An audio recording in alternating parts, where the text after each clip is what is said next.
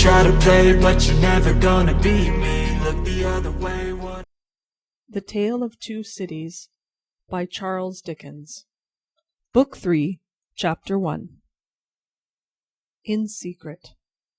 The traveller fared slowly on his way, who fared towards Paris from England in the autumn of the year 1792. More than enough of bad roads, bad equipages, and bad horses he would have encountered to delay him, though the fallen and unfortunate King of France had been upon his throne in all his glory.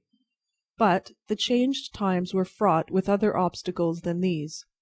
Every town gate and village taxing house had its band of citizen patriots, with their national muskets in a most explosive state of readiness, who stopped all comers and goers, cross-questioned them, inspected their papers, looked for their names in lists of their own, turned them back or sent them on, or stopped them and laid them in hold, as their capricious judgment of fancy deemed best for the dawning republic, one and indivisible, of liberty, equality, fraternity, or death. A very few French leagues of his journey were accomplished, when Charles Darnay began to perceive that for him along these country roads there was no hope of return until he should have been declared a good citizen at Paris. Whatever might befall now, he must on to journey's end. Not a mean village closed upon him, not a common barrier dropped across the road behind him, but he knew it to be another iron door in the series that was barred between him and England. The universal watchfulness so encompassed him that if he had been taken in a net or were being forwarded to his destination in a cage, he could not have felt his freedom were more completely gone. This universal watchfulness not only stopped him on the highway 20 times in a stage, but retarded his progress 20 times in a day, by riding after him and taking him back, riding before him and stopping him by anticipation, riding with him and keeping him in charge. He had been days upon his journey in France alone, when he went to bed tired out, in a little town on the high road, still a long way from Paris. Nothing but the production of the afflicted Gabelle's letter from his prison of the Abbaye would have got him on so far. His difficulty at the guard-house in this small place had been such that he felt his journey to have come to a crisis, and he was, therefore, as little surprised as a man could be to find himself awakened at the small inn to which he had been remitted until morning in the middle of the night. Awakened by a timid local functionary and 3 armed patriots in rough red caps and with pipes in their mouths, who sat down on the bed. "Emigrant," said the functionary, "I am going to send you on to Paris, under an escort." "Citizen, I desire nothing more than to get to Paris, though I could dispense with the escort." "Silence," growled a red cap, striking at the coverlet with the butt end of his musket. "Peace, aristocrat." "It is as the good patriot says," observed the timid functionary. "You are an aristocrat, and must have an escort, and must pay for it." "I have no choice," said Charles Darnay. "Choice! Listen to him!" cried the same scowling red cap, as if it was not a favour to be protected from the lamp iron. "It is always as the good patriot says," observed the functionary. "Rise and dress yourself, emigrant." Darnay complied, and was taken back to the guard-house, where other patriots in rough red caps were smoking, drinking, and sleeping by a watch-fire. Here he paid a heavy price for his escort, and hence he started with it on the wet, wet roads at 3 o'clock in the morning. The escort were 2 mounted patriots in red caps and tricoloured cockades, armed with national muskets and sabres, who rode one on either side of him. The escorted governed his own horse, but a loose line was attached to his bridle, the end of which one of the patriots kept girded round his wrist. In this state they set forth with the sharp rain driving in their faces, clattering at a heavy dragoon trot over the uneven town pavement, and out upon the mire-deep roads.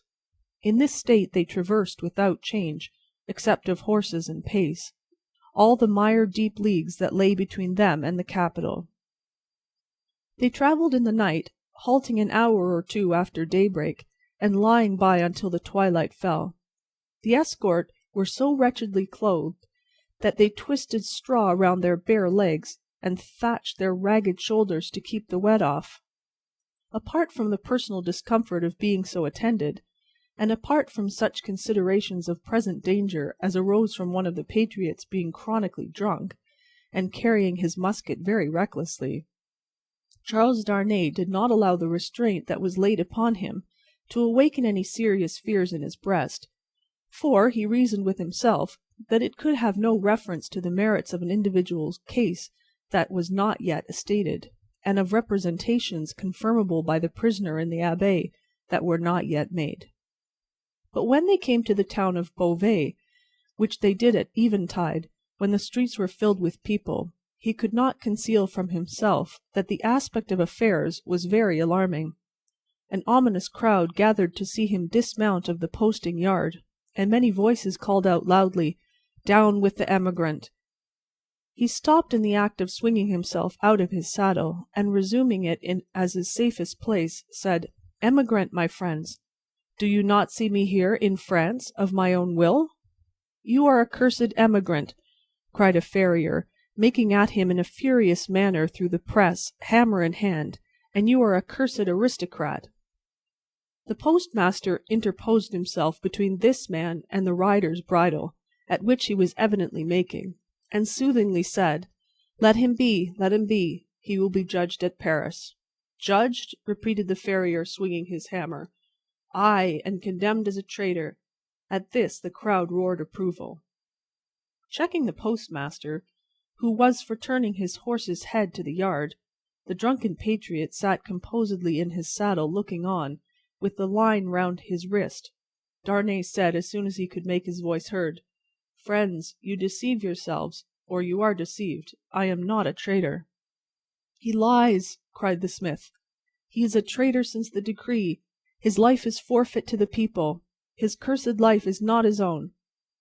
At the instant when Darnay saw a rush in the eyes of the crowd, which another instant would have brought upon him, the postmaster turned his horse into the yard, the escort rode in close upon his horse's flanks, and the postmaster shut and barred the crazy double gates.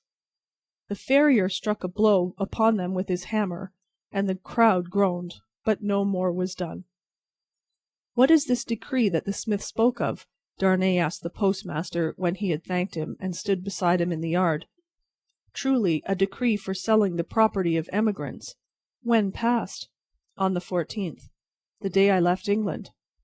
"Everybody says it is but one of several, and that there will be others, if there are not already, banishing all emigrants, and condemning all to death who return. That is what he meant when he said your life was not your own." "But there are no such decrees yet?" "What do I know?" said the postmaster, shrugging his shoulders. "There may be, or there will be. It's all the same. What would you have?" They rested on some straw in a loft until the middle of the night, then rode forward again when all the town was asleep. Among the many wild changes observable on familiar things which made this wild ride unreal, not the least was the seeming rarity of sleep. After long and lonely spurring over dreary roads, they would come to a cluster of poor cottages, not steeped in darkness, but all glittering with lights, and would find the people in a ghostly manner in the dead of the night, circling hand in hand round a shrivelled tree of liberty, or all drawn up together singing a liberty song. Happily, however, there was sleep in Beauvais that night to help them out of it, and they passed once more into solitude and loneliness. Jingling through the untimely cold and wet, among impoverished fields that had yielded no fruits of the earth that year, diversified by the blackened remains of burnt houses, and by the sudden emergence from ambuscade, and sharp reining up against their way, of patriot patrols on the watch on all the roads. Daylight at last found them before the wall of Paris. The barrier was closed and strongly guarded when they rode up to it. "Where are the papers of this prisoner?" demanded a resolute-looking man in authority, who was summoned out by the guard.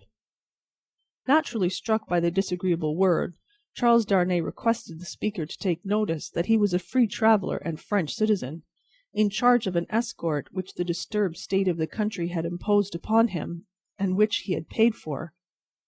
Where, repeated the same personage, without taking any heed of him whatever, are the papers of this prisoner? The drunken patriot had them in his cap, and produced them. Casting his eyes over Gabelle's letter, the same personage in authority showed some disorder and surprise, and looked at Darnay with a close attention. He left escort and escorted without saying a word, however, and went into the guard-room. Meanwhile they sat upon their horses outside the gate. Looking about him while in this state of suspense, Charles Darnay observed that the gate was held by a mixed guard of soldiers and patriots, the latter far outnumbering the former, and that while ingress into the city for peasants' carts bringing in supplies, and for similar traffic and traffickers, was easy enough, egress, even for the homeliest people, was very difficult. A numerous medley of men and women, not to mention beasts and vehicles of various sorts, was waiting to issue forth, but the previous identification was so strict that they filtered through the barrier very slowly. Some of these people knew their turn for examination to be so far off that they lay down on the ground to sleep or smoke, while others talked together or loitered about. The red cap and tricolour cockade were universal, both among men and women. When he had sat in his saddle some half-hour, taking note of these things, Darnay found himself confronted by the same man in authority who directed the guard to open the barrier. Then he delivered to the escort, drunk and sober, a receipt for the escorted, and requested him to dismount.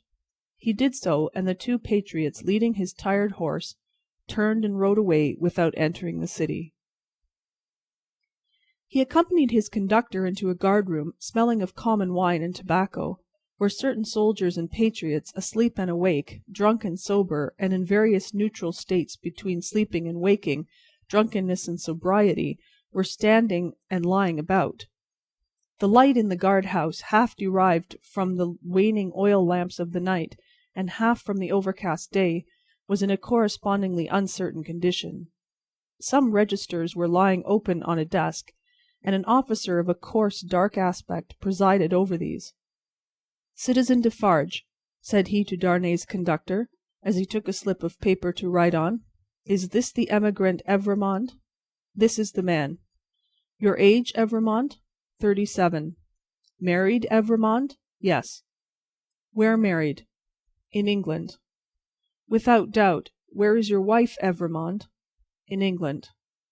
"Without doubt. You are consigned, Evrémonde, to the prison of La Force." "Just heaven!" exclaimed Darnay. "Under what law, and for what offence?"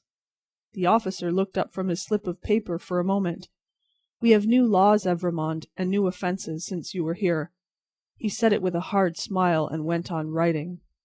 "I entreat you to observe that I have come here voluntarily, in response to that written appeal of a fellow countryman which lies before you. I demand no more than the opportunity to do so without delay. Is not that my right?" "Emigrants have no rights, Evrémonde," was the stolid reply. The officer wrote until he had finished, read over to himself what he had written, sanded it, and handed it to Defarge, with the words, "In secret." Defarge motioned with the paper to the prisoner that he must accompany him. The prisoner obeyed, and a guard of 2 armed patriots attended them. "Is it you," said Defarge, in a low voice, as they went down the guard-house steps and turned into Paris, "who married the daughter of Doctor Manette, once a prisoner in the Bastille that is no more?" "Yes," replied Darnay, looking at him with surprise. "My name is Defarge, and I keep a wine-shop in the Quarter Saint Antoine. Possibly you have heard of me." "My wife came to your house to reclaim her father?" "Yes." The word wife seemed to serve as a gloomy reminder to Defarge, to say with sudden impatience, "In the name of that sharp female newly born, and called La Guillotine, why did you come to France?" "You heard me say why a minute ago. Do you not believe it is the truth?" "A bad truth for you," said Defarge, speaking with knitted brows, and looking straight before him. "Indeed, I am lost here. All here is so unprecedented, so changed, so sudden and unfair, that I am absolutely lost. Will you render me a little help?" "None." Defarge spoke, always looking straight before him. "Will you answer me a single question?" "Perhaps, according to its nature." "You can say what it is." "In this prison that I am going to so unjustly, Shall I have some free communication with the world outside? You will see. I am not to be buried there, prejudged, and without any means of presenting my case? You will see. But what then? Other people have been similarly buried in worse prisons before now. But never by me, citizen Defarge. Defarge glanced darkly at him for answer, and walked on in a steady and set silence. The deeper he sank into this silence, the fainter hope there was, or so Darnay thought, of his softening in any slight degree. He therefore made haste to say, "It is of the utmost importance to me, you know, citizen, even better than I, of how much importance, that I should be able to communicate to Mr. Lorry of Tellson's Bank, an English gentleman who is now in Paris, the simple fact, without comment, that I have been thrown into the prison of La Force. Will you cause that to be done for me?" "I will do," Defarge doggedly rejoined, "nothing for you. My duty is to my country and the people. I am the sworn servant of both. Against you, I will do nothing for you." Charles Darnay felt it hopeless to entreat him further, and his pride was touched besides. As they walked on in silence, he could not but see how used the people were to the spectacle of prisoners passing along the streets. The very children scarcely noticed him. A few passers turned their heads, and a few shook their fingers at him as an aristocrat. Otherwise, that a man in good clothes should be going to prison was no more remarkable than that a labourer in working clothes should be going to work. In one narrow, dark, and dirty street through which they passed, an excited orator, mounted on a stool, was addressing the excited audience on the crimes against the people of the king and the royal family. The next few words that he caught from this man's lips first made it known to Charles Darnay that the king was in prison, and that the foreign ambassadors had one and all left Paris. On the road, except at Beauvais, he had heard absolutely nothing. The escort and the universal watchfulness had completely isolated him.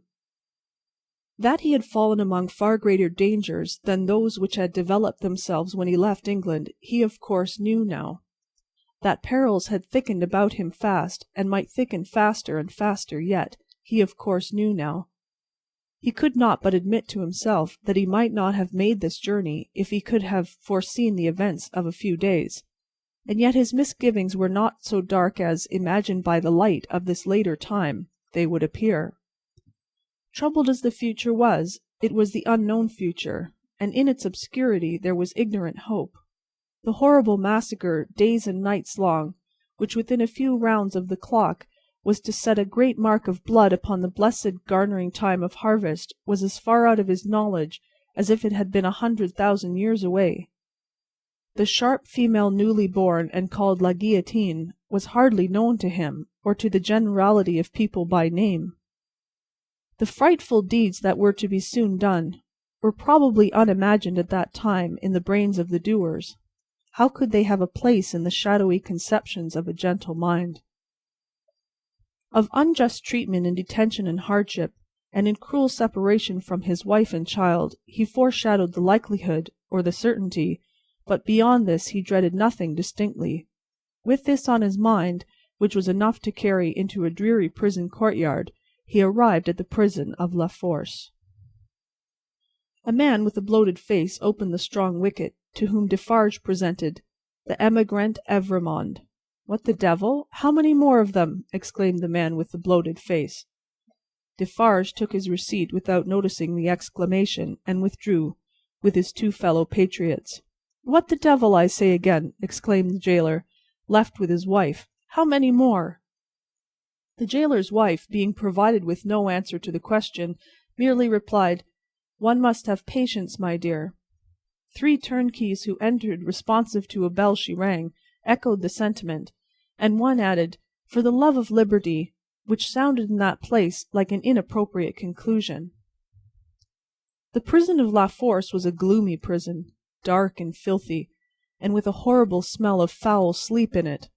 Extraordinary how soon the noisome flavour of imprisoned sleep becomes manifest in all such places that are ill cared for. "In secret, too," grumbled the gaoler, looking at the written paper, "as if I was not already full to bursting." He stuck the paper on a file in an ill humour, and Charles Darnay awaited his further pleasure for half an hour. sometimes pacing to and fro in the strong arched room, sometimes resting on a stone seat, and in either case detained to be imprinted on the memory of the chief and his subordinates. "Come," said the chief, at length taking up his keys, "come with me, emigrant."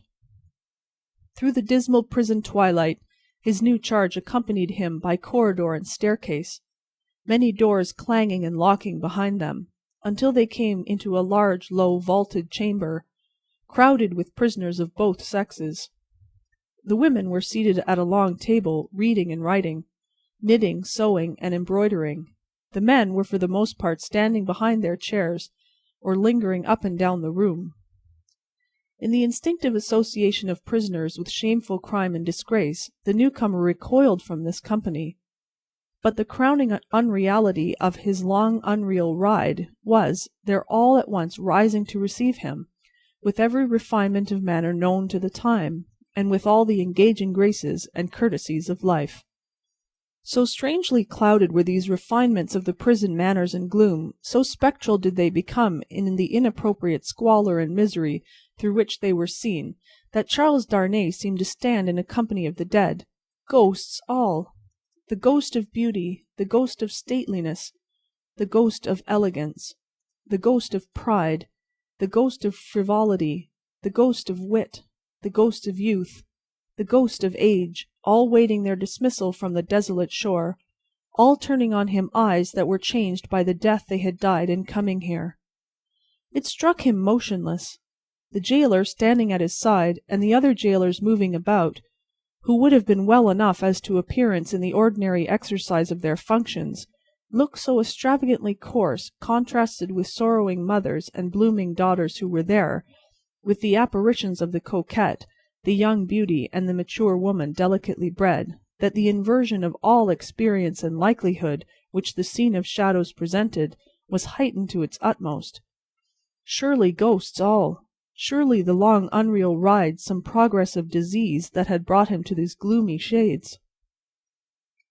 "In the name of the assembled companions in misfortune," said a gentleman of courtly appearance and address, coming forward, "I have the honour of giving you welcome to La Force, and of condoling with you on the calamity that has brought you among us. May it soon terminate happily. It would be an impertinence elsewhere, but it is not so here, to ask your name and condition." Charles Darnay roused himself, and gave the required information, in words as suitable as he could find. "But I hope," said the gentleman, following the chief jailer with his eyes, who moved across the room, "that you are not in secret?" "I do not understand the meaning of the term, but I have heard them say so."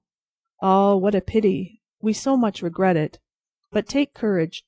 Several members of our society have been in secret at first, and it has lasted but a short time." Then he added, raising his voice, "I grieve to inform the society, in secret." There was a murmur of commiseration as Charles Darnay crossed the room to a grated door where the jailer waited him, and many voices, among which the soft and compassionate voices of women were conspicuous, gave him good wishes and encouragement. He turned at the grated door to render the thanks of his heart. It closed under the jailer's hand, and the apparitions vanished from his sight forever. The wicket opened on a stone staircase leading upward. When they had ascended 40 steps, the prisoner of half an hour already counted them, the jailer opened a low black door, and they passed into a solitary cell. It struck cold and damp, but was not dark. "Yours," said the jailer. "Why am I confined alone?" "How do I know? I can buy pen, ink, and paper?" "Such are not my orders. You will be visited, and can ask then. At present you may buy your food, and nothing more." There were in the cell a chair, a table, and a straw mattress. As the jailer made a general inspection of these objects, and of the 4 walls before going out, a wandering fancy wandered through the mind of the prisoner leaning against the wall opposite to him, that the jailer was so unwholesomely bloated, both in face and person, as to look like a man who'd been drowned and filled with water. When the jailer was gone, he thought in the same wandering way, "Now am I left as if I were dead?" Stopping then to look down at the mattress, he turned from it with a sick feeling, and thought, And here in these crawling creatures is the first condition of the body after death. 5 paces by 4.5. 5 paces by 4.5. 5 paces by 4.5. The prisoner walked to and fro in his cell, counting its measurement, and the roar of the city arose like muffled drums, with a wild swell of voices added to them. He made shoes. He made shoes. He made shoes. The prisoner counted the measurement again and paced faster, to draw his mind from him that latter repetition. The ghosts that vanished him the wicket closed. There was one among them, the appearance of a lady dressed in black, who was leaning in the embrasure of a window, and she had a light shining upon her golden hair, and she looked like— Let us ride on again, for God's sake, through the illuminated villages, with the people all awake. He made shoes. He made shoes. He made shoes. 5 paces by 4.5. With such scraps tossing and rolling upward from the depths of his mind, the prisoner walked faster and faster, obstinately counting and counting, and the roar of the city changed to this extent, that he knew in the swell that rose above them. End of In Secret. A Tale of Two Cities by Charles Dickens. Book the Third. The Track of a Storm. Chapter 2. The Grindstone. Tellson's Bank, established in the Saint-Germain quarter of Paris, was in a wing of a large house, approached by a courtyard and shut off from the street by a high wall and a strong gate. The house belonged to a great nobleman who had lived in it until he made a flight from the troubles, in his own cook's dress, and got across the borders. A mere beast of the chase flying from hunters, he was still in his metempsychosis no other than the same Monseigneur, the preparation of whose chocolate, for whose lips, had once occupied 3 strong men besides the cook in question.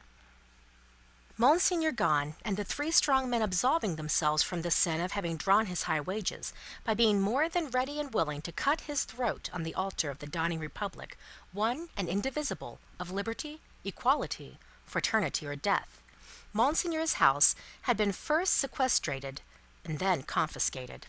For all things moved so fast, and decree followed decree with that fierce precipitation, that now unto the 3rd night of the autumn month of September, patriot emissaries of the law were in possession of the Monseigneur's house, and had marked it with the tricolour, and were drinking brandy in its state apartments. A place of business in London, like Tellson's place of business in Paris, would soon have driven the house out of its mind and into the Gazette. For, what would staid British responsibility and respectability have said to orange trees and boxes in a bank courtyard, and even to a Cupid over the counter? Yet such things were. Tellson's had whitewashed the Cupid, but he was still to be seen on the ceiling, in the coolest linen, aiming, as he very often does, at money from morning to night. Bankruptcy must inevitably have come of this young pagan, in Lombard Street, London, and also of a curtained alcove in the rear of the immortal boy, and also of a looking-glass let into the wall, and also of clerks, not at all old, who danced in public on the slightest provocation. Yet a French Tellson's could get on with these things exceedingly well, and, as long as the times held together, no man had taken fright at them and drawn out his money. What money would be drawn out of Tellson's henceforth, and what would lie there, lost and forgotten? What plate and jewels would tarnish in Tellson's hiding-places, while the depositors rusted in prisons, and when they should have violently perished, how many accounts with Tellson's never to be balanced in this world must be carried over into the next? No man could have said, that night, any more than Mr. Jarvis Lorry could, though he thought heavily of these questions. He sat by a newly lighted wood fire, the blighted and unfruitful year was prematurely cold, and on his honest and courageous face there was a deeper shade than the pendant lamp could throw, or any object in the room distortedly reflect. A shade of horror. He occupied rooms in the bank, in his fidelity to the house of which he had grown to be a part, like a strong root-ivy. It chanced that they derived a kind of security from the patriotic occupation of the main building, but the true-hearted old gentleman never calculated about that. All such circumstances were indifferent to him, so that he did his duty. On the opposite side of the courtyard, under a colonnade, was extensive standing, for carriages, where, indeed, some carriages of Monseigneur yet stood. Against two of the pillars were fastened two great flaring flambeaux, and in the light of these, standing out in the open air, was a large grindstone, a roughly mounted thing which appeared to have been hurriedly brought there from some neighbouring smithy or other workshop. Rising and looking out of the window at these harmless objects, Mr. Lorry shivered, and retired to his seat by the fire. He had opened, not only the glass window, but the lattice blind outside it, and he had closed them both again, and he shivered through his frame. From the streets beyond the high wall and the strong gate, there came the usual night hum of the city, with now and then an indescribable ring in it, weird and unearthly, as if some unwonted sound of a terrible nature were going up to heaven. "Thank God," said Mr. Lorry, clasping his hands, "that no one near and dear to me is in this dreadful town to-night. May He have mercy on all who are in danger." Soon afterwards the bell at the great gate sounded, and he thought, "They have come back," and sat listening. But there was no loud irruption into the courtyard as he had expected, and he heard the gate clash again, and all was quiet. The nervousness and dread that were upon him inspired that vague uneasiness respecting the bank, which a great change would naturally awaken, with such feelings aroused. It was well guarded, and he got up to go among the trusty people who were watching it, when his door suddenly opened, and two figures rushed in, at the sight of which he fell back in amazement. Lucy and her father. Lucy with her arms stretched out to him, and with that old look of earnestness so concentrated and intensified, that it seemed as though it had been stamped upon her face expressly to give force and power to it this one passage of her life. "What is this?" cried Mr. Lorry, breathless and confused.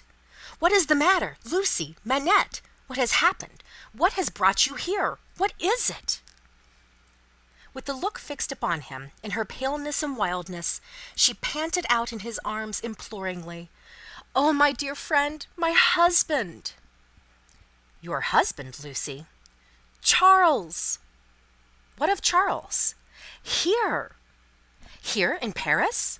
"Has been here some days, 3 or 4, I don't know how many, I can't collect my thoughts. An errand of generosity brought him here unknown to us. He was stopped at the barrier, and sent to prison." The old man uttered an irrepressible cry. Almost at the same moment the bell of the great gate rang again, and a loud noise of feet and voices came pouring into the courtyard. "What is that noise?" said the doctor, turning towards the window. "Don't look!" cried Mr. Lorry. "Don't look out, Manette! For your life, don't touch the blind." The doctor turned, with his hand upon the fastening of the window, and said, with a cool, bold smile, "My dear friend, I have a charmed life in this city. I have been a Bastille prisoner. There is no patriot in Paris, in France, who, knowing me to have been a prisoner in the Bastille, would touch me, except to overwhelm me with embraces, or carry me in triumph. My old pain has given me a power that has brought us through the barrier, and gained us news of Charles there, and brought us here. I knew it would be so. I knew I could help Charles out of all danger. I told Lucy so. What is that noise?" His hand was again upon the window. "Don't look!" cried Mr. Lorry, absolutely desperate. "No, Lucy, my dear, nor you." He got his arm round her and held her. "Don't be so terrified, my love. I solemnly swear to you that I know of no harm having happened to Charles, that I had no suspicion even of his being in this fatal place. What prison is he in?" "La Force." "La Force! Lucy, my child, if ever you were brave and serviceable in your life, and you were always both, you will compose yourself now, to do exactly as I bid you, for more depends upon it than you can think, or I can say. There is no help for you in any action on your part to-night. You cannot possibly stir out. I say this, because what I must bid you to do for Charles's sake is the hardest thing to do of all. You must instantly be obedient, still, and quiet. You must let me put you in a room at the back here. You must leave your father and me alone for 2 minutes, and as there are life and death in the world, you must not delay. I will be submissive to you. I see in your face that you know I can do nothing else than this. I know you are true." The old man kissed her, and hurried her into his room, and turned the key. Then came hurrying back to the doctor, and opened the window, and partly opened the blind, and put his hand upon the doctor's arm, and looked out with him into the courtyard. Looked out upon a throng of men and women, not enough in number, or near enough, to fill the courtyard, not more than 40 or 50 in all. The people in possession of the house had let them in at the gate, and they had rushed in to work at the grindstone. It had evidently been set up there for their purpose, as in a convenient and retired spot. But such awful workers, and such awful work! The grindstone had a double handle, and turning at it madly were two men, whose faces, as their long hair flapped back when the whirlings of the grindstone brought their faces up, were more horrible and cruel than the visages of the wildest savages in their most barbarous disguise. False eyebrows and false moustaches were upon them, and their hideous countenances were all bloody and sweaty, and all awry with howling, and all staring and glaring with beastly excitement and want of sleep. As these ruffians turned and turned, their matted locks now flung forward over their eyes, now flung backward over their necks, some women held wine to their mouths that they might drink, and what with dropping blood, and what with dropping wine, and what with the stream of sparks struck out of the stone, all their wicked atmosphere seemed gore and fire. The eye could not detect one creature in the group free from the smear of blood. Shouldering one another to get next at the sharpening stone, were men stripped to the waist, with the stain all over their limbs and bodies. Men in all sorts of rags, with the stain upon those rags. Men devilishly set off with spoils of women's lace and silk and ribbon, with the stain dyeing those trifles through and through. Hatchets, knives, bayonets, swords, all brought to be sharpened, were all red with it. Some of the hacked swords were tied to the wrists of those who carried them, with strips of linen and fragments of dress, ligatures various in kind, but all deep of the one colour. And as the frantic wielders of these weapons snatched them from the stream of sparks and tore away into the streets, the same red hue was red in their frenzied eyes. Eyes which any unbrutalized beholder would have given 20 years of life to petrified with a well-directed gun. All this was seen in a moment, as the vision of a drowning man, or of any human creature at any very great pass, could see a world if it were there. They drew back from the window, and the doctor looked for explanation in his friend's ashy face. "They are," Mr. Lorry whispered the words, glancing fearfully round at the locked room, "murdering the prisoners. If you are sure of what you say, if you really have the power you think you have, as I believe you have, make yourself known to these devils, and get taken to La Fosse. It may be too late, I don't know, but let it not be a minute later." Dr. Manette pressed his hand, hastened bareheaded out of the room, and was in the courtyard when Mr. Lorry regained the blind.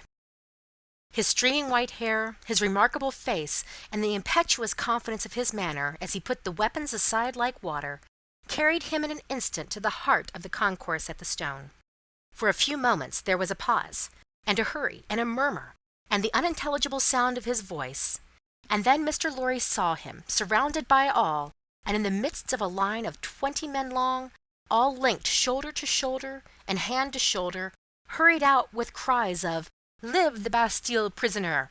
Help for the Bastille prisoner's kindred in La Fosse! Room for the Bastille prisoner in front there! Save the prisoner Evrémonde at La Fosse!" and 1,000 answering shouts. He closed the lattice again with a fluttering heart, closed the window and the curtain, hastened to Lucy, and told her that her father was assisted by the people, and gone in search of her husband.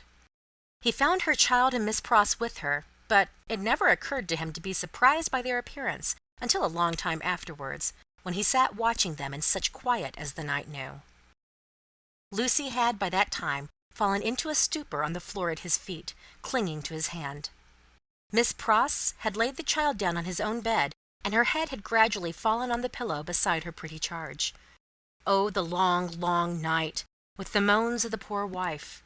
And oh, the long, long night, with no return of her father, and no tidings! Twice more in the darkness the bell at the great gate sounded, and the eruption was repeated, and the grindstone whirled and spluttered. "What is it?" cried Lucy, affrighted. "Hush! The soldiers' swords are sharpened there," said Mr. Lorry. "The place is national property now, and used as a kind of armoury, my love." Twice more in all, but the last spell of work was feeble and fitful. Soon afterwards the day began to dawn, and he softly detached himself from the clasping hand, and cautiously looked out again. A man so besmeared that he might have been a sorely wounded soldier creeping back to consciousness on a field of slain, was rising from the pavement by the side of the grindstone, and looking about him with a vacant air.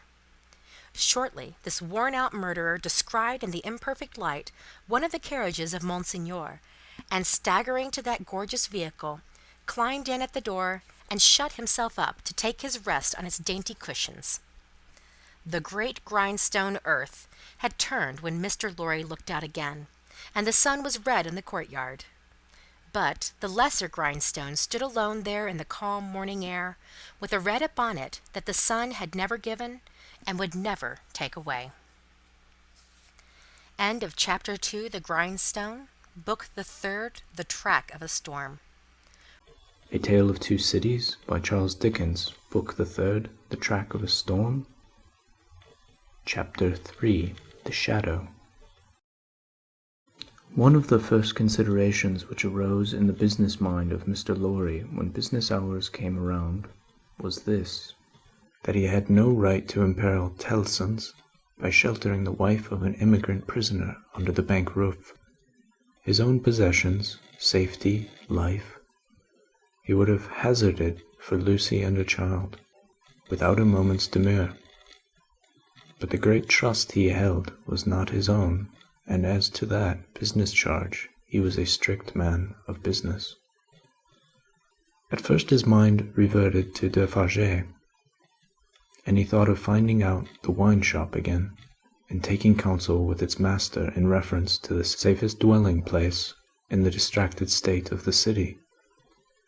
But the same consideration that suggested him repudiated him. He lived in the most violent quarter, and doubtless was influential there, and deep in its dangerous workings. Noon coming, and the doctor not returning, and every minute's delay tending to compromise Tellson's, Mr. Lorry advised with Lucy. She said that her father had spoken of hiring a lodging for a short term in that quarter, near the banking house. As there was no business objection to this, and as he foresaw that even if it were all well with Charles, and he were to be released, he could not hope to leave the city, Mr. Lorry went out in quest of such a lodging, and found a suitable one, high up in a removed by-street, where the closed blinds and all the other windows of a high melancholy square of buildings marked deserted homes. To this lodging he at once removed Lucy and her child and Miss Pross, giving them what comfort he could, and much more than he had himself. He left Jerry with them, as a figure to fill a doorway that would bear considerable knocking on the head, and retain to his own occupations. A disturbed and doleful mind he brought to bear upon them, and slowly and heavily the day lagged on with him. It wore itself out, and wore him out with it, until the bank closed. He was again alone in his room of the previous night, considering what to do next, when he heard a foot upon the stair. In a few moments a man stood in his presence, who, with a keenly observant look at him, addressed him by his name. "Your servant," said Mr. Lorry. "Do you know me?" He was a strongly made man, with dark curling hair, from 45 to 50 years of age. For answer he repeated without any change of emphasis the words, "Do you know me?" "I've seen you somewhere. Perhaps at my wine shop." Much interested and agitated, Mr. Lorry said, "You come from Dr. Manette?" "Yes, I come from Dr. Manette." "And what says he? What does he send me?" Defarge gave into his anxious hand an open scrap of paper, bore the words in the doctor's writing. "Charles is safe, but I cannot safely leave this place yet. I've obtained the favour that the bearer has a short note from Charles to his wife. Let the bearer see his wife." It was dated from La Force, within an hour. "Will you accompany me," said Mr. Lorry, joyfully relieved after reading this note aloud, "to where his wife resides?" "Yes," returned Defarge.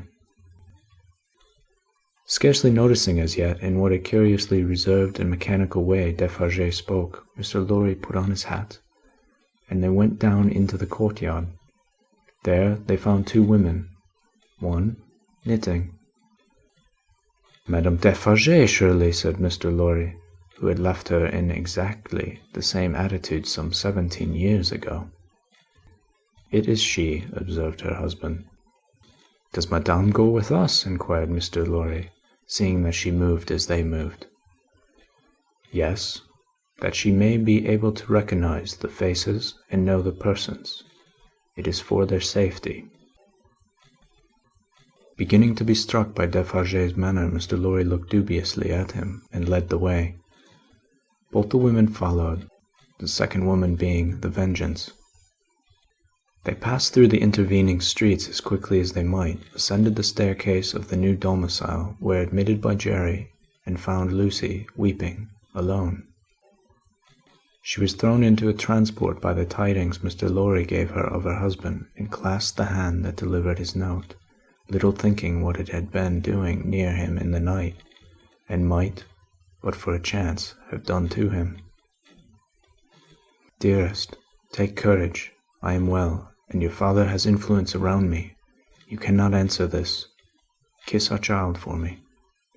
That was all the writing.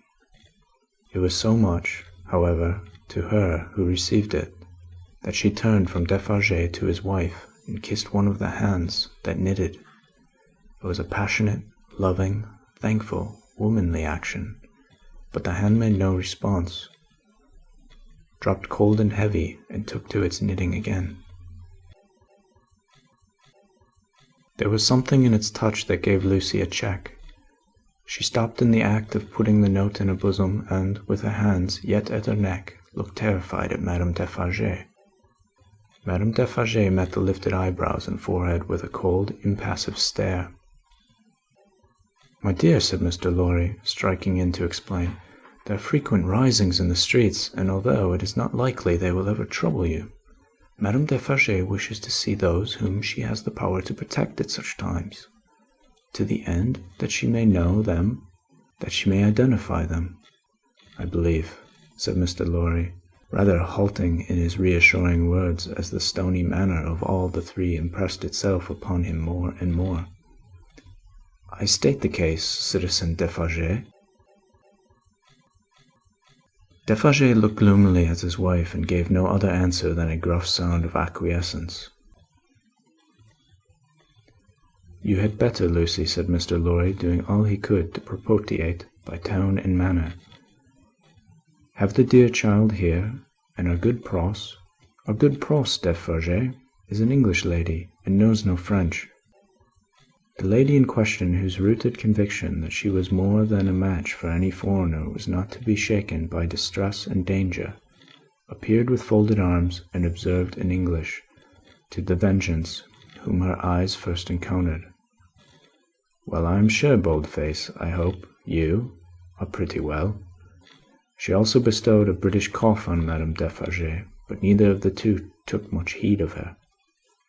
"Is this his child?" said Madame Defarge, stopping in her work for the first time, and pointing her knitting needle at little Lucy as if it were the finger of fate.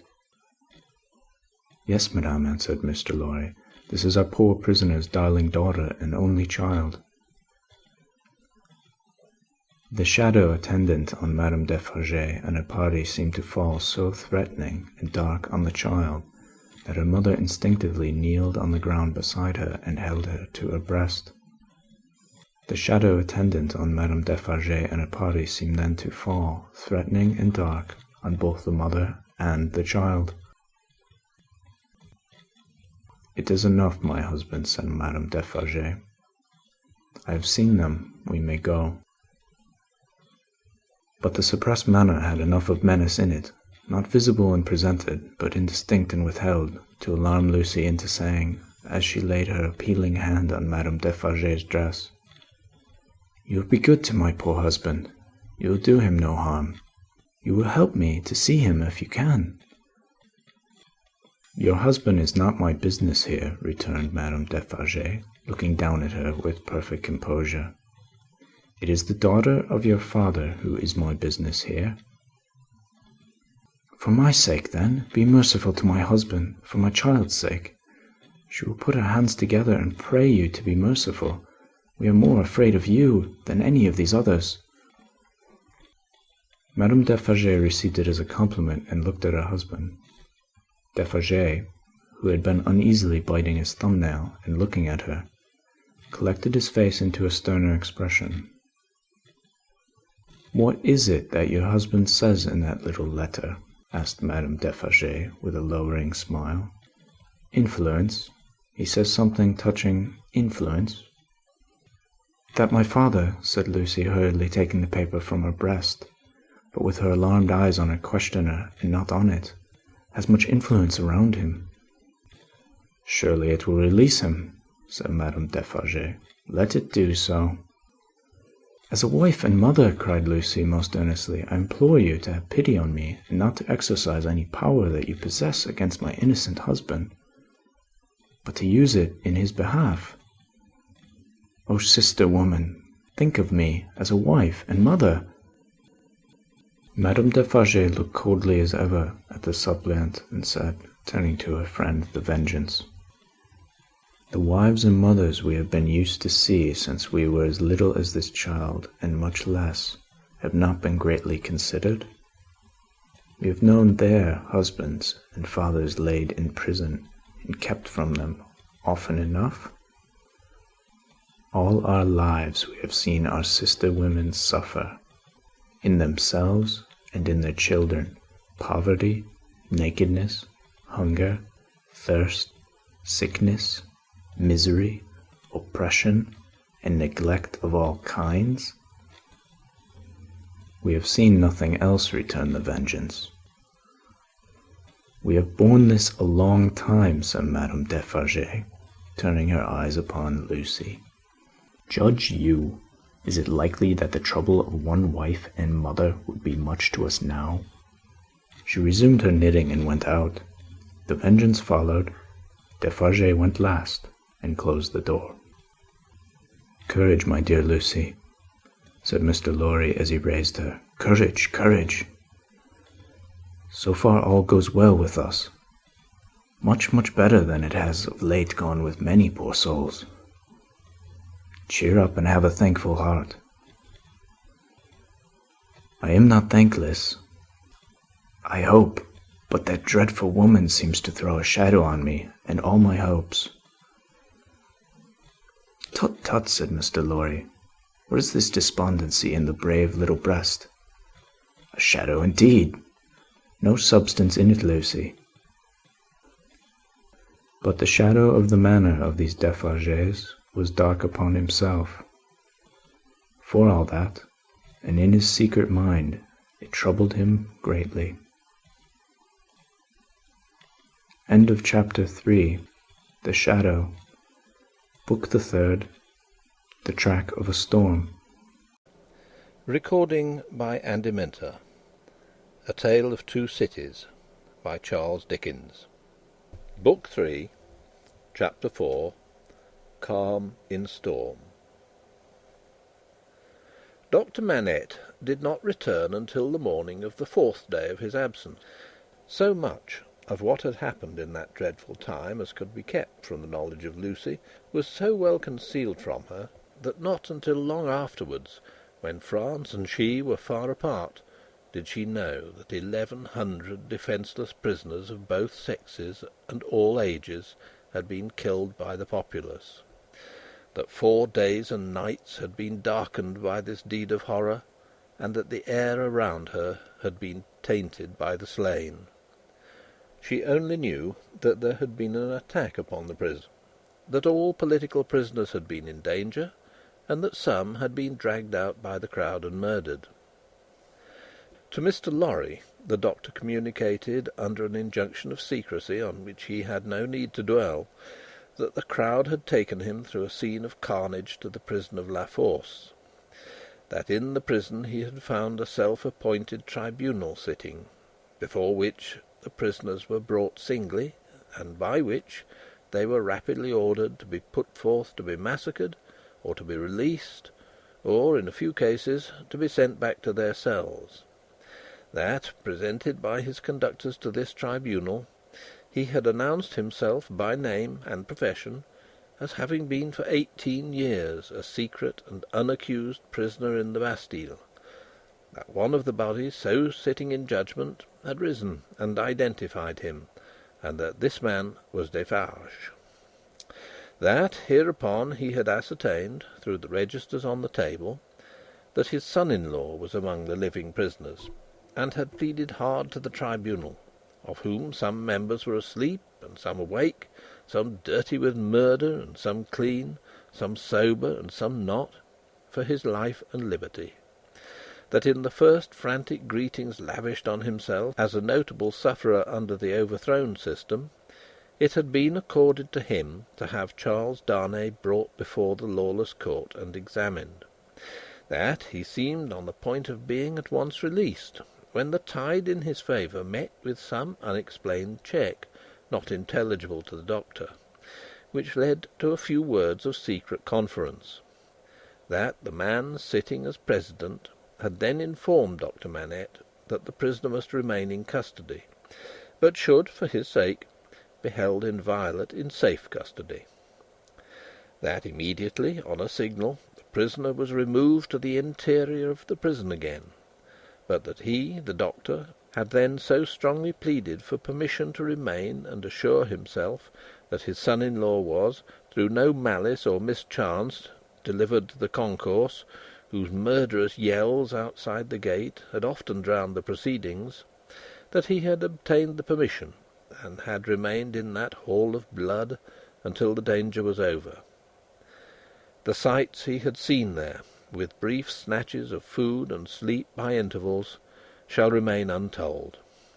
The mad joy over the prisoners who were saved has astounded him scarcely less than the mad ferocity against those who were cut to pieces. One prisoner there was, he said, who had been discharged into the street free, but at whom a mistaken savage had thrust a pike as he passed out. Being besought to go to him and dress the wound, the doctor had passed out at the same gate, and had found him in the arms of a company of Samaritans who were seated on the bodies of their victims. With an inconsistency as monstrous as anything in this awful nightmare, they had helped the healer, and tended the wounded man with the gentlest solicitude, had made a litter for him, and escorted him carefully from the spot, had then caught up their weapons and plunged anew into a butchery so dreadful that the doctor had covered his eyes with his hands and swooned away in the midst of it. As Mr. Lorry received these confidences, and as he watched the face of his friend, now 62 years of age, a misgiving arose within him that such dread experiences would revive the old danger. But he had never seen his friend in his present aspect. He had never at all known him in his present character. For the first time the doctor felt, now, that his suffering was strength and power. For the first time he felt that in that sharp fire he had slowly forged the iron which could break the prison door of his daughter's husband and deliver him. It all tended to a good end, my friend. It was not mere waste and ruin. As my beloved child was helpful in restoring me to myself, I will be helpful now in restoring the dearest part of herself to her. By the aid of heaven, I will do it. Thus Dr. Manette. And when Jarvis Lorry saw the kindled eyes, the resolute face, the calm, strong look and bearing of a man whose life always seemed to him to have been stopped, like a clock, for so many years, and then set going again with an energy which had lain dormant during the cessation of its usefulness, he believed. Greater things than the doctor had at that time to contend with would have yielded before his persevering purpose. While he kept himself in his place as a physician whose business was with all degrees of mankind, bond and free, rich and poor, bad and good, he used his personal influence so wisely that he was soon the inspecting physician of 3 prisons, and among them of La Force. He could now assure Lucie that her husband was no longer confined alone, but was mixed with the general body of prisoners. He saw her husband weekly, and brought sweet messages to her, straight from his lips. Sometimes her husband himself sent a letter to her, though never by the doctor's hand. But she was not permitted to write to him, for, among the many wild suspicions of plots in the prisons, the wildest of all pointed at emigrants who were known to have made friends or permanent connections abroad. This new life of the doctor's was an anxious life, no doubt. Still, the sagacious Mr. Lorry saw that there was a new sustaining pride in it. Nothing unbecoming tinged the pride. It was a natural and worthy one, but he observed it as a curiosity. The doctor knew that up to that time his imprisonment had been associated in the minds of his daughter and his friend with his personal affliction, deprivation, and weakness.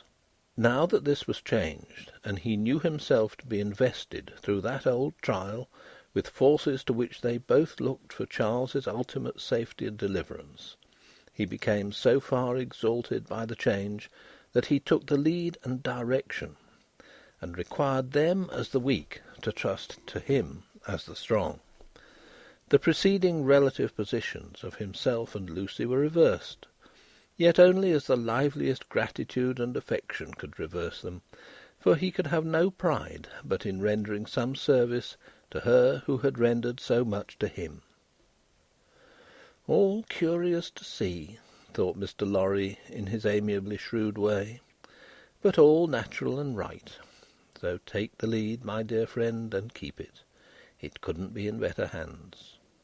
But, though the doctor tried hard, and never ceased trying, to get Charles Darnay set at liberty, or at least to get him brought to trial, the public current of the time set too strong and fast for him. The new era began. The king was tried, doomed, and beheaded.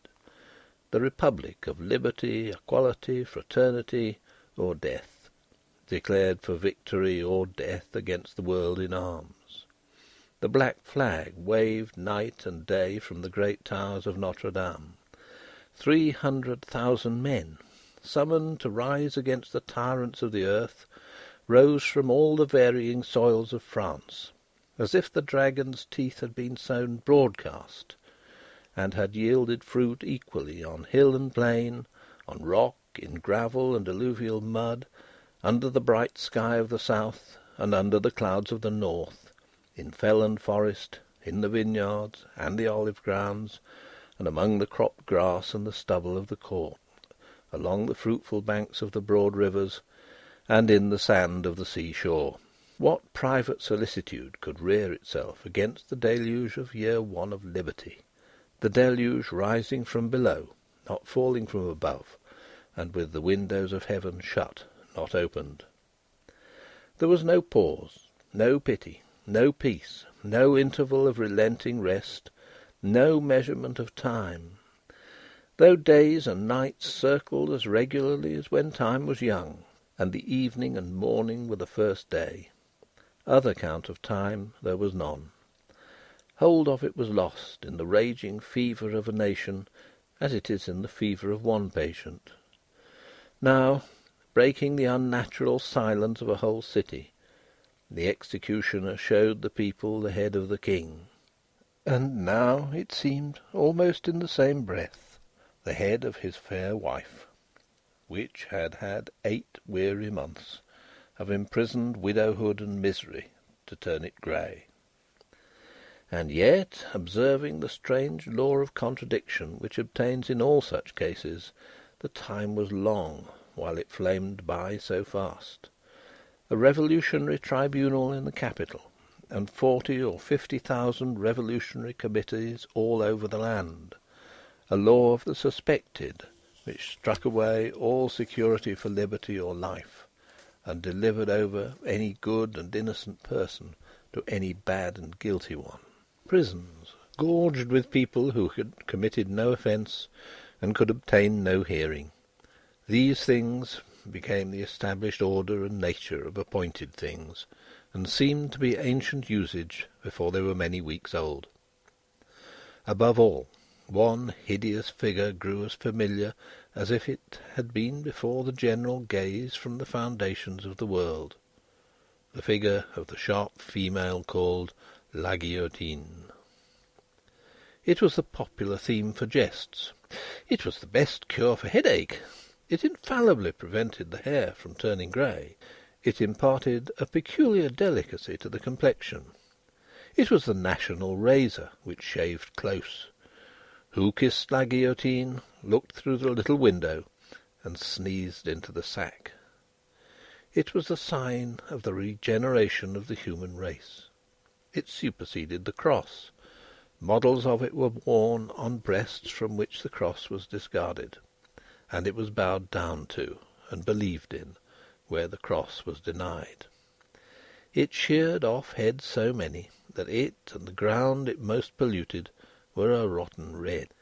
It was taken to pieces like a toy puzzle for a young devil, and was put together again when the occasion wanted it. It hushed the eloquent, struck down the powerful, abolished the beautiful and good. 22 friends of high public mark, 21 living and 1 dead. It had lopped the heads off in one morning, in as many minutes. The name of the strong man of old Scripture had descended to the chief functionary who worked it, but so armed he was stronger than his namesake, and blinder, and tore away the gates of God's own temple every day. Among these terrors, and the brood belonging to them, the Doctor walked with a steady head, confident in his power, cautiously persistent in his end, never doubting that he would save Lucy's husband at last. Yet the current of the time swept by, so strong and deep, and carried the time away so fiercely, that Charles had lain in prison 1 year and 3 months when the Doctor was thus steady and confident. So much more wicked and distracted had the Revolution grown in that December month, that the rivers of the south were encumbered with the bodies of the violently drowned by night, and prisoners were shot in lines and squares under the southern wintry sun. Still the Doctor walked among the terrors with a steady head. No man better known than he in Paris at that day, no man in a stranger situation. Silent, humane, indispensable in hospital and prison, using his art equally among assassins and victims, he was a man apart. In the exercise of his skill, the appearance and the story of the Bastille captive removed him from all other men.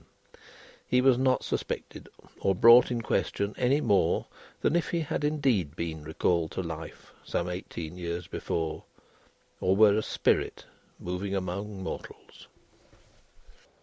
End of Book 3, Chapter 4. A Tale of Two Cities, by Charles Dickens. Book 3, Chapter 5. The Wood-Sawyer. 1 year and 3 months. During all that time, Lucy was never sure from hour to hour but that the guillotine would strike off her husband's head next day. Every day, through stony streets, the tumbrils now jolted heavily, filled with condemned.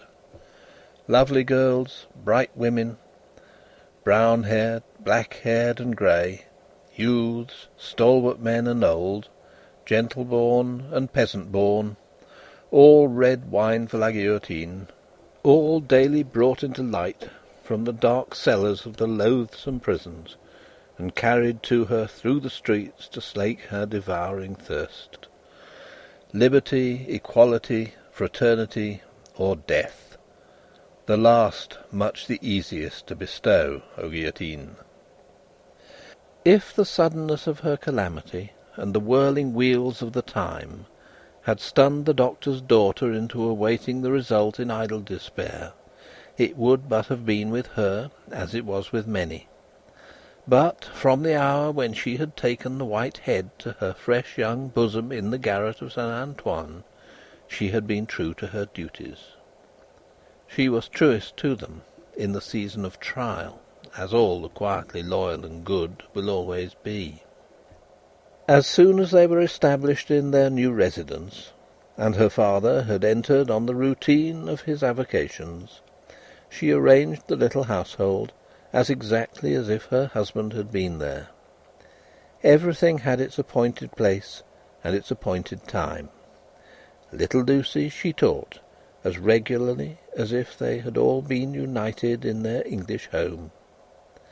The slight devices with which she cheated herself into the show of a belief that they would soon be reunited, the little preparations for his speedy return, the setting aside of his chair and of his books, these, and the solemn prayer at night for one dear prisoner especially, among the many unhappy souls in prison and the shadow of death, were almost the only outspoken reliefs of her heavy mind.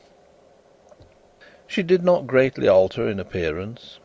The plain dark dresses, akin to mourning dresses, which she and her child wore, were as neat and as well attended to as the brighter clothes of happy days. She lost her colour, and the old and intent expression was a constant, not an occasional, thing. Otherwise she remained very pretty and comely. Sometimes at night, on kissing her father, she would burst into the grief she had repressed all day, and would say that her sole reliance under heaven was on him.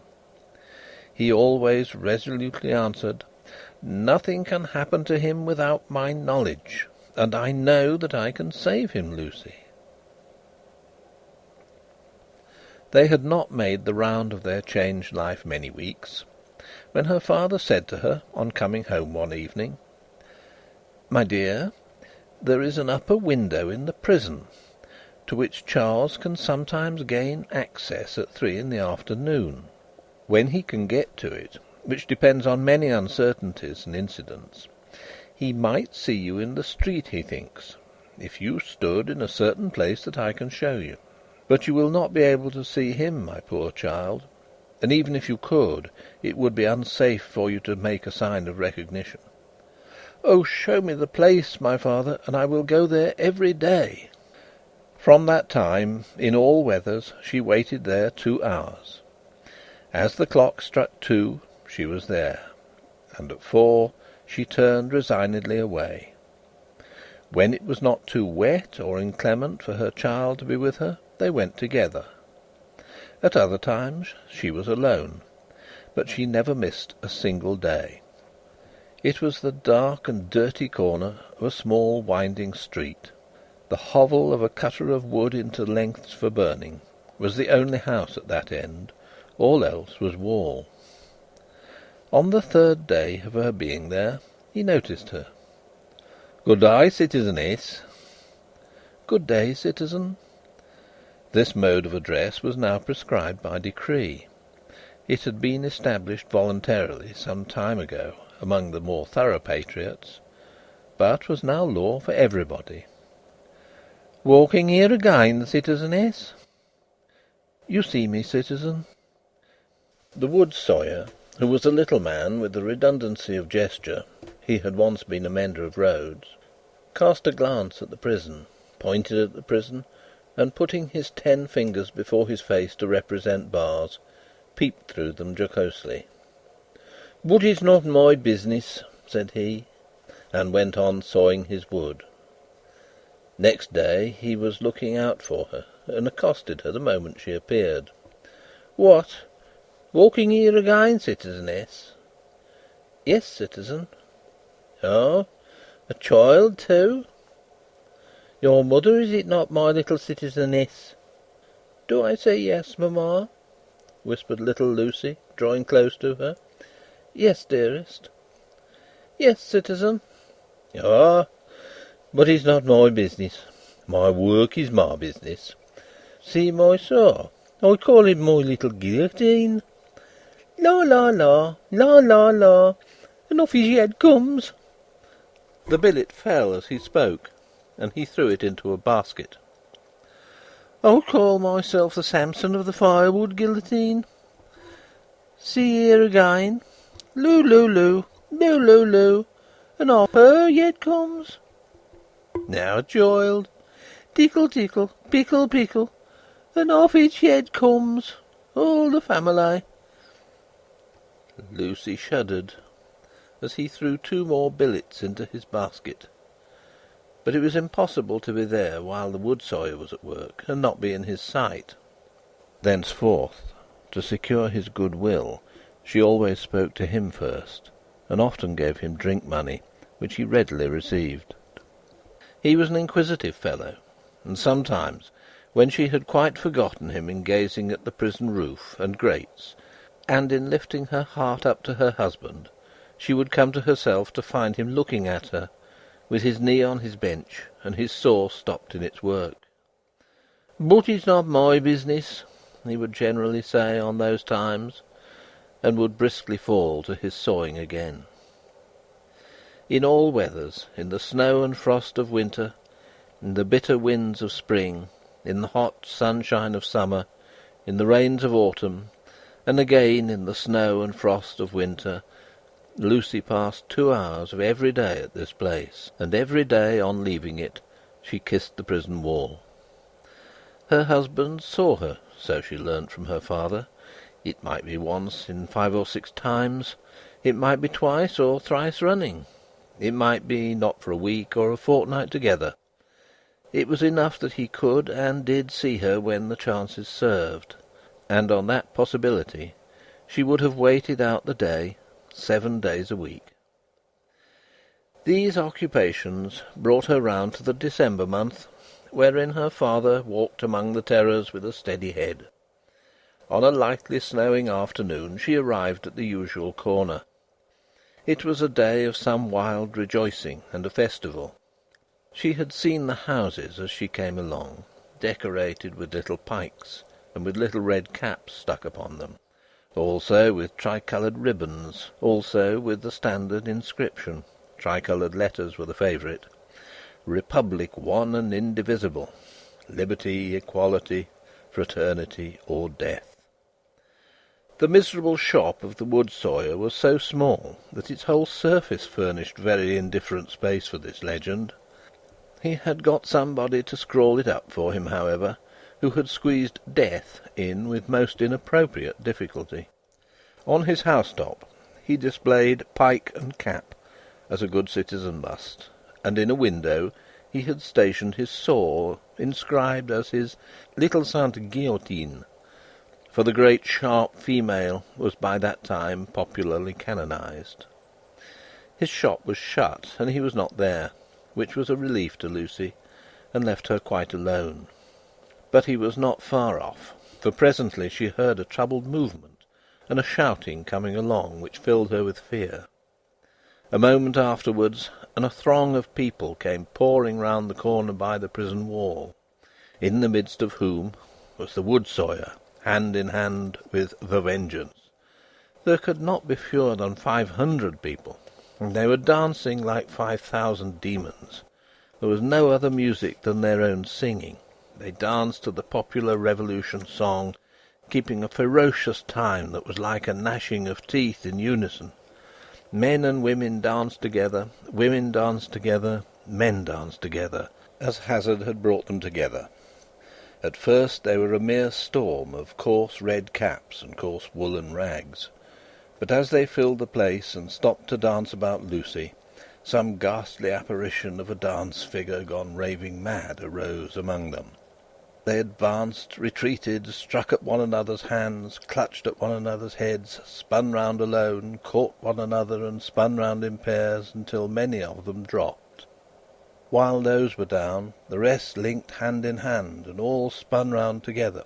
Then the ring broke, and in separate rings of 2 and 4 they turned and turned, until they all stopped at once, began again, struck, clutched and tore, and then reversed the spin, and all spun round another way. Suddenly they stopped again, paused, struck out the time afresh, formed into lines the width of the public way, and with their heads low down and their hands high up, swooped screaming off. No fight could have been half so terrible as this dance. It was so emphatically a fallen sport, a something once innocent delivered over to all devilry, a healthy pastime changed into a means of angering the blood, bewildering the senses, and stealing the heart.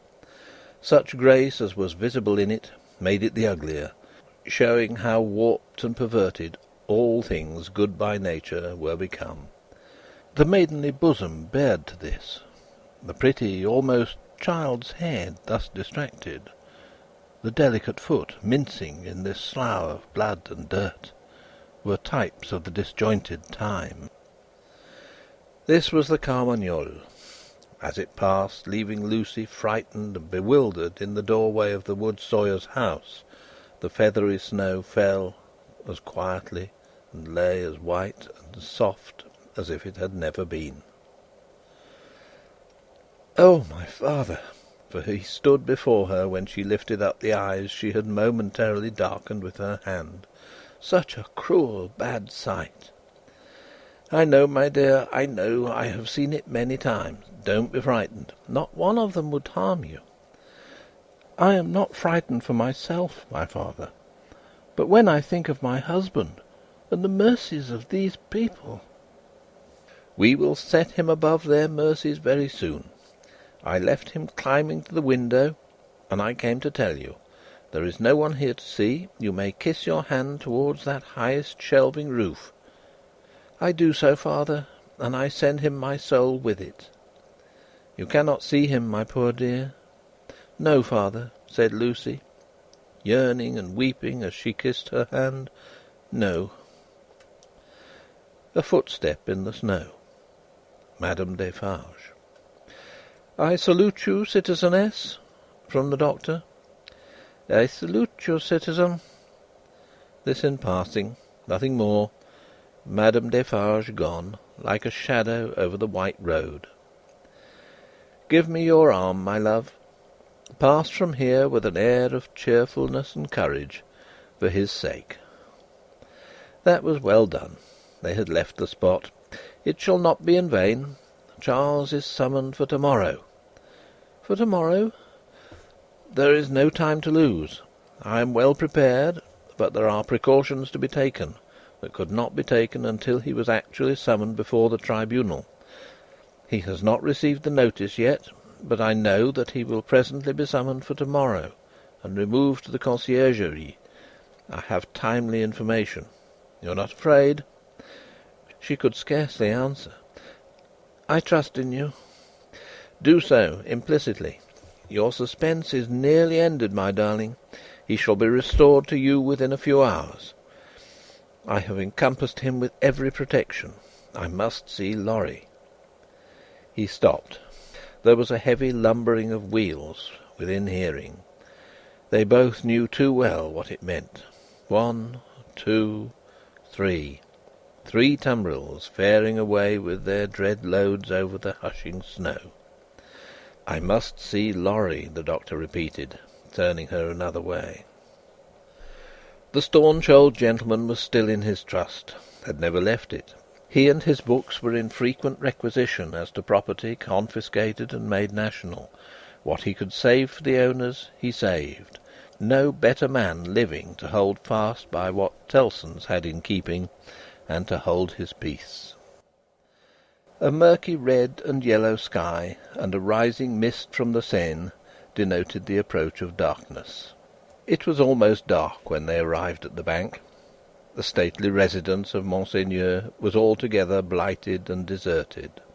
Above a heap of dust and ashes in the court ran the letters: "National property. Republic one and indivisible. Liberty, equality, fraternity, or death." Who could that be with Mr. Lorry?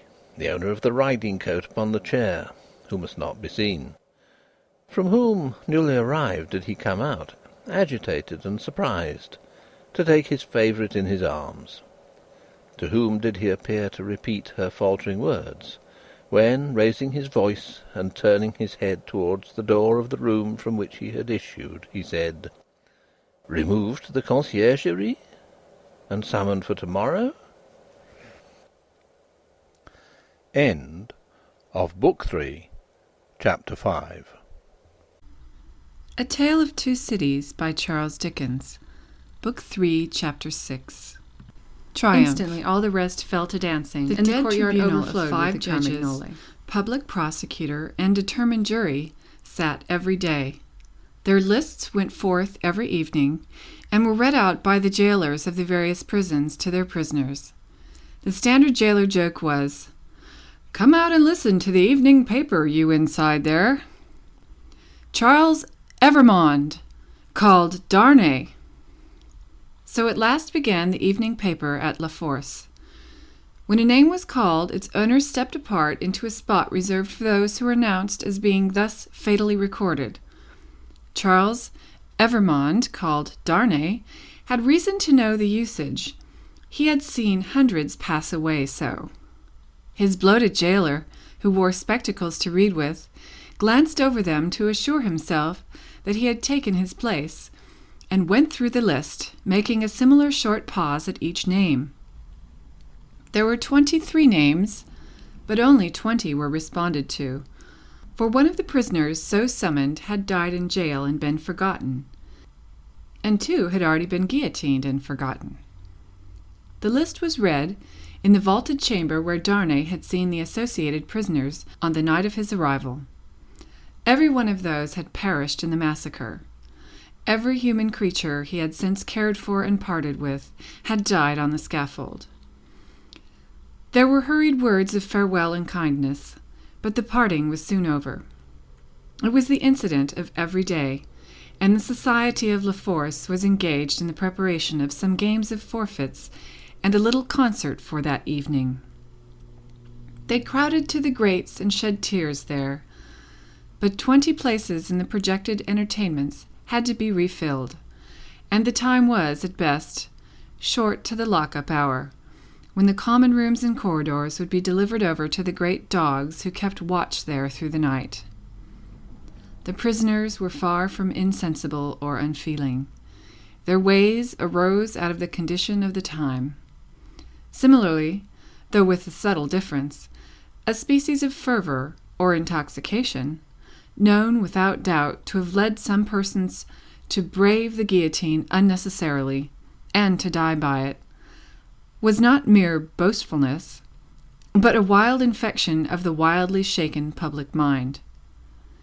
In seasons of pestilence, some of us will have a secret attraction to the disease, a terrible passing inclination to die of it.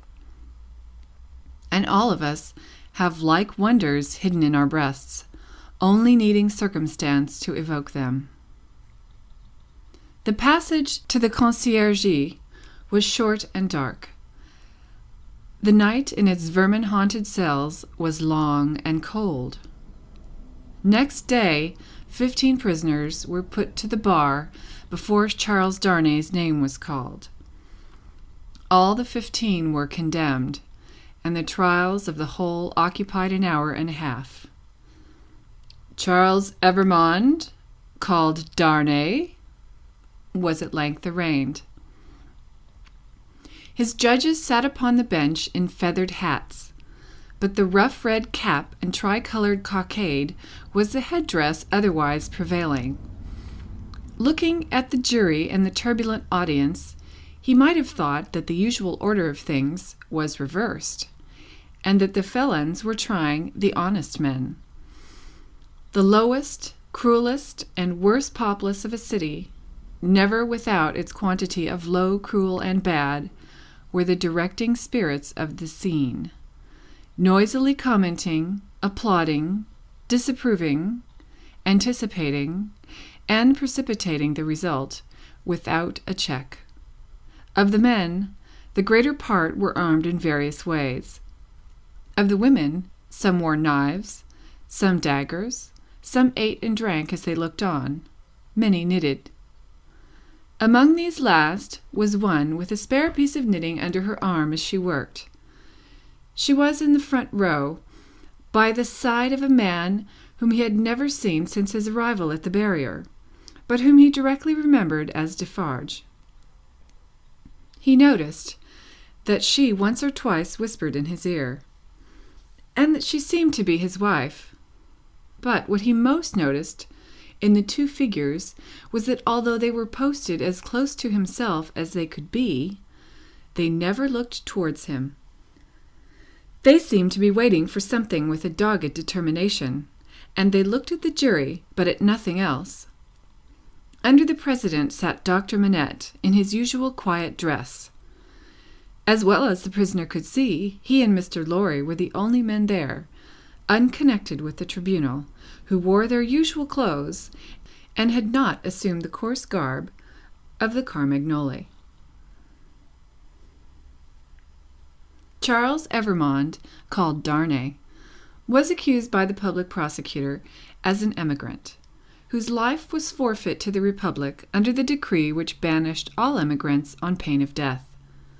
It was nothing that the decree bore date since his return to France. There he was, and there was the decree. He had been taken in France, and his head was demanded. "Take off his head!" cried the audience. "An enemy to the Republic!" The president rang his bell to silence those cries, and asked the prisoner whether it was not true that he had lived many years in England. Undoubtedly it was. Was he not an emigrant then? What did he call himself? Not an emigrant, he hoped, within the sense and spirit of the law. Why not, the president desired to know. Because he had voluntarily relinquished a title that was distasteful to him, and a station that was distasteful to him, and had left his country. He submitted before the word emigrant in the present acceptation by the tribunal was in use, to live by his own industry in England rather than on the industry of the overladen people of France. What proof had he of this? He handed in the names of 2 witnesses, Théophile Gabelle and Alexandre Manette.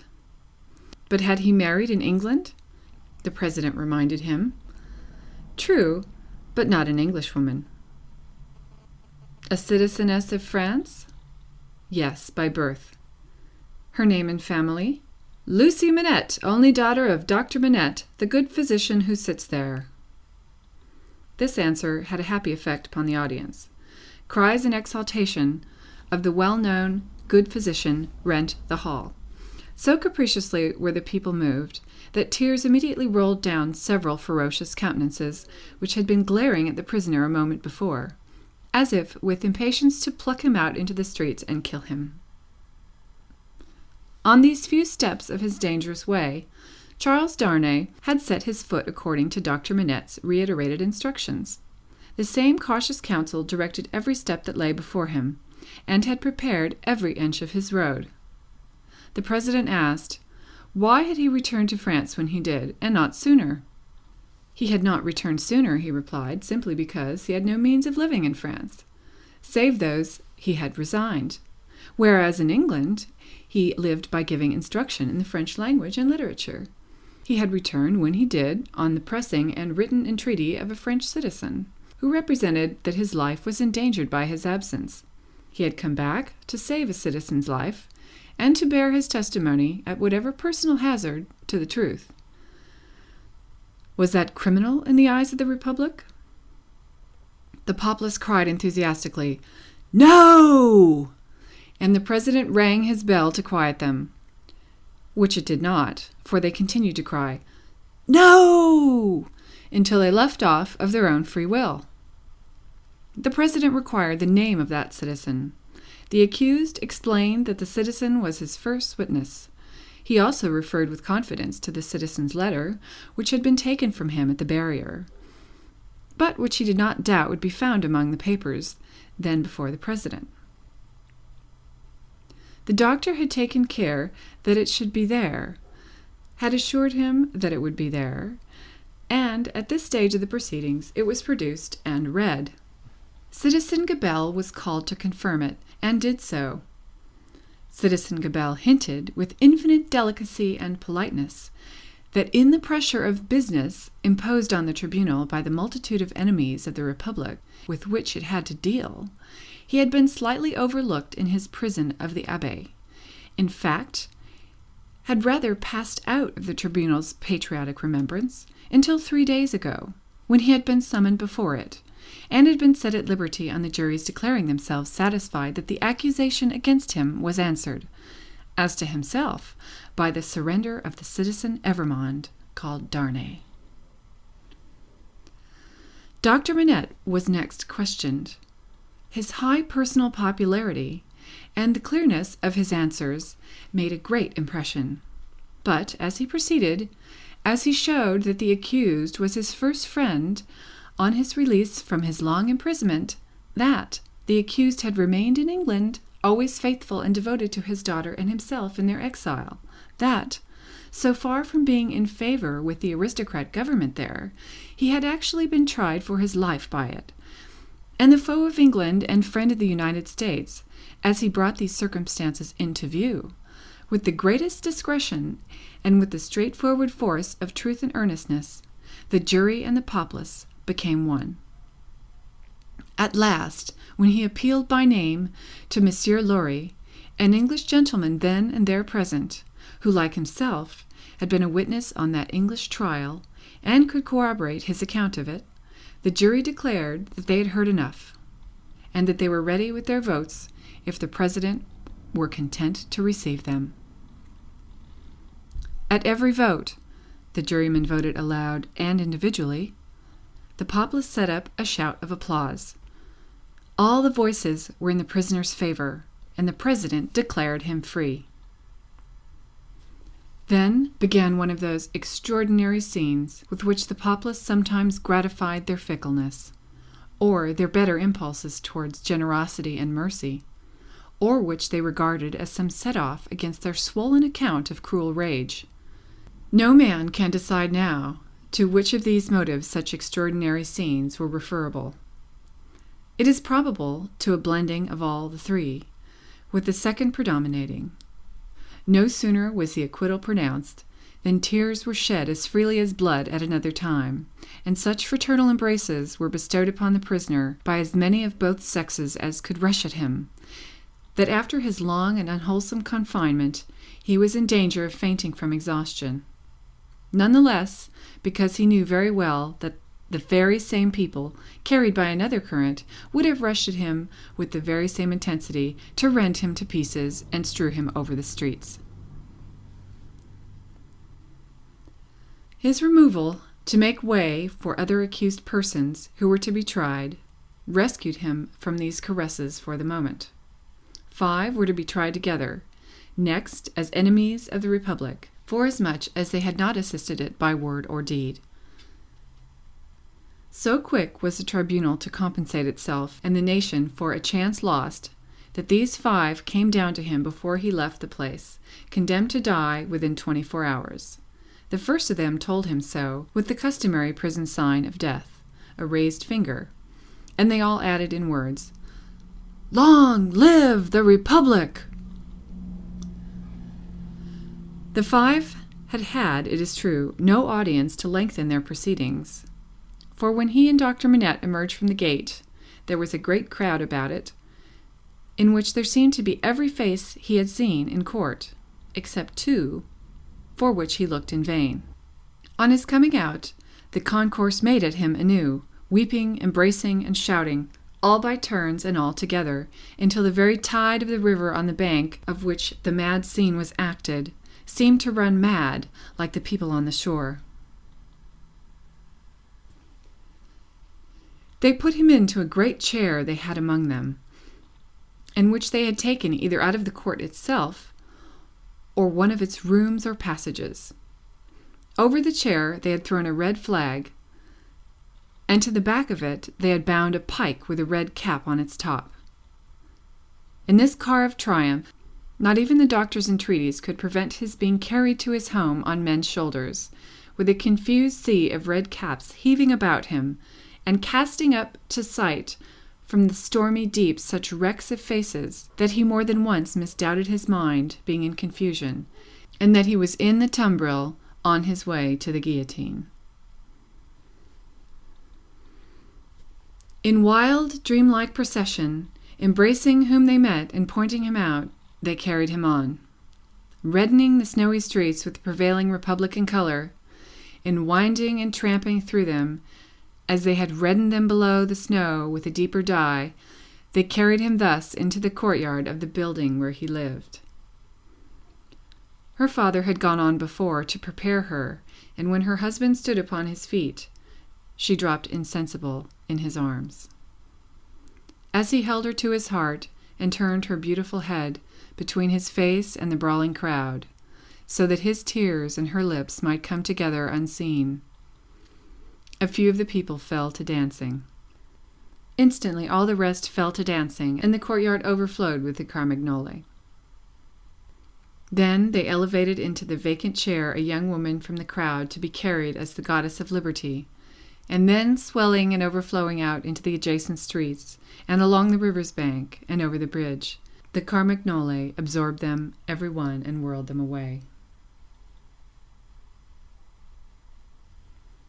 After grasping the doctor's hand as he stood victorious and proud before him, after grasping the hand of Mr. Lorry, who came panting in breathless from his struggle against the water-spout of the Carmagnole, after kissing little Lucy, who was lifted up to clasp her arms round his neck, and after embracing the ever-zealous and faithful Pross, who lifted her, he took his wife in his arms and carried her up to their rooms.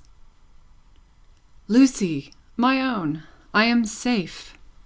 Oh, dearest Charles, let me thank God for this on my knees as I have prayed to him." They all reverently bowed their heads and hearts. When she was again in his arms, he said to her, "And now speak to your father, dearest. No other man in all this France could have done what he has done for me." She laid her head upon her father's breast, as she had laid his poor head on her own breast long, long ago.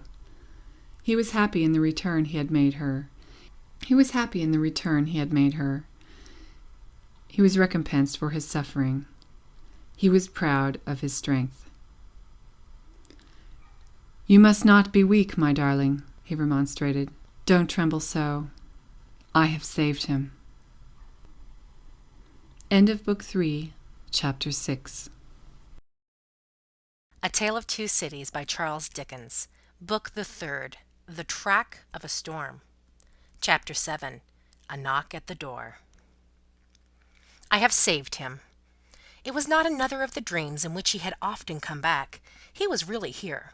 And yet his wife trembled, and a vague but heavy fear was upon her.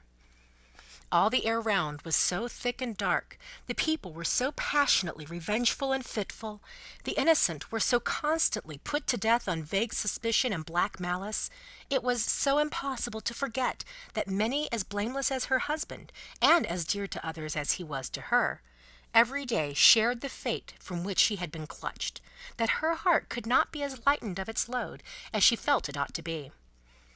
The shadows of the wintry afternoon were beginning to fall, and even now the dreadful carts were rolling through the streets. Her mind pursued them, looking for him among the condemned, and then she clung closer to his real presence and trembled more. Her father, cheering her, showed a compassionate superiority to this woman's weakness, which was wonderful to see. No garret, no shoemaking, no 105 North Tower now. He had accomplished the task he had set himself. His promise was redeemed. He had saved Charles. Let them all lean upon him. Their housekeeping was of a very frugal kind, not only because that was the safest way of life, involving the least offence to the people, but because they were not rich, and Charles, throughout his imprisonment, had had to pay heavily for his bad food, and for his guard, and towards the living of the poorer prisoners. Partly on this account, and partly to avoid a domestic spy, they kept no servant. The citizen and citizeness who acted as porters at the courtyard gate rendered them occasional service, and Jerry, almost wholly transferred to them by Mr. Lorry, had become their daily retainer, and had his bed there every night. It was an ordinance of the Republic, one and indivisible, of liberty, equality, fraternity, or death, that on the door or doorpost of every house the name of every inmate must be legibly inscribed in letters of a certain size at a certain convenient height from the ground. Mr. Jerry Cruncher's name, therefore, duly embellished the doorpost down below. And, as the afternoon shadows deepened, the owner of that name himself appeared, from overlooking a painter whom Dr. Manette had employed to add to the list the name of Charles Evrémonde, called Darnay. In the universal fear and distrust that darkened the time, all the usual harmless ways of life were changed. In the doctor's little household, as in very many others, the articles of daily consumption that were wanted were purchased every evening, in small quantities, and at various small shops. To avoid attracting notice, and to give as little occasion as possible for talk and envy, was the general desire. For some months past, Miss Pross and Mr. Cruncher had discharged the office of purveyors, the former carrying the money, the latter the basket. Every afternoon, at about the time when the public lamps were lighted, they fared forth on this duty, and made and brought home such purchases as were needful. Although Miss Pross, through her long association with the French family, might have known as much of their language as of her own, if she had had a mind, she had no mind in that direction. Consequently, she knew no more of that nonsense, as she was pleased to call it, than Mr. Cruncher did. So her manner of marketing was to plump a noun substantive at the head of the shopkeeper without any introduction in the nature of an article, and, if it happened not to be the name of the thing she wanted, to look round for that thing, lay hold of it, and hold on by it until the bargain was concluded. She always made a bargain for it by holding up, as a statement of its just price, one finger less than the merchant held up, whatever his number might be. "Now, Mr. Cruncher," said Miss Pross, whose eyes were red with felicity, "if you are ready, I am." Jerry hoarsely professed himself at Miss Pross's service. He had worn all his rust off long ago, but nothing would file his spiky head down. "There's all manner of things wanted," said Miss Pross, "and we shall have a precious time of it. We want wine among the rest. Nice toast these redheads will be drinking, wherever we buy it." "It will be much the same to your knowledge, miss, I should think," retorted Jerry, "whether they drink your health or the old un's." "Who's he?" said Miss Pross. Mr. Cruncher, with some diffidence, explained himself as meaning Old Nick's. "Ha! It doesn't need an interpreter to explain the meaning of these creatures. They have but one, and it's midnight murder and mischief." "Hush, dear, pray be cautious," cried Lucy. Yes, I'll be cautious, but I may say among ourselves that I do hope there will be no oniony and tobacco-y smotherings in the form of embracings all around, going on in the streets. Now, Ladybird, never you stir from that fire till I come back. Take care of the dear husband you have recovered, and don't move your pretty head from his shoulder as you have it now, till you see me again. May I ask you a question, Dr. Manette, before I go?" "I think you may take that liberty," the doctor answered, smiling. "For gracious sake, don't talk about liberty. We have quite enough of that," said Miss Pross. "Hush, dear, again," Lucy remonstrated. "Well, my sweet," said Miss Pross, nodding her head emphatically, "the short and the long of it is, that I am a subject of His Most Gracious Majesty King George the Third." Miss Pross curtsied at the name.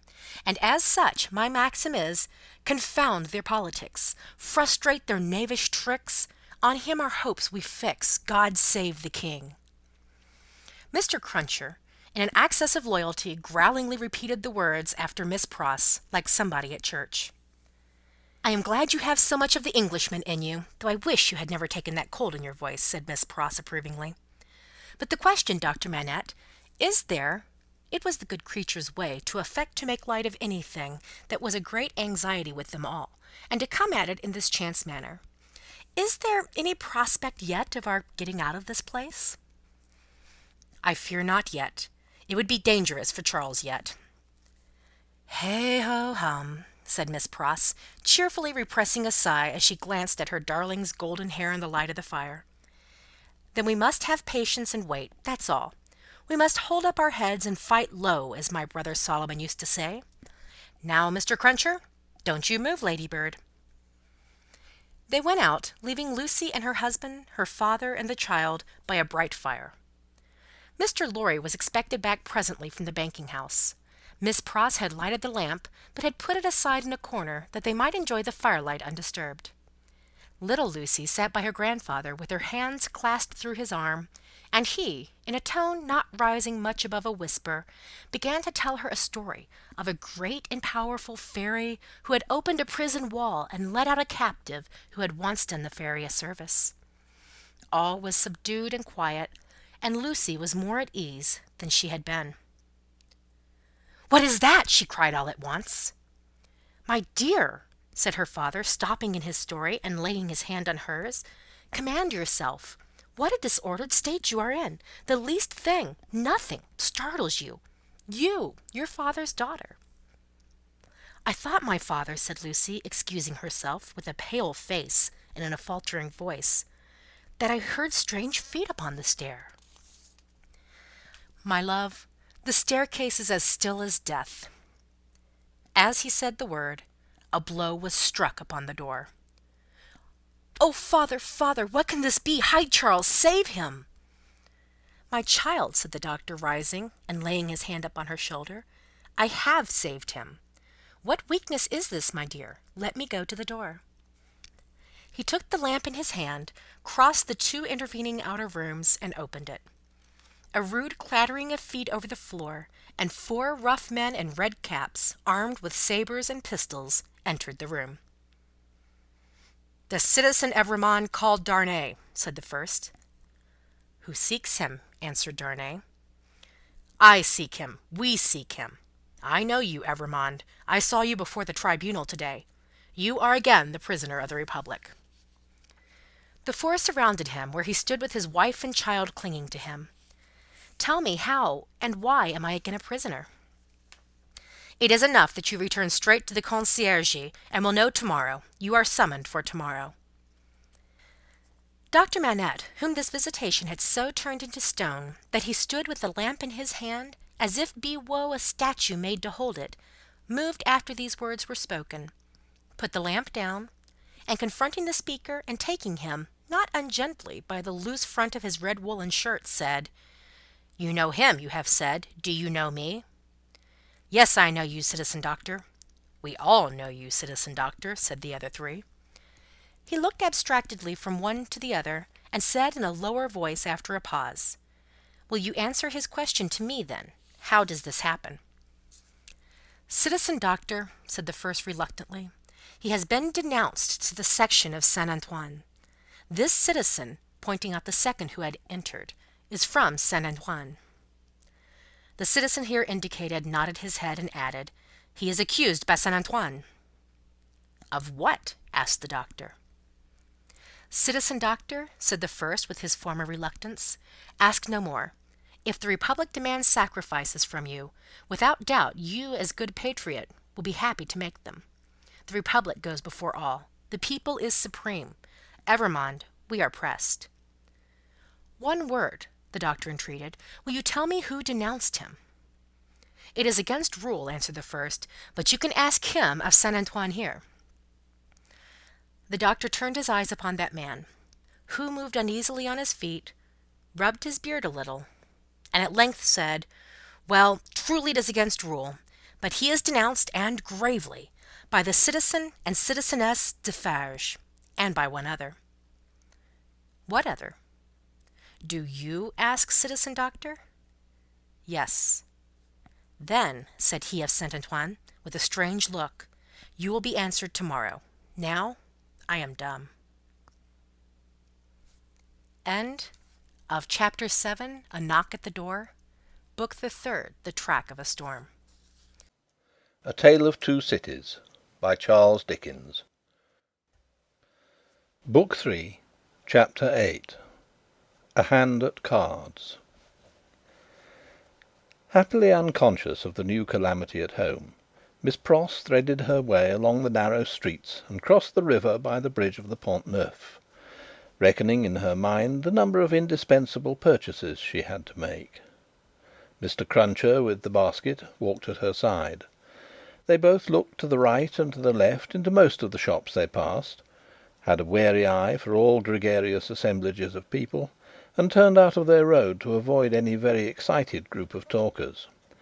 It was a raw evening, and the misty river, blurred to the eye with blazing lights, and to the ear with harsh noises, showed where the barges were stationed, in which the smiths worked, making guns for the army of the Republic. Woe to the man who played tricks with that army, or got undeserved promotion in it. Better for him that his beard had never grown, for the national razor shaved him close. Having purchased a few small articles of grocery, and a measure of oil for the lamp, Miss Pross bethought herself of the wine they wanted. After peeping into several wine shops, she stopped at the sign of the Good Republican Brutus of Antiquity, not far from the National Palace. once and twice the Tuileries, where the aspect of things rather took their fancy. It had a quieter look than any other place of the same description they had passed, and though red with patriotic caps, was not so red as the rest. Sounding Mr. Cruncher, and finding him of her opinion, Miss Pross resorted to the good Republican Brutus of antiquity, attended by her cavalier. Slightly observant of the smoky lights, of the people, pipe in mouth, playing with limp cards and yellow dominoes, of the one bare-breasted, bare-armed, soot-begrimed workman reading a journal aloud, and of the others listening to him, of the weapons worn or laid aside to be resumed, of the 2 or 3 customers fallen forward asleep, who in the popular high-shouldered, shaggy black spencer looked in that attitude like slumbering bears or dogs. The 2 outlandish customers approached the counter and showed what they wanted. As their wine was measuring out, a man parted from another man in a corner and rose to depart. In going, he had to face Miss Pross. No sooner did he face her than Miss Pross uttered a scream and clapped her hands. In a moment the whole company was on their feet. That somebody was assassinated by somebody vindicating a difference of opinion was the likeliest occurrence. Everybody looked to see somebody fall, but only saw a man and woman standing staring at each other, the man with all the outward aspect of a Frenchman and a thorough republican, the woman evidently English. What was said in this disappointing anticlimax by the disciples of the good Republican Brutus of antiquity, except that it was something very voluble and loud, would have been as so much Hebrew or Chaldean to Miss Pross and her protector, though they had been all ears. But they had no ears for anything in their surprise, for it must be recorded that not only was Miss Pross lost in amazement and agitation, but Mr. Cruncher, though it seemed on his own separate and individual account, was in a state of the greatest wonder. "What is the matter?" said the man who had caused Miss Pross to scream, speaking in a vexed, abrupt voice, though in a low tone and in English. "Oh, Solomon, Solomon!" cried Miss Pross, clapping her hands again. "After not setting eyes upon you or hearing of you for so long a time, do I find you here?" "Don't call me Solomon. Do you want to be the death of me?" asked the man in a furtive, frightened way. "Brother, brother!" cried Miss Pross, bursting into tears. "Have I ever been so hard with you that you ask me such a cruel question?" "Then hold your meddlesome tongue," said Solomon, "and come out, if you want to speak to me. Pay for your wine and come out. Who's this man?" Miss Pross, shaking her loving and dejected head at her by no means affectionate brother, said through her tears, "Mr. Cruncher." "Let him come out too," said Solomon. "Does he think me a ghost?" Apparently Mr. Cruncher did, to judge from his looks. He said not a word, however, and Miss Pross, exploring the depths of her reticule through her tears with great difficulty, paid for the wine. As she did so, Solomon turned to the followers of the good Republican Brutus of antiquity, and offered a few words of explanation in the French language, which caused them all to relapse into their former places and pursuits. "Now," said Solomon, stopping at the dark street corner, "what do you want?" "How dreadfully unkind in a brother nothing has ever turned my love away from," cried Miss Pross, "to give me such a greeting and show me no affection." "There, confound it, there," said Solomon, making a dab at Miss Pross's lips with his own. "Now, are you content?" Miss Pross only shook her head and wept in silence. "If you expect me to be surprised," said her brother Solomon, "I am not surprised. I knew you were here. I know of most people who are here. If you really don't want to endanger my existence, which I half believe you do, go your ways as soon as possible, and let me go mine. I am busy. I am an official." "My English brother Solomon!" mourned Miss Pross, casting up her tear-fraught eyes, "that had the makings in him of one of the best and greatest men in his native country, an official among foreigners, and such foreigners! I would almost sooner have seen the dear boy lying in his—" "I said so," cried her brother, interrupting. "I knew it. You want to be the death of me. I shall be rendered suspected by my own sister, just as I'm getting on." "The gracious and merciful heavens forbid!" cried Miss Pross. Far rather would I never see you again, dear Solomon, though I have ever loved you truly, and ever shall. Say but one affectionate word to me, and tell me there is nothing angry or estranged between us, and I will detain you no longer." Good Miss Pross! As if the estrangement between them had come of any culpability of hers! As if Mr. Lorry had not known it for a fact, years ago, in the quiet corner in Soho, that this precious brother had spent her money and left her! He was saying the affectionate word, however, with a far more grudging condescension and patronage than he could have shown if their relative merits and positions had been reversed, which is invariably the case all the world over, when Mr. Cruncher, touching him on the shoulder, hoarsely and unexpectedly interposed with the following singular question: "I say, might I ask the favour as to whether your name is John Solomon or Solomon John?" The official turned towards him with sudden distrust. He had not previously uttered a word. "Come," said Mr. Cruncher, "speak out, you know." Which, by the way, was more than he could do himself. "John Solomon or Solomon John? She calls you Solomon, and she must know, being your sister. And I know you're John, you know. Which of the two goes first? And regarding that name Frost, likewise. That weren't your name over the water?" "What do you mean?" "Well, I don't know all I mean, 'cause I can't call to mind what your name was over the water." "No?" "No, but I swear it was a name of 2 syllables." "Indeed?" "Yea, t'other one was 1 syllable. I know you. You was a spy witness at the Bailey. What in the name of the father of lies, own father to yourself, was you called at that time?" "Barsad," said another voice, striking in. "That's the name for £1,000," cried Jerry. The speaker who struck in was Sydney Carton.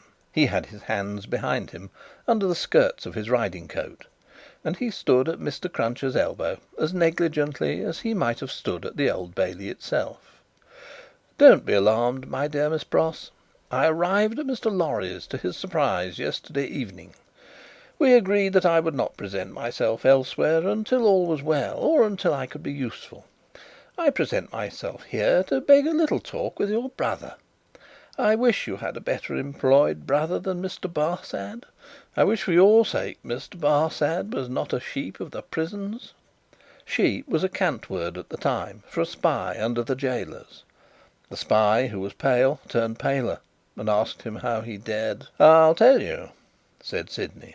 "I lighted on you, Mr. Barsad, coming out of the prison of the Conciergerie, while I was contemplating the walls an hour or more ago. You have a face to be remembered, and I remember faces well. Made curious by seeing you in that connection, and having a reason, to which you are no stranger, for associating you with the misfortunes of a friend now very unfortunate, I walked in your direction. I walked into the wine shop here, close after you, and sat near you. I had no difficulty in deducing from your unreserved conversation, and the rumour openly going about among your admirers, the nature of your calling. And gradually what I had done at random seemed to shape itself into a purpose, Mr. Barsad." "What purpose?" the spy asked. "It would be troublesome, and might be dangerous, to explain it in the street. Could you favour me in confidence with some minutes of your company, at the office of Tellson's Bank, for instance?" "Under a threat?" "Oh, did I say that?" "Then why should I go there?" "Really, Mr. Barsad, I can't say, if you can't." "Do you mean that you won't say, sir?" the spy irresolutely asked. "You apprehend me very clearly, Mr. Barsad. I won't." Carton's negligent recklessness of manner came powerfully in aid of his quickness and skill in such a business as he had in his secret mind, and with such a man as he had to do with. His practised eye saw it, and made the most of it. "No, I told you so," said the spy, casting a reproachful look at his sister. "If any trouble comes of this, it's your doing." "Come, come, Mr. Barsad," exclaimed Sydney, "don't be ungrateful. But for my great respect for your sister, I might not have led up so pleasantly to a little proposal that I wish to make for our mutual satisfaction. Do you go with me to the bank?" "I'll hear what you've got to say. Yes, I'll go with you." "I propose that we first conduct your sister safely to the corner of her own street. Let me take your arm, Miss Pross. This is not a good city at this time for you to be out unprotected, and as your escort knows Mr. Barsad, I will invite him to Mr. Lorry's with us. Are we ready? Come then." Miss Pross recalled soon afterwards, and to the end of her life remembered, that as she pressed her hands on Sydney's arm, and looked up in his face, imploring him to do no hurt to Solomon, there was a braced purpose in the arm, and a kind of inspiration in the eyes, which not only contradicted his light manner, but changed and raised the man. She was too much occupied then with fears for the brother who so little deserved her affection, and with Sydney's friendly reassurances, adequately to heed what she observed. They left her at the corner of the street, and Carton led the way to Mr. Lorry's, which was within a few minutes' walk. John Barsad, or Solomon Pross, walked at his side. Mr. Lorry had just finished his dinner, and was sitting before a cheery little log or two of fire, perhaps looking into their blaze for the picture of that younger elderly gentleman from Tellson's, who had looked into the red coals at the Royal George at Dover, now a good many years ago. He turned his head as they entered, and showed the surprise with which he saw a stranger. "Miss Pross's brother, sir," said Sydney. "Mr. Barsad." "Barsad?" repeated the old gentleman. "Barsad? I have an association with the name, and with the face." "I told you you had a remarkable face, Mr. Barsad," observed Carton coolly. "Pray sit down." As he took a chair himself, he supplied the link that Mr. Lorry wanted, by saying to him with a frown, "Witness at that trial." Mr. Lorry immediately remembered, and regarded his new visitor with an undisguised look of abhorrence. "Mr. Barsad has been recognised by Miss Pross as the affectionate brother you have heard of," said Sydney, "and has acknowledged the relationship. I pass to worse news. Darnay has been arrested again." Struck with consternation, the old gentleman exclaimed, "What do you tell me? I left him safe and free within these 2 hours, and am about to return to him." "Arrested for all that. When was it done, Mr. Barsad?" "Just now, if at all." "Mr. Barsad is the best authority possible, sir," said Sydney, "and I have it from Mr. Barsad's communication to a friend and brother Sheep, over a bottle of wine, that the arrest has taken place. He left the messengers at the gate, and saw them admitted by the porter. There is no earthly doubt that he is retaken." Mr. Lorry's business eye read in the speaker's face that it was loss of time to dwell upon the point. Confused, but sensible that something might depend on his presence of mind, he commanded himself, and was silently attentive. "Now I trust," said Sydney to him, "that the name and influence of Dr. Manette may stand him in as good stead to morrow. You said it would be before the tribunal again to morrow, Mr. Barsad?" "Yes, I believe so." "In as good stead to morrow as to day. But it may not be so. I own to you I am shaken, Mr. Lorry, by Dr. Manette's not having had the power to prevent this arrest." "He may not have known of it beforehand," said Mr. Lorry. "But that very circumstance would be alarming, when we remember how identified he is with his son-in-law." "That's true," Mr. Lorry acknowledged, with his troubled hand at his chin, and his troubled eyes on Carton. "In short," said Sydney, "this is a desperate time, when desperate games are played for desperate stakes. Let the Doctor play the winning game. I will play the losing one. No man's life here is worth purchase. Any one carried home by the people to day may be condemned to morrow. Now, the stake I have resolved to play for, in case of the worst, is a friend in the conciergerie. And the friend I purpose to myself to win is Mr. Barsad." "You need to have good cards, sir," said the spy. "I'll run them over. I'll see what I hold. Mr. Lorry, you know what a brute I am. I wish you'd give me a little brandy." It was put before him, and he drank off a glassful, drank off another glassful, pushed the bottle thoughtfully away. "Mr. Barsad," he went on, in the tone of one who really was looking over a hand at cards, "sheep of the prisons, emissary of the Republican committees, now turnkey, now prisoner, always spy and secret informer, so much the more valuable here for being English, that an Englishman is less open to suspicion of subordination in these characters than a Frenchman, represents himself to his employers under a false name. That's a very good card. Mr. Barsad, now in the employ of the Republican French Government, was formerly in the employ of the aristocratic English Government, the enemy of France and freedom. That's an excellent card. Inference clear as day, in this region of suspicion, that Mr. Barsad, still in the pay of the aristocratic English Government, is the spy of Pitt, the treacherous foe of the Republic crouching in its bosom, the English traitor and agent of all mischief, so much spoken of and so difficult to find. That's a card not to be beaten. Have you followed my hand, Mr. Barsad?" "Not to understand your play," returned the spy, somewhat uneasily. "I play my ace. Denunciation of Mr. Barsad to the nearest section committee. Look over your hand, Mr. Barsad, and see what you have. Don't hurry." He drew the bottle near, poured out another glassful of brandy, and drank it off. He saw that the spy was fearful of him drinking himself into a fit state for the immediate denunciation of him. Seeing it, he poured out and drank another glassful. "Look over your hand carefully, Mr. Barsad. Take time." It was a poorer hand than he suspected. Mr. Barsad saw losing cards in it that Sydney Carton knew nothing of. Thrown out of his honourable employment in England through too much unsuccessful hard swearing there, not because he was not wanted there, our English reasons for vaunting our superiority to secrecy and spies are of very modern date.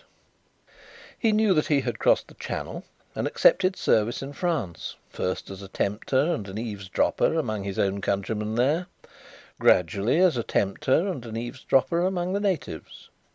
He knew that under the overthrown government he had been a spy upon Saint Antoine and Defarge's wine shop, had received from the watchful police such heads of information concerning Dr. Manette's imprisonment, release, and history, as should serve him for an introduction to familiar conversation with the Defarges, and tried them on Madame Defarge, and had broken down with them signally. He always remembered with fear and trembling that terrible woman had knitted when he talked with her, and had looked ominously at him as her fingers moved. He had since seen her, in the section of Saint Antoine, over and over again produce her knitted registers, and denounce people whose lives the guillotine then surely swallowed up. He knew, as every one employed as he was did, that he was never safe, that flight was impossible, that he was tied fast under the shadow of the axe, and that, in spite of his utmost tergiversation and treachery in furtherance of the reigning terror, a word might bring it down upon him. Once denounced, and on such grave grounds as had just now been suggested to his mind, he foresaw that the dreadful woman, of whose unrelenting character he had seen many proofs, would produce against him that fatal register, and would quash his last chance of life. Besides that all secret men are men soon terrified, here were surely cards enough of one black suit to justify the holder in growing rather livid as he turned them over. "You scarcely seem to like your hand," said Sydney, with the greatest composure. "Do you play?" "I think, sir," said the spy, in the meanest manner, as he turned to Mr. Lorry, "I may appeal to a gentleman of your years and benevolence to put it to this other gentleman, so much your junior, whether he can under any circumstances reconcile it to his station to play that ace of which he has spoken. I admit that I am a spy, and that it is considered a discreditable station, though it must be filled by somebody. But this gentleman is no spy, and why should he so demean himself as to make himself one?" "I play my ace, Mr. Barsad," said Carton, taking the answer on himself and looking at his watch, "without any scruple, in a very few minutes. I should have hoped, gentlemen both, said the spy, always striving to hook Mr. Lorry into the discussion, that your respect for my sister... I could not better testify my respect for your sister than by finally relieving her of her brother, said Sydney Carton. You think not, sir? I have thoroughly made up my mind about it. The smooth manner of the spy, curiously in dissonance with his ostentatiously rough dress, and probably with his usual demeanour, received such a check from the inscrutability of Carton, who was a mystery to wiser and honester men than he, that it faltered here, and failed him. While he was at a loss, Carton said, resuming his former air of contemplating cards, "And indeed, now I think again, I have a strong impression that I have another good card here, not yet enumerated. That friend and fellow sheep, who spoke of himself as pasturing in the country prisons. Who was he?" "French. You don't know him," said the spy quickly. "French, eh?" repeated Carton, musing, and not appearing to notice him at all, though he echoed his word. "Well, he may be." "Is, I assure you," said the spy, "though it's not important." "Though it's not important," repeated Carton, in the same mechanical way. "Though it's not important. No, it's not important. No. Yet I know the face." "I think not. I'm sure not. It can't be," said the spy. "It can't be," muttered Sydney Carton retrospectively, and filling his glass, which fortunately was a small one, again. "Can't be. Spoke good French. Yet like a foreigner, I thought." "Provincial," said the spy. "No, foreign," cried Carton, striking his open hand on the table, as a light broke clearly in his mind. "Cly. Disguised, but the same man. We had that man before us at the Old Bailey." "Now, there you are hasty, sir," said Barsad, with a smile that gave his aquiline nose an extra inclination to one side. "There you really give me an advantage over you. Cly, who I will unreservedly admit at this distance of time was a partner of mine, has been dead several years. I attended him in his last illness. He was buried in London, at the church of St. Pancras in the Fields. His unpopularity with the blackguard multitude at the moment prevented my following his remains, but I helped to lay him in his coffin." Here Mr. Lorry became aware, from where he sat, of a most remarkable goblin shadow on the wall. Tracing it to its source, he discovered it to be caused by a sudden extraordinary rising and stiffening of all the risen and stiff hair on Mr. Cruncher's head. "Let us be reasonable," said the spy, "and let us be fair. To show you how mistaken you are, and what an unfounded assumption yours is, I will lay before you a certificate of Cly's burial, which I happen to have carried in my pocket book." With a hurried hand he produced and opened it. "Ever since. There it is. Oh, look at it, look at it. You may take it in your hand. It's no forgery." Here Mr. Lorry perceived the reflection on the wall to elongate, and Mr. Cruncher rose and stepped forward. His hair could not have been more violently on end if it had been that moment dressed by the cow with the crumpled horn in the house that Jack built. Unseen by the spy, Mr. Cruncher stood at his side, and touched him on the shoulder like a ghostly bailiff. "That there Roger Cly, master," said Mr. Cruncher, with a taciturn and iron-bound visage. "So you put him in his coffin?" "I did." "Who took him out of it?" Barsad leant back in his chair and stammered, "What do you mean?" "I mean," said Mr. Cruncher, "that he warn't never in it. No, not he. I'll have my head took off if he were ever in it." The spy looked round at the two gentlemen.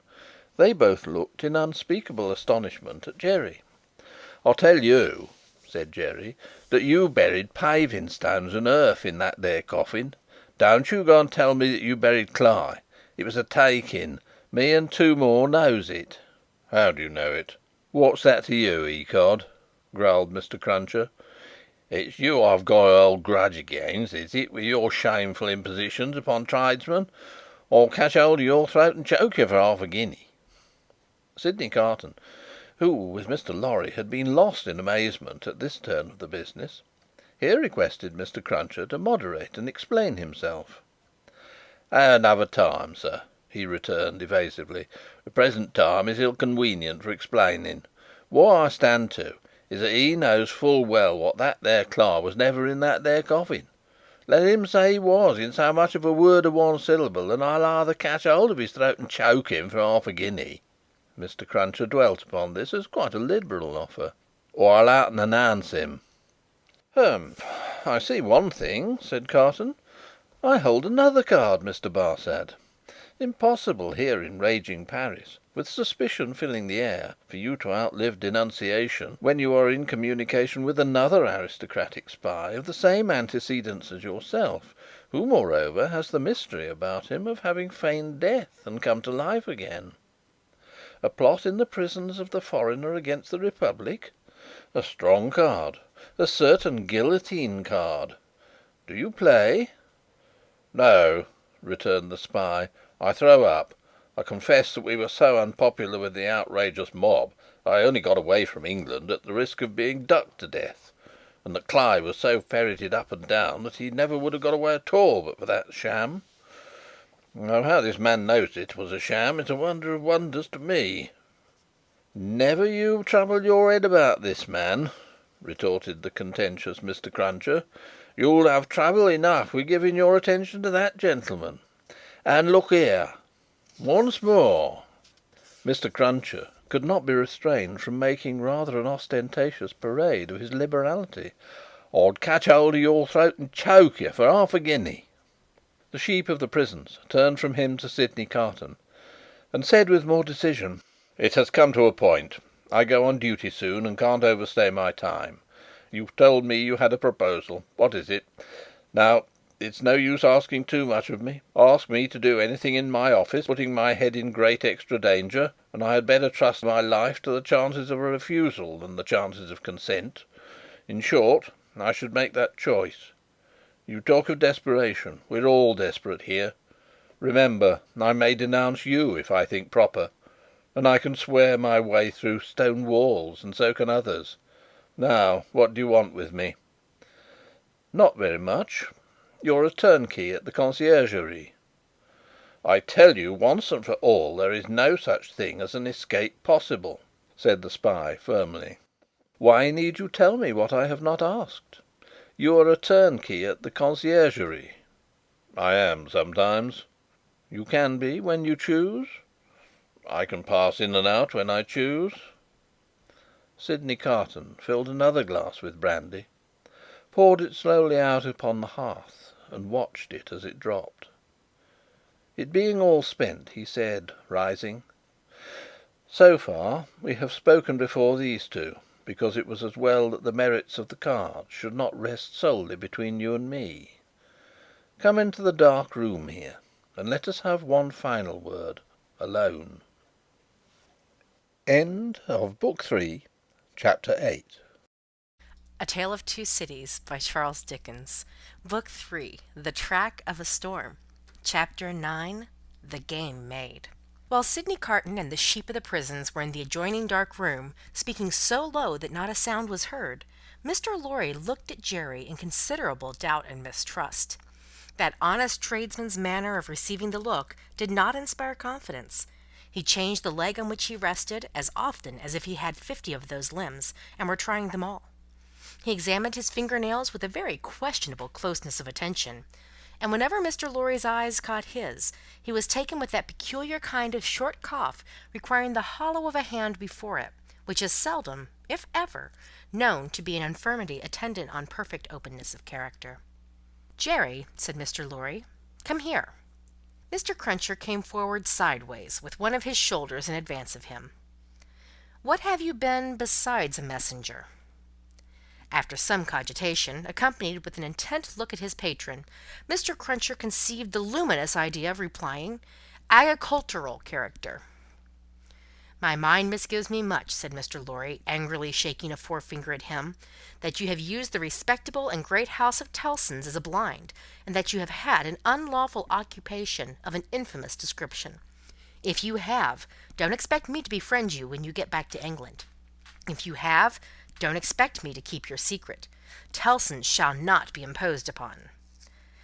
"I hope, sir," pleaded the abashed Mr. Cruncher, "that a gentleman like yourself, what I had the honour of odd jobbing till I'm grey at it, would think twice about harming of me, even if it was so. I don't say it is, but even if it was. And which it is to be took into account that, if it was, it wouldn't, even then, be all o' one side. There'd be two sides to it. There might be medical doctors at the present hour, a picking up their guineas, where an honest tradesman don't pick up his fardens, no, nor yet his half fardens, no, nor yet his quarter, a banking away like smoke at Tellson's, and a cocking their medical eyes at that tradesman on the sly, a going in and going out to their own carriages, equally like smoke, if not more so. Well, that'd be imposing, too, on Tellson's, for you cannot sarse the goose and not the gander. And here's Mrs. Cruncher, or leastways was in the old England times, and would be to-morrow, if cause given, a flopping again the business to that degree as is ruinating, stark ruinating. Whereas them medical doctors' wives don't flop, catch 'em at it.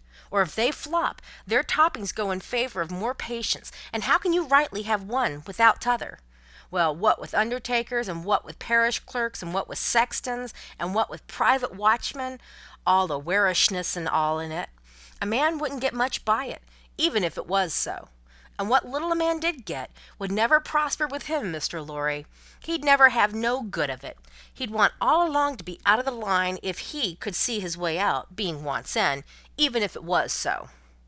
"Ugh!" cried Mr. Lorry, rather relenting nevertheless. "I am shocked at the sight of you." "Now, what I would humbly offer to you, sir," pursued Mr. Cruncher, "even if it was so, which I don't say it is—" "Don't prevaricate," said Mr. Lorry. "No, I will not, sir," returned Mr. Cruncher, as if nothing were further from his thoughts or practice, "which I don't say it is. What I would humbly offer to you, sir, would be this. Upon that there stool, at that there bar, sets that there boy of mine, brought up and growed up to be a man, what will errand you, message you, general light job you, till your heels is where your head is, if such should be your wishes.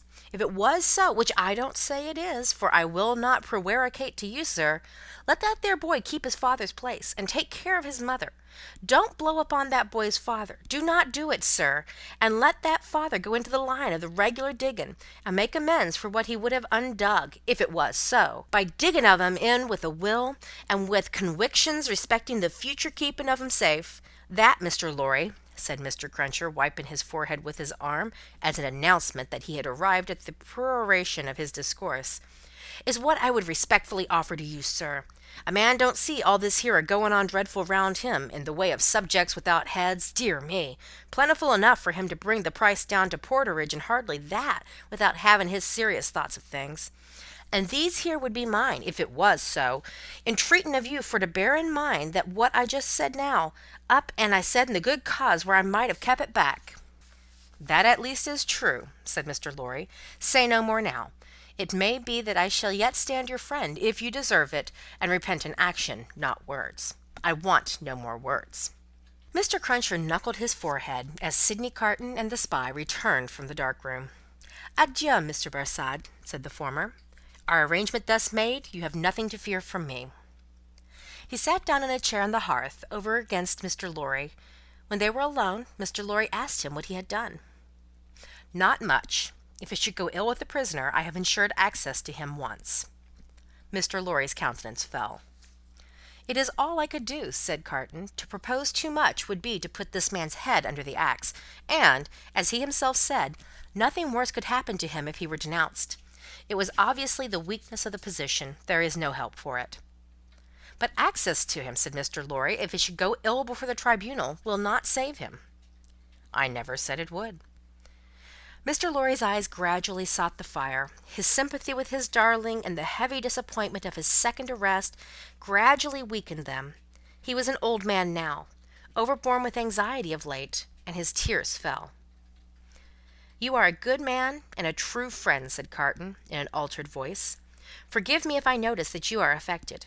I could not see my father weep and sit by careless, and I could not respect your sorrow more if you were my father. You are free from that misfortune, however." Though he said the last words with a slip into his usual manner, there was a true feeling and respect both in his tone and in his touch that Mr. Lorry, who had never seen the better side of him, was wholly unprepared for. He gave him his hand, and Carton gently pressed it. "To return to poor Darnay," said Carton, "don't tell her of this interview or this arrangement. It would not enable her to go to see him. She might think it was contrived, in case of the worst, to convey him the means of anticipating the sentence." Mr. Lorry had not thought of that, and he looked quickly at Carton to see if it were in his mind.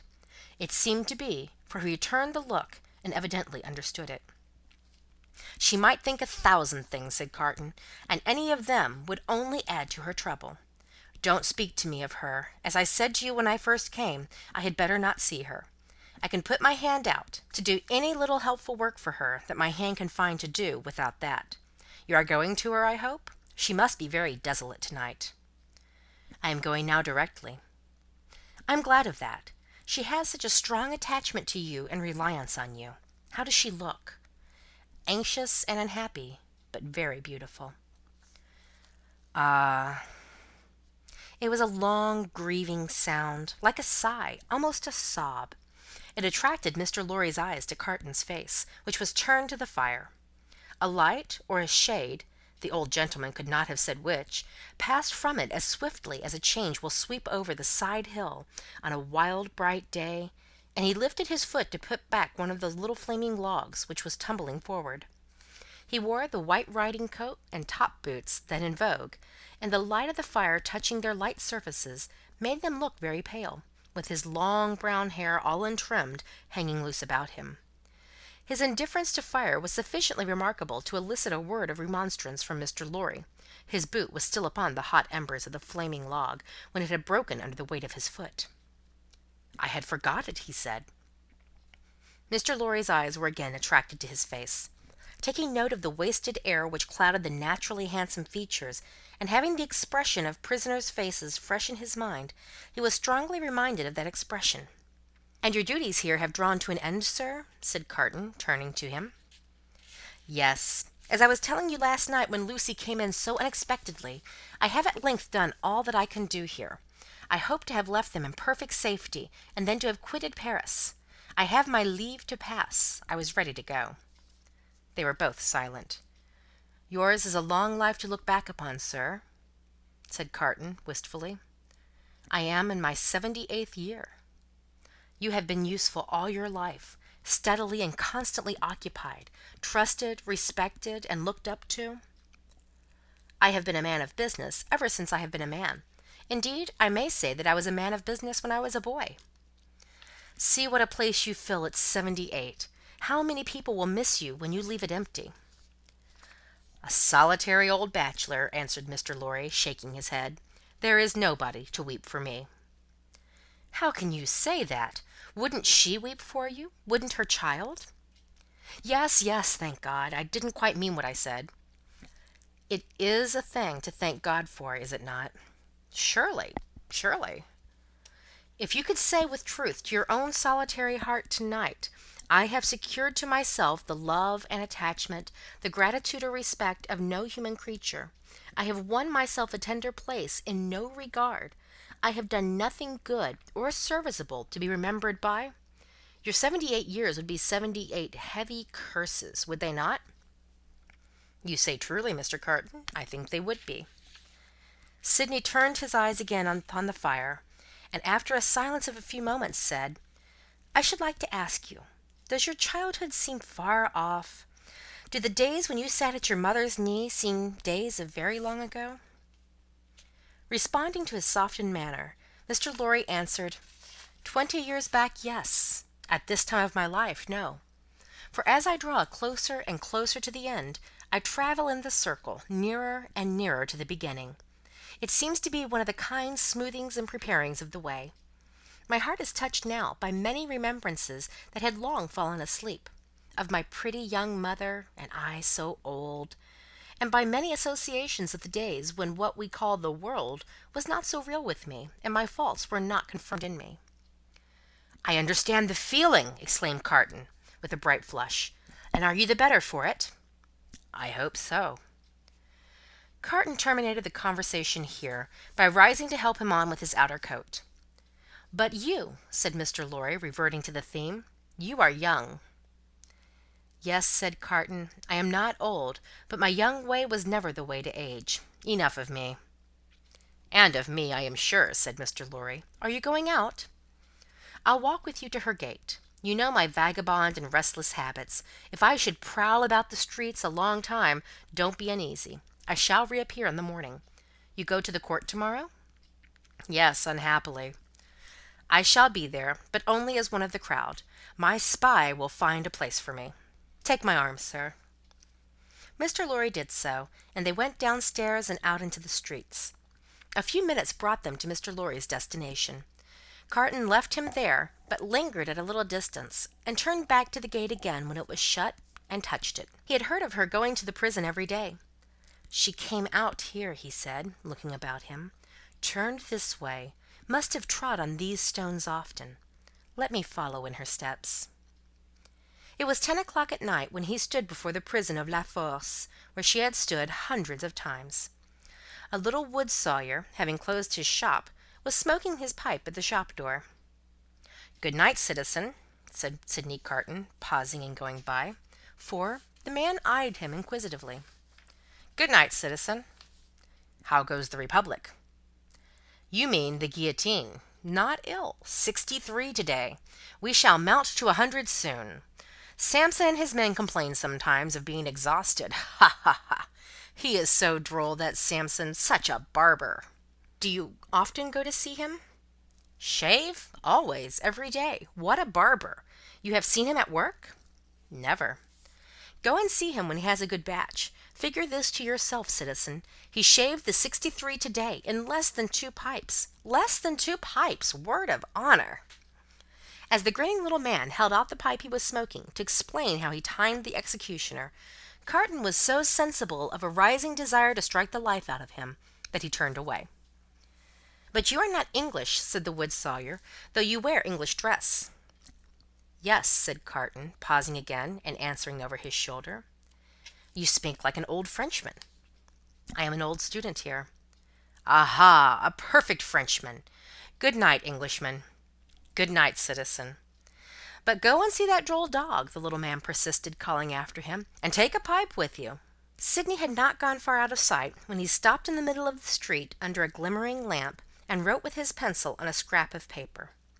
Then, traversing with the decided step of one who remembered the way well, several dark and dirty streets, much dirtier than usual, for the best public thoroughfares remained uncleansed in those times of terror, he stopped at his chemist's shop, which the owner was closing with his own hands. A small, dim, crooked shop, kept in tortuous uphill thoroughfare, by a small, dim, crooked man. Giving this citizen, too, good night, as he confronted him at his counter, he laid the scrap of paper before him. "Whew!" the chemist whistled softly as he read it. "Hi, hi, hi!" Sydney Carton took no heed, and the chemist said, "For you, citizen?" "For me." "You will be careful to keep them separate, citizen. You know the consequences of mixing them?" "Perfectly." Certain small packets were made and given to him. He put them one by one in the breast of his inner coat, counted out the money for them, and deliberately left the shop. "There is nothing more to do," said he, glancing upwards at the moon, "until to-morrow. I can't sleep." It was not a reckless manner, the manner in which he said these words aloud under the fast-sailing clouds, nor was it more expressive of negligence than defiance. It was the settled manner of a tired man who had wandered and struggled and got lost, but who at length struck into his road and saw its end. Long ago, when he had been famous among his early editors as a youth of great promise, he had followed his father to the grave. His mother had died years before. These solemn words, which had been read at his father's grave, arose in his mind as he went down the dark streets, among the heavy shadows, with the moon and the clouds sailing on high above him. I am the resurrection and the life, saith the Lord. He that believeth in me, though he were dead, yet shall he live. And whosoever liveth and believeth in me shall never die. In a city dominated by the axe, alone at night, with natural sorrow rising in him for the 63 who had been that day put to death, and for tomorrow's victims then awaiting their doom in the prisons, and still of tomorrows and tomorrows, the chain of association that brought the words home, like a rusty old ship's anchor from the deep, might have been easily found. He did not seek it, but repeated them and went on. With a solemn interest in the lighted windows where the people were going to rest, forgetful through a few calm hours of the horrors surrounding them, in the towers of the churches, where no prayers were said, for the popular revulsion had even travelled that length of self-destruction from years of priestly impostors, plunderers, and profligates, in the distant burial places reserved, as they wrote upon the gates, for eternal sleep, in the abounding gales, and in the streets along which the 60s rolled to a death which had become so common and material, that no sorrowful story of a haunting spirit ever arose among the people out of all the working of the guillotine. With a solemn interest in the whole life and death of the city settling down to its short nightly pause in fury, Sydney Carton crossed the Seine again for the lighter streets. Few coaches were abroad, for riders and coaches were liable to be suspected, and gentility hid its head in red nightcaps, and put on heavy shoes, and trudged. But the theatres were all well filled, and the people poured cheerfully out as he passed, and went chatting home. At one of the theatre doors there was a little girl with a mother, looking for a way across the street through the mud. He carried the child over, and before the timid arm was loosed from his neck, asked her for a kiss. I am the resurrection and the life, saith the Lord.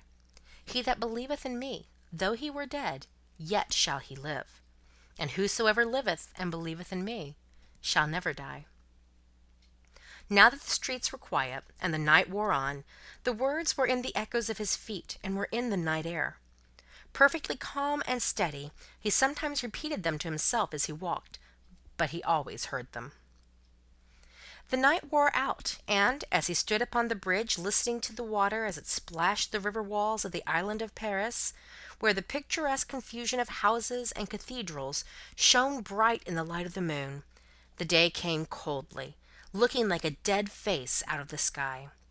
Then the night, with the moon and the stars, turned pale and died, and for a little while it seemed as if creation were delivered over to death's dominion. But the glorious sun rising seemed to strike those words, that burden of the night, straight and warm to his heart in its long bright rays, and looking along them with reverently shaded eyes, a bridge of light appeared to span the air between him and the sun, while the river sparkled under it. The strong tide, so swift, so deep and certain, was like a congenial friend in the morning stillness. He walked by the stream, far from the houses, and in the light and warmth of the sun fell asleep on the bank. When he awoke and was afoot again, he lingered there yet a little longer, watching an eddy that turned and turned, purposeless, until the stream absorbed it and carried it on to the sea. Like me. A trading boat, with a sail of softened colour of a dead leaf, then glided into his view, floated by him, and died away. As its silent track in the water disappeared, the prayer that had broken up out of his heart for merciful consideration of all his poor blindnesses and errors ended in the words, I am the resurrection and the life. Mr. Lorry was already out when he got back, and it was easy to surmise where the old man was gone. Sydney Carton drank nothing but a little coffee, ate some bread, and having washed and changed to refresh himself, went out to the place of trial. The court was all astir and abuzz when the black sheep, whom many fell away from in dread, pressed him into an obscure corner among the crowd. Mr. Lorry was there, and Dr. Manette was there. She was there, sitting beside her father. When her husband was brought in, she turned to look upon him, so sustaining, so encouraging, so full of admiring love and pitying tenderness, yet so courageous for his sake, that it called the healthy blood into his face, brightened his glance and animated his heart. If there had been any eyes to notice the influence of her look on Sydney Carton, it would have been seen to be the same influence exactly. Before that unjust tribunal there was little or no order of procedure, ensuring to any accused person any reasonable hearing. There could have been no such revolution if all laws, forms, and ceremonies had not first been so monstrously abused that the suicidal vengeance of the Revolution was to scatter them all to the winds. Every eye was turned to the jury. The same determined patriots and good republicans as yesterday and the day before and tomorrow and the day after. Eager and prominent among them, one man with a craving face, his fingers perpetually hovering about his lips, whose appearance gave great satisfaction to the spectators. A life-thirsting, cannibal-looking, bloody-minded juryman, the Jacques III of Saint Antoine, the whole jury as a jury of dogs, enameled to try the deer. Every eye then turned to the 5 judges and the public prosecutor. No favourable leaning in that quarter to-day. A fell, uncompromising, murderous business meaning there. Every eye then sought some other eye in the crowd, and gleamed at it approvingly, and heads nodded at one another before bending forward with a strained attention. Charles Evrémonde called Darnay, released yesterday, reaccused and retaken yesterday. Indictment delivered to him last night. Suspected and denounced enemy of the Republic. Aristocrat, one of a family of tyrants, one of a race proscribed, for that they had used their abolished privileges to the infamous oppression of the people. Charles Evrémonde called Darnay, in right of such proscription, absolutely dead in law. To this effect, in as few or fewer words, the public prosecutor. The President asked, was the accused openly denounced or secretly? Openly, President. By whom? 3 voices. Ernest Defarge, wine-vintner of Saint Antoine. Good. Thérèse Defarge, his wife. Good. Alexandre Manette, physician. An uproar took place in the court, and in the midst of it, Dr. Manette was seen, pale and trembling, standing where he had been seated. President, I indignantly protest to you that this is a forgery and a fraud. You know the accused to be the husband of my daughter. My daughter, and those dear to her, are far dearer to me than my life. Who and where is the false conspirator who says that I denounce the husband of my child? Citizen Manette, be tranquil. To fail in submission to the authority of the tribunal would be to put yourself out of law. As to what is dearer to you than life, nothing can be so dear to a good citizen as the Republic. Loud acclamations hailed this rebuke. The President rang his bell, and with warmth resumed. If the Republic should demand of you the sacrifice of your child herself, you would have no duty but to sacrifice her. Listen to what is to follow. In the meantime, be silent. Frantic acclamations were again raised. Dr. Manette sat down, with his eyes looking around and his lips trembling. His daughter drew closer to him.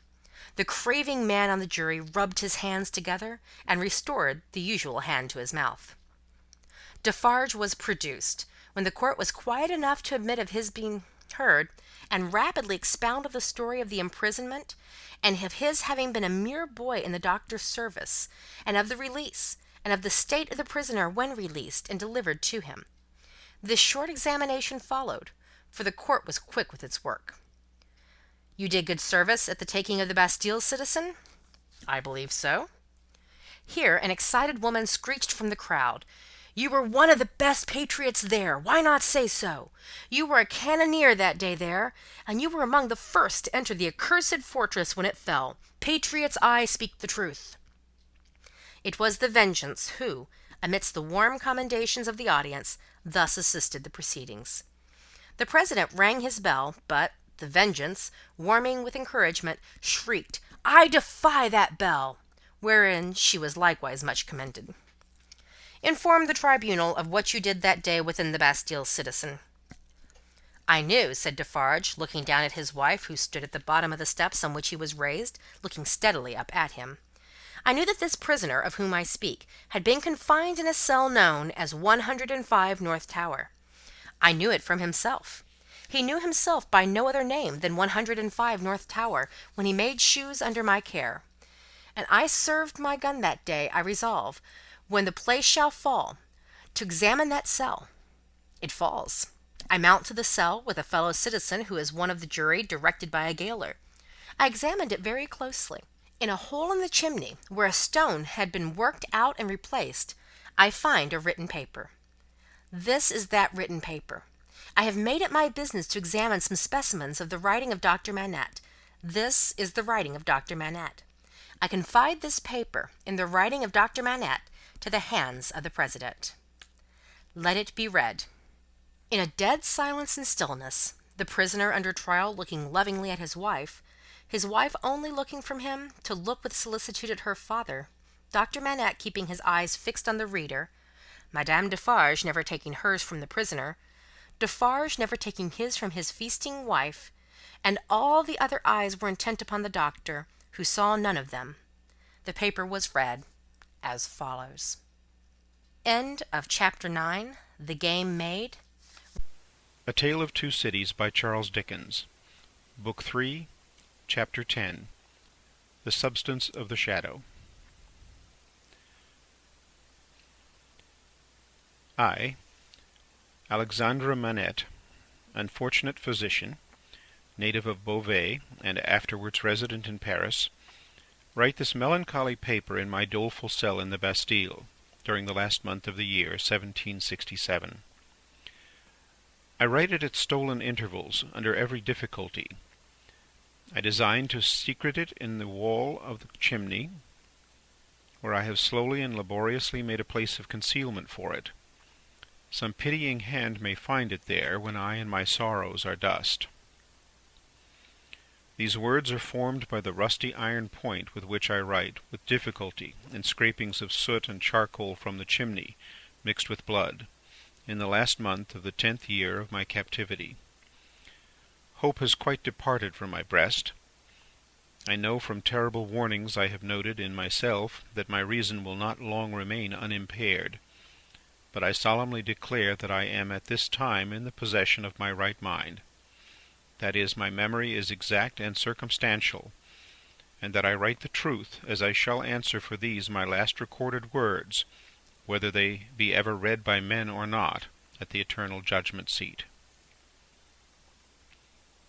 One cloudy moonlight night, in the 3rd week of December, I think the 22nd of the month, in the year 1757, I was walking on a retired part of the quay, by the Seine, for the refreshment of the frosty air, at an hour's distance from my place of residence, in the street of the School of Medicine, when a carriage came along behind me, driven very fast. As I stood aside to let that carriage pass, apprehensive that it might otherwise run me down, a head was put out at the window, and a voice called to the driver to stop. The carriage stopped as soon as the driver could rein in his horses, and the same voice called to me by my name. I answered. The carriage was then so far in advance of me that the 2 gentlemen had time to open the door and alight before I came up with it. I observed that they were both wrapped in cloaks, and appeared to conceal themselves. As they stood side by side near the carriage door, I also observed that they both looked of about my own age, or rather younger, and that they were greatly alike, in stature, manner, voice, and, as far as I could see, face too. "You are Dr. Manette?" said one. "I am." "Dr. Manette, formerly of Beauvais?" said the other. "The young physician, originally an expert surgeon, who within the last year or 2 has made a rising reputation in Paris?" "Gentlemen," I returned, "I am that Dr. Manette of whom you speak so graciously."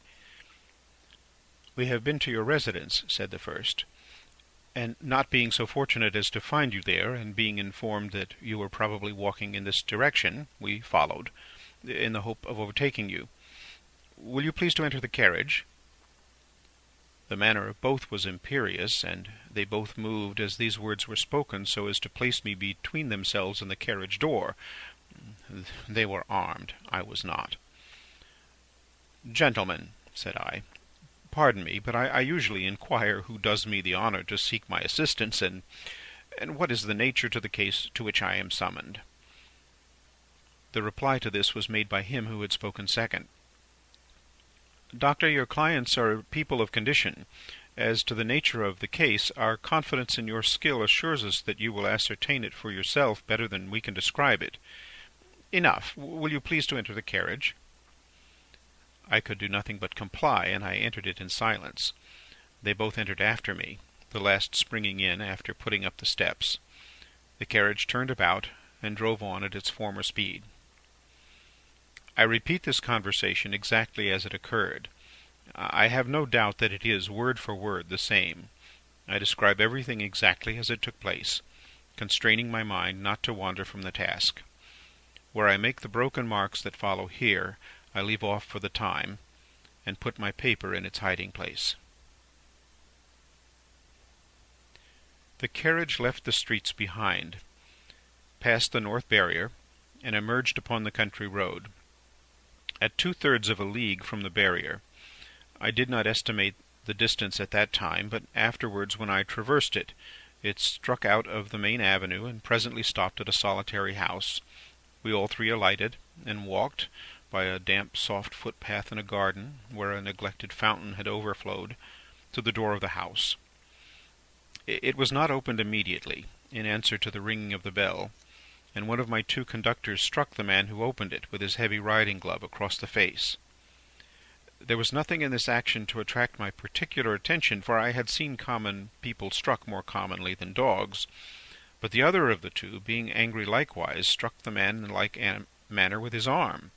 The look and bearing of the brothers were then so exactly alike, I then first perceived them to be twin brothers. From the time of our alighting at the outer gate, which we found locked, and which one of the brothers had opened to admit us and had re-locked, I had heard cries proceeding from an upper chamber. I was conducted to this chamber straight, the cries growing louder as we ascended the stairs, and I found a patient in a high fever of the brain lying on a bed. The patient was a woman of great beauty, and young, assuredly not much past 20. Her hair was torn and ragged, and her arms were bound to her sides with sashes and handkerchiefs. I noticed that these bonds were all portions of a gentleman's dress. On one of them, which was a fringed scarf for a dress of ceremony, I saw the armorial bearings of a noble, and the letter E.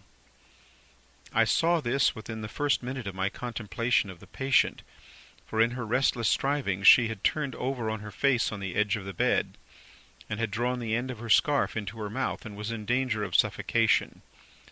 My first act was to put out my hand to relieve her breathing, and in moving the scarf aside, the embroidery in the corner caught my sight. I turned her gently over, placed my hands upon her breast to calm her and keep her down, and looked into her face.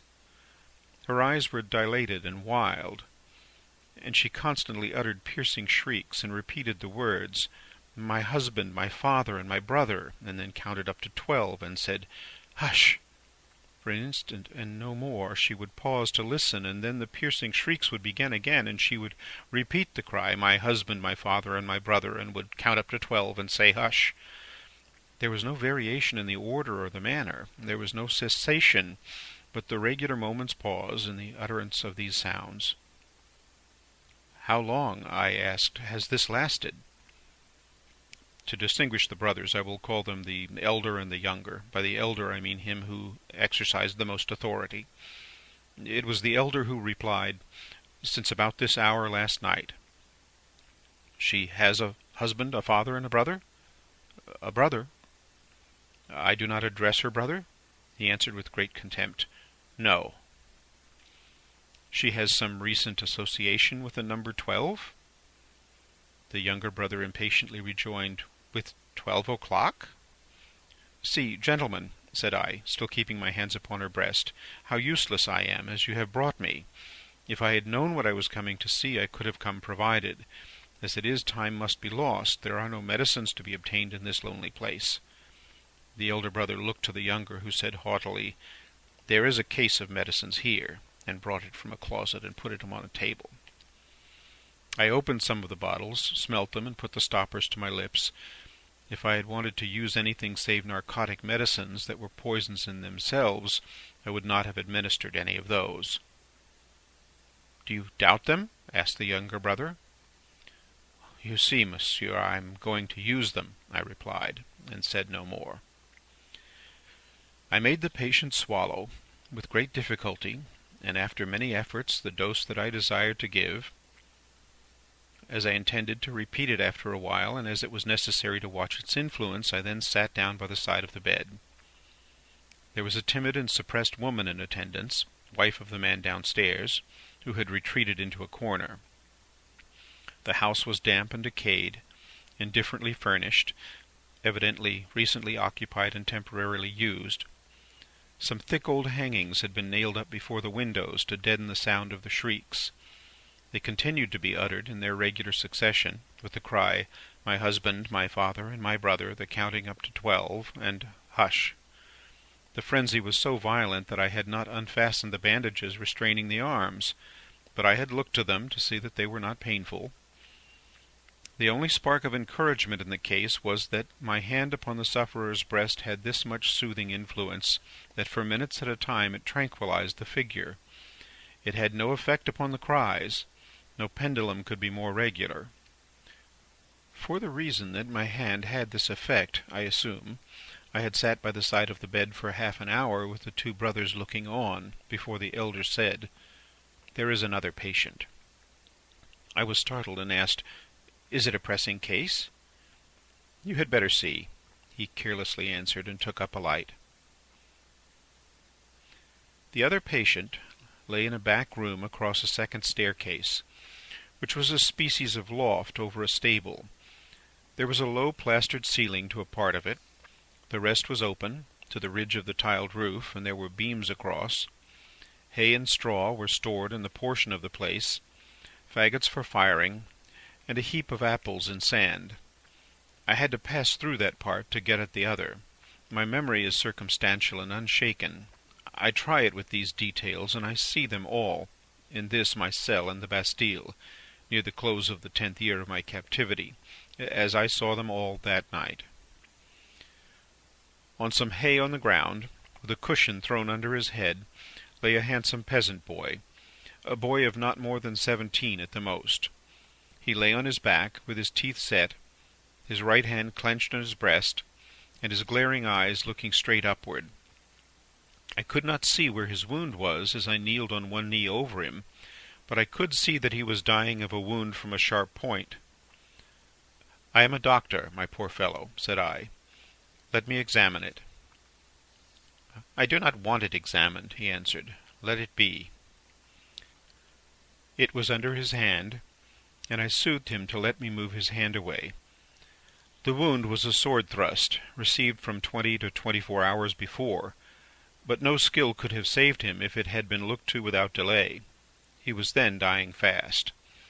As I turned my eyes to the elder brother, I saw him looking down at this handsome boy whose life was ebbing out, as if he were a wounded bird, or hare, or rabbit, not at all as if he were a fellow creature. "How has this been done, monsieur?" said I. "A crazed young common dog, a serf, forced my brother to draw upon him, and has fallen by my brother's sword, like a gentleman." There was no touch of pity, sorrow, or kindred humanity in this answer. The speaker seemed to acknowledge that it was inconvenient to have that different order of creature dying there, and that it would have been better if he had died in the usual obscure routine of his vermin kind. He was quite incapable of any compassionate feeling about the boy, or about his fate. The boy's eyes had slowly moved to him as he had spoken, and they now slowly moved to me. "Doctor, they are very proud, these nobles, but we common dogs are proud too sometimes. They plunder us, outrage us, beat us, kill us, but we have a little pride left sometimes. Have you seen her, doctor?"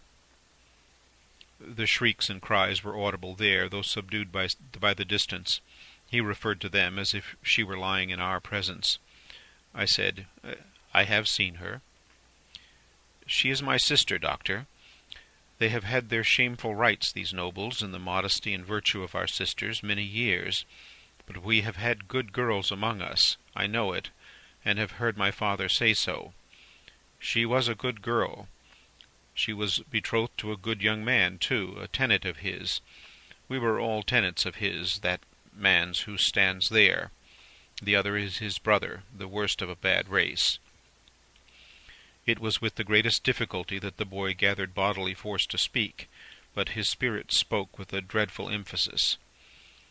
"We were so robbed by that man who stands there, as all we common dogs are by those superior beings, taxed by him without mercy, obliged to work for him without pay, obliged to grind our corn at his mill, obliged to feed scores of his tame birds on our wretched crops, and forbidden for our lives to keep a single tame bird of our own, pillaged and plundered to that degree that when we chanced to have a bit of meat we ate it in fear, with the door barred and the shutters closed, so his people should not see it and take it from us. I say we were so robbed and hunted, and were made so poor, that our father told us it was a dreadful thing to bring a child into the world, and that what we should pray most for was that our women might be barren, and our miserable race die out." I had never before seen the sense of being oppressed, bursting forth like a fire. I had supposed that it must be latent in the people somewhere, but I had never seen it break out until I saw it in the dying boy. "Nevertheless, doctor, my sister married. He was ailing at that time, poor fellow, and she married her lover that she might tend and comfort him in our cottage, our dog hut, as that man would call it. She had not been married many weeks when that man's brothers saw her and admired her and asked that man to lend her to him, for what are husbands among us? He was willing enough, but my sister was good and virtuous, and hated his brother with a hatred as strong as mine. What did the two then to persuade her husband to use his influence with her, to make her willing?" The boy's eyes, which had been fixed on mine, slowly turned to the looker-on, and I saw in the two faces that all he said was true, the two opposing kinds of pride confronting one another. I can see, even in this Bastille, the gentleman's all negligent and indifference, the peasant's all trodden down sentiment and passionate revenge. You know, doctor, that it is among the rights of these nobles to harness us common dogs to carts and drive us. They so harnessed him and drove him. You know that it is among their rights to keep us in their grounds all night, quieting the frogs, in order that their noble sleep may not be disturbed. They kept him out in the unwholesome mists at night, and ordered him back into his harness in the day, but he was not persuaded. No, taken out of harness one day at noon to feed, if he could find food he sobbed 12 times, once for every stroke of the bell, and died on her bosom. Nothing human could have held life in the boy but his determination to tell all his wrong. He forced back the gathering shadows of death, as he forced his clenched right hand to remain clenched and to cover his wound. Then, with that man's permission, and even with his aid, his brother took her away. In spite of what I know, she must have told his brother, and what that is will not be long unknown to you, doctor, if it is now. His brother took her away for his pleasure and diversion for a little while. I saw her pass me on the road. When I took the tidings home, our father's heart burst. He never spoke one of the words that filled it. I took my young sister, for I have another, to a place beyond the reach of this man, and where at least she will never be his vassal. Then I tracked the brother here, and last night climbed in, a common dog, but sword in hand. Where is the loft window? It was somewhere here. The room was darkening to his sight. The world was narrowing around him. I glanced about me and saw that the hay and straw were trampled over the floor as if there had been a struggle. She heard me and ran in. I told her not to come near us until he was dead. He came in and first tossed me some pieces of money, then struck at me with a whip. But I, though a common dog, so struck at him as to make him draw. Let him break into as many pieces as he will, the sword that he stained with my common blood he drew to defend himself, thrust at me with all his skill for his life. My glance had fallen but a few moments before on the fragments of a broken sword lying among the hay. The weapon was a gentleman's. In another place lay an old sword that seemed to have been a soldier's. "Now lift me up, doctor. Lift me up. Where is he?" "He is not here," I said, supporting the boy, and thinking that he referred to the brother. "He? Proud as these nobles are, he is afraid to see me. Where's the man who was here? Turn my face to him." I did so, raising the boy's head against my knee, but invested for the moment with extraordinary power, he raised himself completely, obliging me to rise too, or I could not have still supported him. "Marquis," said the boy, turned to him with his eyes open wide, and with his right hand raised, "in the days when all these things are to be answered for, I summon you and yours to the last of your bad race to answer for them. I mark this cross of blood upon you as a sign that I do it. In the days when all these things are to be answered for, I summon your brother, the worst of the bad race, to answer for them separately. I mark this cross of blood upon him as a sign that I do it." Twice he put his hand to the wound in his breast, and with his forefinger drew a cross in the air. He stood for an instant with the finger yet raised, and as it dropped, he dropped with it, and I laid him down dead.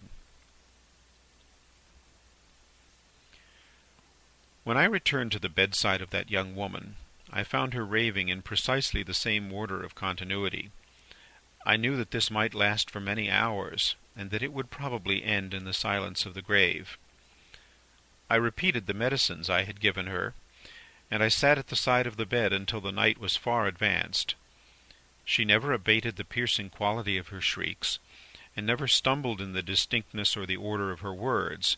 They were always, "My husband, my father, and my brother. 1, 2, 3, 4, 5, 6, 7, 8, 9, 10, 11, 12. Hush." This lasted 26 hours from the time when I first saw her. I had come and gone twice, and was again sitting by her when she began to falter. I did what little could be done to assist that opportunity, and by she sank into a lethargy and lay like the dead. It was as if the wind and rain had lulled at last after a long and fearful storm. I released her arms, and called the woman to assist me to compose her figure in the dress she had torn.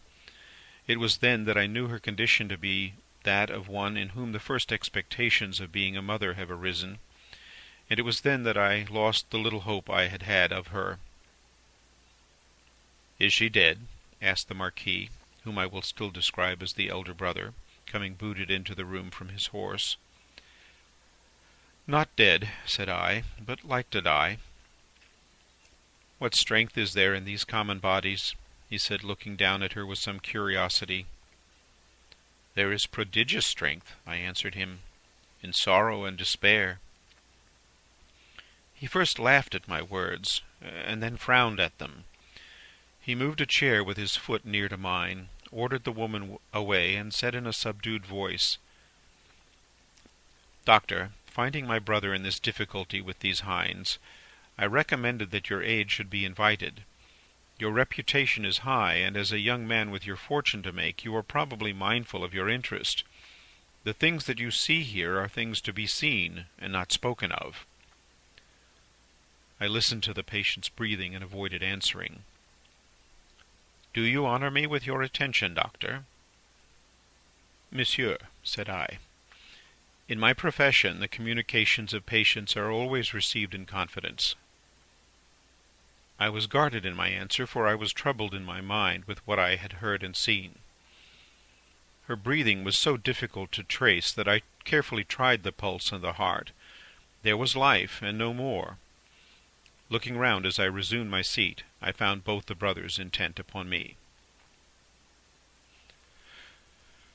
"I write with so much difficulty. The cold is so severe. I am so fearful of being detected and consigned to an underground cell and total darkness that I must abridge this narrative. There is no confusion or failure in my memory. It can recall and could detail every word that was ever spoken between me and those brothers. She lingered for a week. Towards the last, I could understand some few syllables that she said to me by placing my ear close to her lips. She asked me where she was, and I told her. Who I was, and I told her. It was in vain that I asked her for her family name. She faintly shook her head upon the pillow and kept her secret as the boy had done. I had no opportunity of asking her any question until I had told the brothers she was sinking fast and could not live another day. Until then, though no one was ever presented to her consciousness save the woman and myself, one or other of them had always jealously sat behind the curtain at the head of the bed when I was there. But when it came to that, they seemed careless what communication I might hold with her, as if, the thought passed through my mind, I were dying too. I always observed that their pride bitterly resented the younger brothers, as I call him, having crossed swords with a peasant, and that peasant a boy. The only consideration that appeared to affect the mind of either of them was the consideration that this was highly degrading to the family, and was ridiculous. As often as I caught the younger brother's eyes, their expression reminded me that he disliked me deeply, for knowing what I knew from the boy. He was smoother and more polite to me than the elder, but I saw this.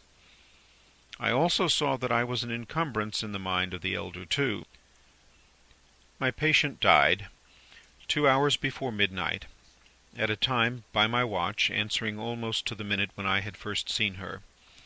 I was alone with her when her forlorn young head drooped gently on one side, and all her earthly wrongs and sorrows ended. The brothers were waiting in a room downstairs, impatient to ride away.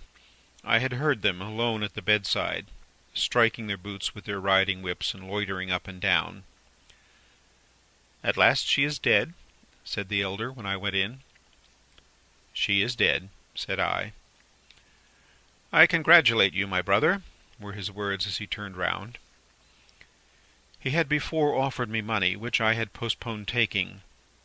He now gave me a rouleau of gold. I took it from his hand, but laid it on the table. I had considered the question, and had resolved to accept nothing. "Pray excuse me," said I. "Under the circumstances, no." They exchanged looks, but bent their heads to me as I bent mine to them, and we parted without another word on either side.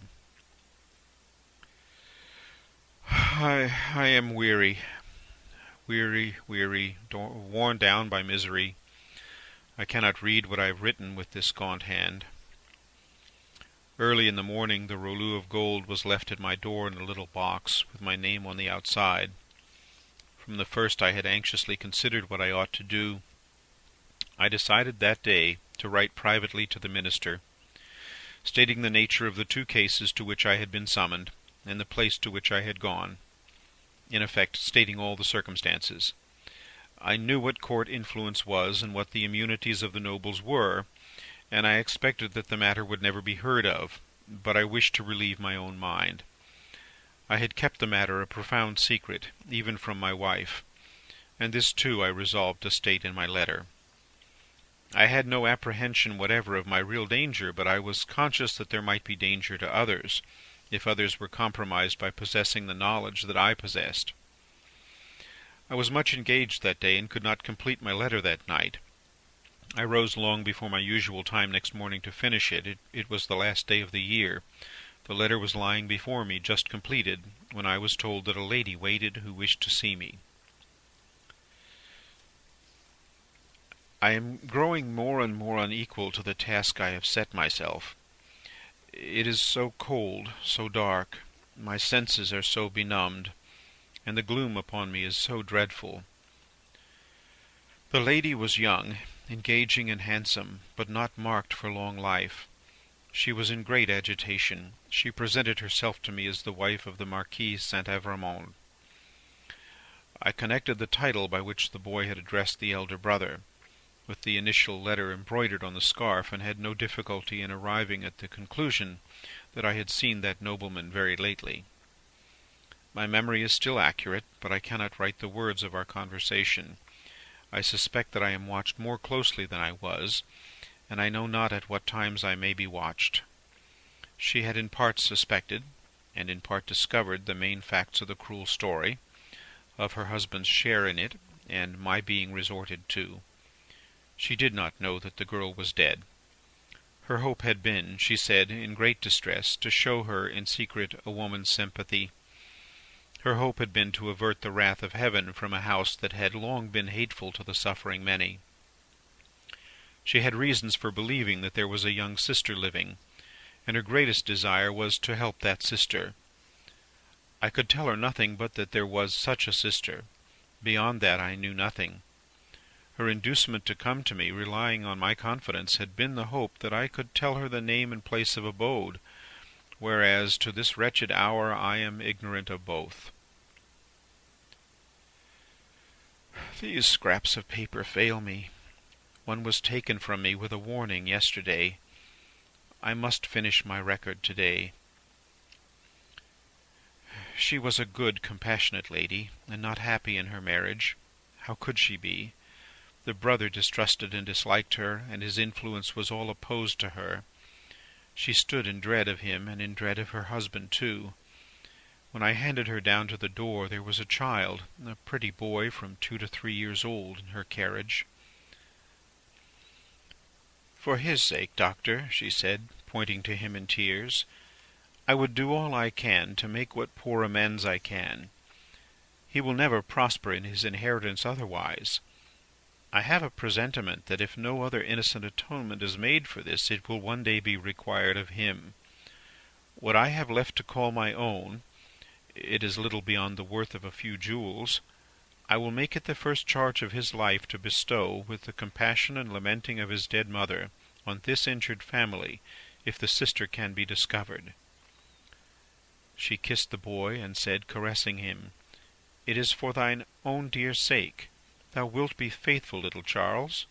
The child answered her bravely, "Yes." I kissed her hand, and she took him in her arms and went away caressing him. I never saw her more. As she had mentioned her husband's name in the faith that I knew it, I added no mention of it to my letter. I sealed my letter, and not trusting it out of my own hands, delivered it myself that day. That night, the last night of the year, towards 9 o'clock, a man in black dress rang at my gate, demanded to see me, and softly followed my servant, Ernest Defarge, a youth, upstairs. When my servant came into the room where I sat with my wife— oh, my wife, beloved of my heart, my fair young English wife— we saw the man, who was supposed to be at the gate, standing silent behind him. "An urgent case in the Rue Saint-Honoir," he said. "It would not detain me. He had a coach in waiting." It brought me here. It brought me to my grave. When I was clear of the house, a black muffler was drawn tightly over my mouth from behind, and my arms were pinioned. The two brothers crossed the road from a dark corner, and identified me with a single gesture. The Marquis took from his pocket the letter I had written, showed it to me, burnt it in the light of a lantern that was held, and extinguished the ashes with his foot. Not a word was spoken. I was brought here. I was brought to my living grave. If it had pleased God to put it in the hard heart of either of the brothers, in all these frightful years, to grant me any tidings of my dearest wife, so much as to let me know by a word whether alive or dead, I might have thought that he had not quite abandoned them. But now I believe that the mark of the Red Cross is fatal to them, and that they have no part in his mercies, and them and their descendants to the last of their race, I, Alexandre Manette, unhappy prisoner, do this last night of the year 1767, in my unbearable agony, denounce to the times when all these things shall be answered for. I denounce them to heaven and to earth. A terrible sound arose when the reading of this document was done, a sound of craving and eagerness that had nothing articulate in it but blood. The narrative called up the most revengeful passions of the time, and there was not a head in the nation but must have dropped before it. Little need, in the presence of that tribunal and that auditory, to show how the Defarges had not made the paper public, with the other captured Bastille memorials borne in procession, and had kept it, biding their time. Little need to show this detested family name had long been anathematized by Saint Antoine, and was wrought into the fatal register. The man never trod ground whose virtues and services would have sustained him in that place that day against such denunciation. And all the worse for the doomed man, that the denouncer was a well-known citizen, his own attached friend, the father of his wife. One of the frenzied aspirations of the populace was for imitations of the questionable public virtues of antiquity, and for sacrifices and self-immolations on the people's altar. Therefore, when the President said, else had his own head quivered on his shoulders, that the good physician of the Republic would deserve better still of the Republic by rooting out an obnoxious family of aristocrats, and would doubtless feel a sacred glow and joy in making his daughter a widow and her child an orphan, there was wild excitement, patriotic fervour, not a touch of human sympathy. "Much influence around him has that doctor," murmured Madame Defarge, smiling to The Vengeance. "Save him now, my doctor, save him." At every juryman's vote there was a roar, another and another, roar and roar. Unanimously voted. At heart and by descent an aristocrat, an enemy of the Republic, a notorious oppressor of the people. Back to the Conciergerie, and death within 24 hours. End of Book 3, Chapter 10. A Tale of Two Cities, by Charles Dickens. Book 3, Chapter 11, Dusk. The wretched wife of the innocent man thus doomed to die fell under the sentence as if she had been mortally stricken. But she uttered no sound, and so strong was the voice within her, representing that it was she of all the world who must uphold him in his misery, and not augment it, that it quickly raised her, even from that shock. The judges, having to take part in a public demonstration out of doors, the tribunal adjourned. The quick noise and movement of the court's emptying itself by many passengers had not ceased, when Lucy stood stretching out her arms towards her husband, with nothing in her face but love and consolation.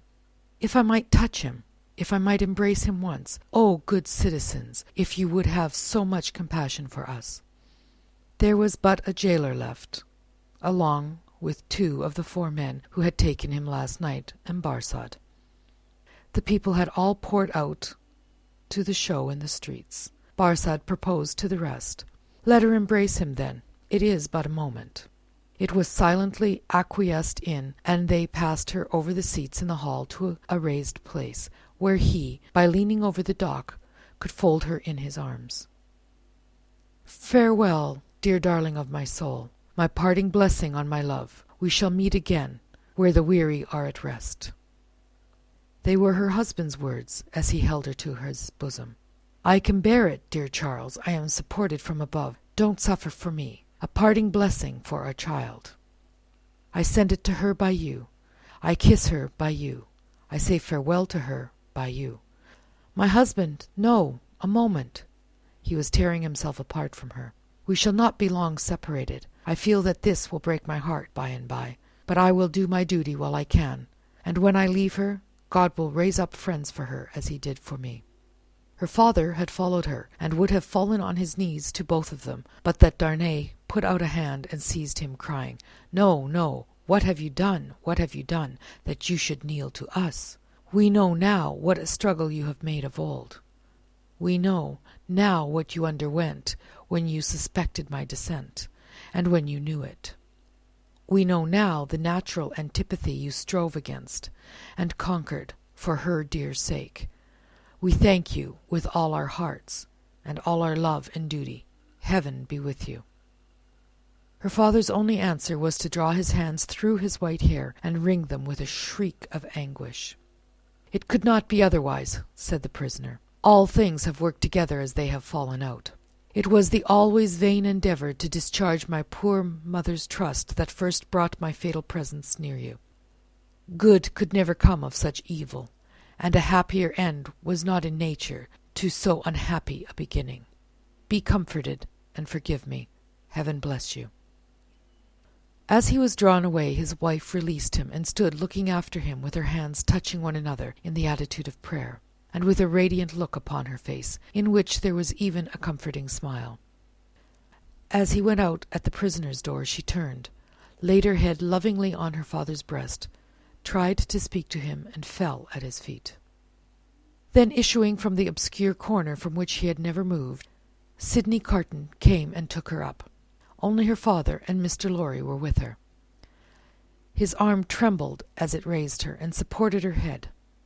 Yet there was an air about him that was not all of pity, that had a flush of pride in it. "Shall I take her to a coach? I shall never feel her weight." He carried her lightly to the door, and laid her tenderly down in a coach. Her father and their old friend got into it, and he took his seat beside the driver. When they arrived at the gateway, where he had paused in the dark not many hours before, to picture to himself on which of the rough stones of the street her feet had trodden, he lifted her again, and carried her up the staircase to their rooms. There he laid her down on a couch, where her child and Miss Pross wept over her. "Don't recall her to herself," he said softly to the latter. "She is better so. Don't revive her to consciousness while she only faints." "Oh, Carton! Carton! Dear Carton!" cried little Lucy, springing up and throwing her arms passionately round him in a burst of grief. "Now that you have come, I think you will do something to help mamma, something to save papa. Oh, look at her, dear Carton! Can you, of all people who love her, bear to see her so?" He bent over the child, and laid her blooming cheek against his face. He put her gently from him, and looked at her unconscious mother. "Before I go," he said, and paused, "I may kiss her?" It was remembered afterwards that when he bent down and touched her face with his lips, he murmured some words. The child, who was nearest to him, told them afterwards, and told her grandchildren when she was a handsome old lady, that she heard him say, "A life you love." When he had gone out into the next room, he turned suddenly on Mr. Lorry and her father, who were following, and said to the latter, "You had great influence but yesterday, Dr. Manette. Let it at least be tried. These judges and all the men in power are very friendly to you, and very recognizant of your services, are they not?" "Nothing connected with Charles was concealed from me. I had the strongest assurances that I should save him, and I did." He returned the answer in great trouble, and very slowly. "Try them again.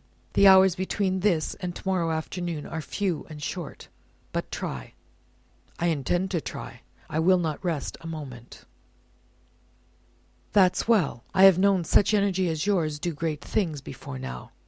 Though never," he added, with a smile and a sigh together, "such great things as this. But try." Of little worth as life is, when we misuse it, it is worth that effort. It would cost nothing to lay down, if it were not. "I will go," said Dr. Manette, "to the prosecutor and the president straight, and I will go to others whom it is better not to name. I will write, too, but stay. There is a celebration in the streets, and no one will be accessible until dark." "That's true. Well, it is a forlorn hope at best, and not much more the forlorner for being delayed till dark. I should like to know how you speed, though, mind, I expect nothing. When are you likely to have seen these dread powers, Dr. Manette?" "Immediately after dark, I should hope. Within an hour or two from this." "It will be dark soon after 4. Let us stretch the hour or two. If I go to Mr. Lorry's at 9, shall I hear what you have done, either from our friend or from yourself?" "Yes. May you prosper." Mr. Lorry followed Sydney to the outer door, and, touching him on the shoulder as he was going away, caused him to turn. "I have no hope," said Mr. Lorry, in a low and sorrowful whisper. "Nor have I. If any one of these men, or all of these men, were disposed to spare him, which is a large supposition, for what is his life or any man's to them? I doubt if they durst spare him after the demonstration in the court. And so do I. I heard the fall of the axe in that sound. Mr. Lorry leaned his arm upon the door-post, and bowed his face upon it. "Don't despond," said Carton very gently. "Don't grieve. I encouraged Dr. Manette in this idea, because I felt that it might one day be consolatory to her. Otherwise, she might think his life was want only thrown away or wasted, and that might trouble her."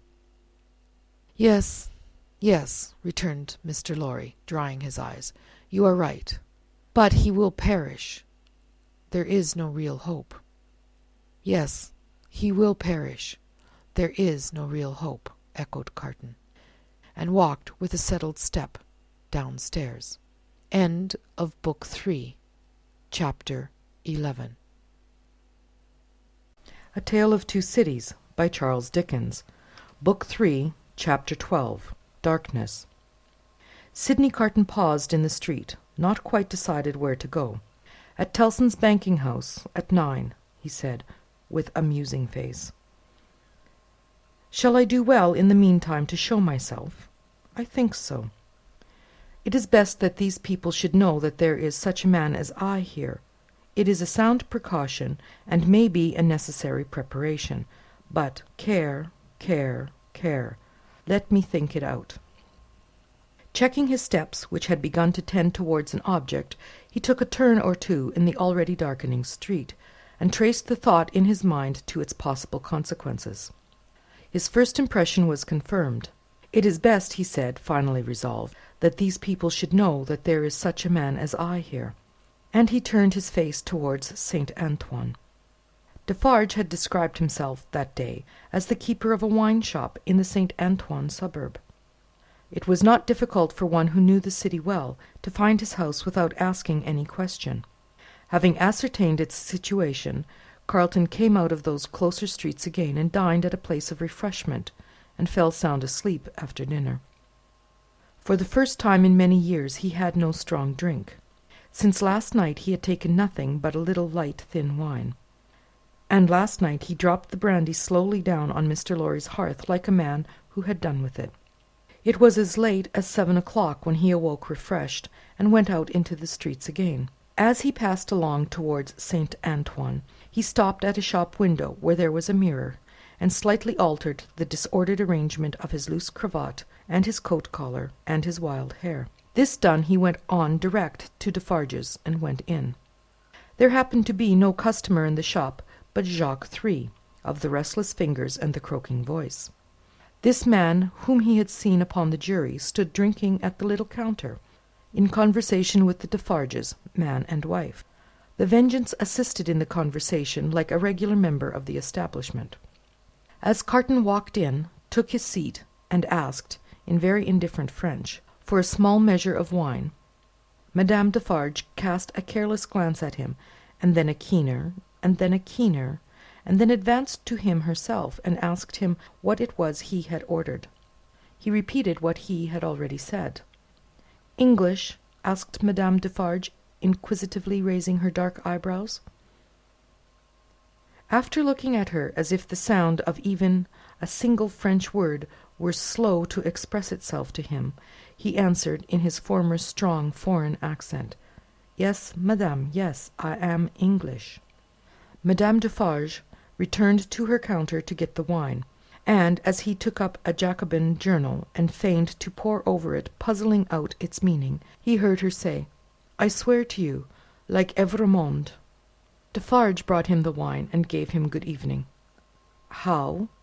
Good evening. Oh, good evening, citizen," filling his glass. "Ah, and good wine. I drink to the Republic." Defarge went back to the counter and said, "Certainly a little like." Madame sternly retorted, "I tell you, a good deal like." Jacques 3 pacifically remarked, "He is so much in your mind, you see, madame." The amiable Vengeance added with a laugh, "Yes, my faith, and you are looking forward with so much pleasure to seeing him once more to-morrow." Carton followed the lines and words of his paper with a slow forefinger, and with a studious and absorbed face. They were all leaning their arms on the counter close together, speaking low.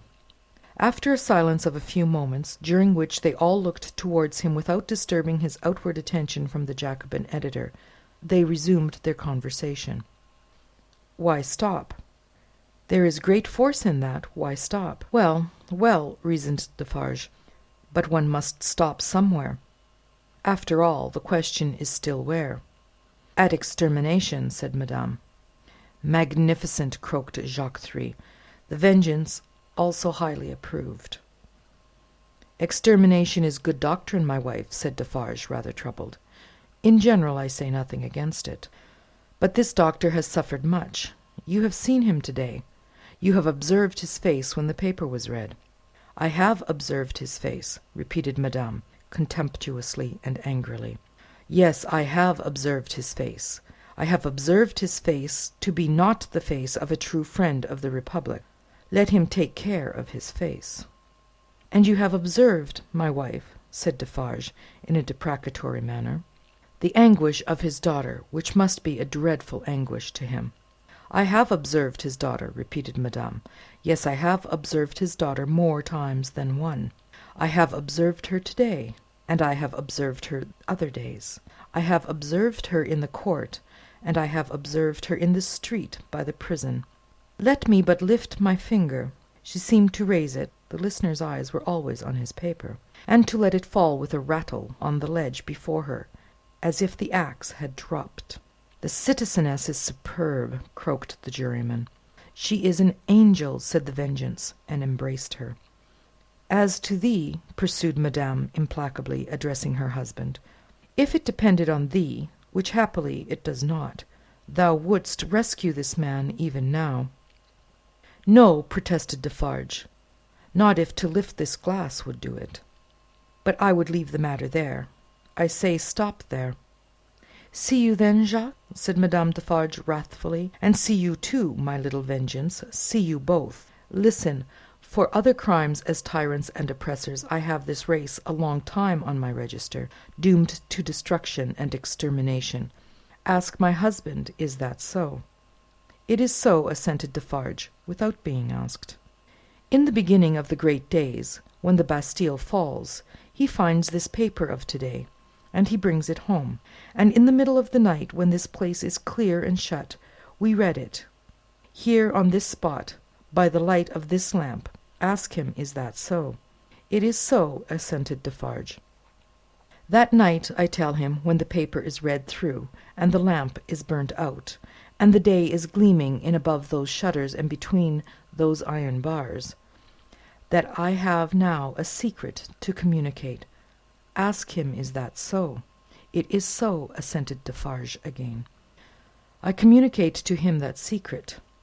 I smite this bosom with these two hands as I smite it now, and I tell him, Defarge, I was brought up among the fishermen of the seashore, and that peasant family so injured by those two Evremond brothers, as that Bastille paper describes, is my family.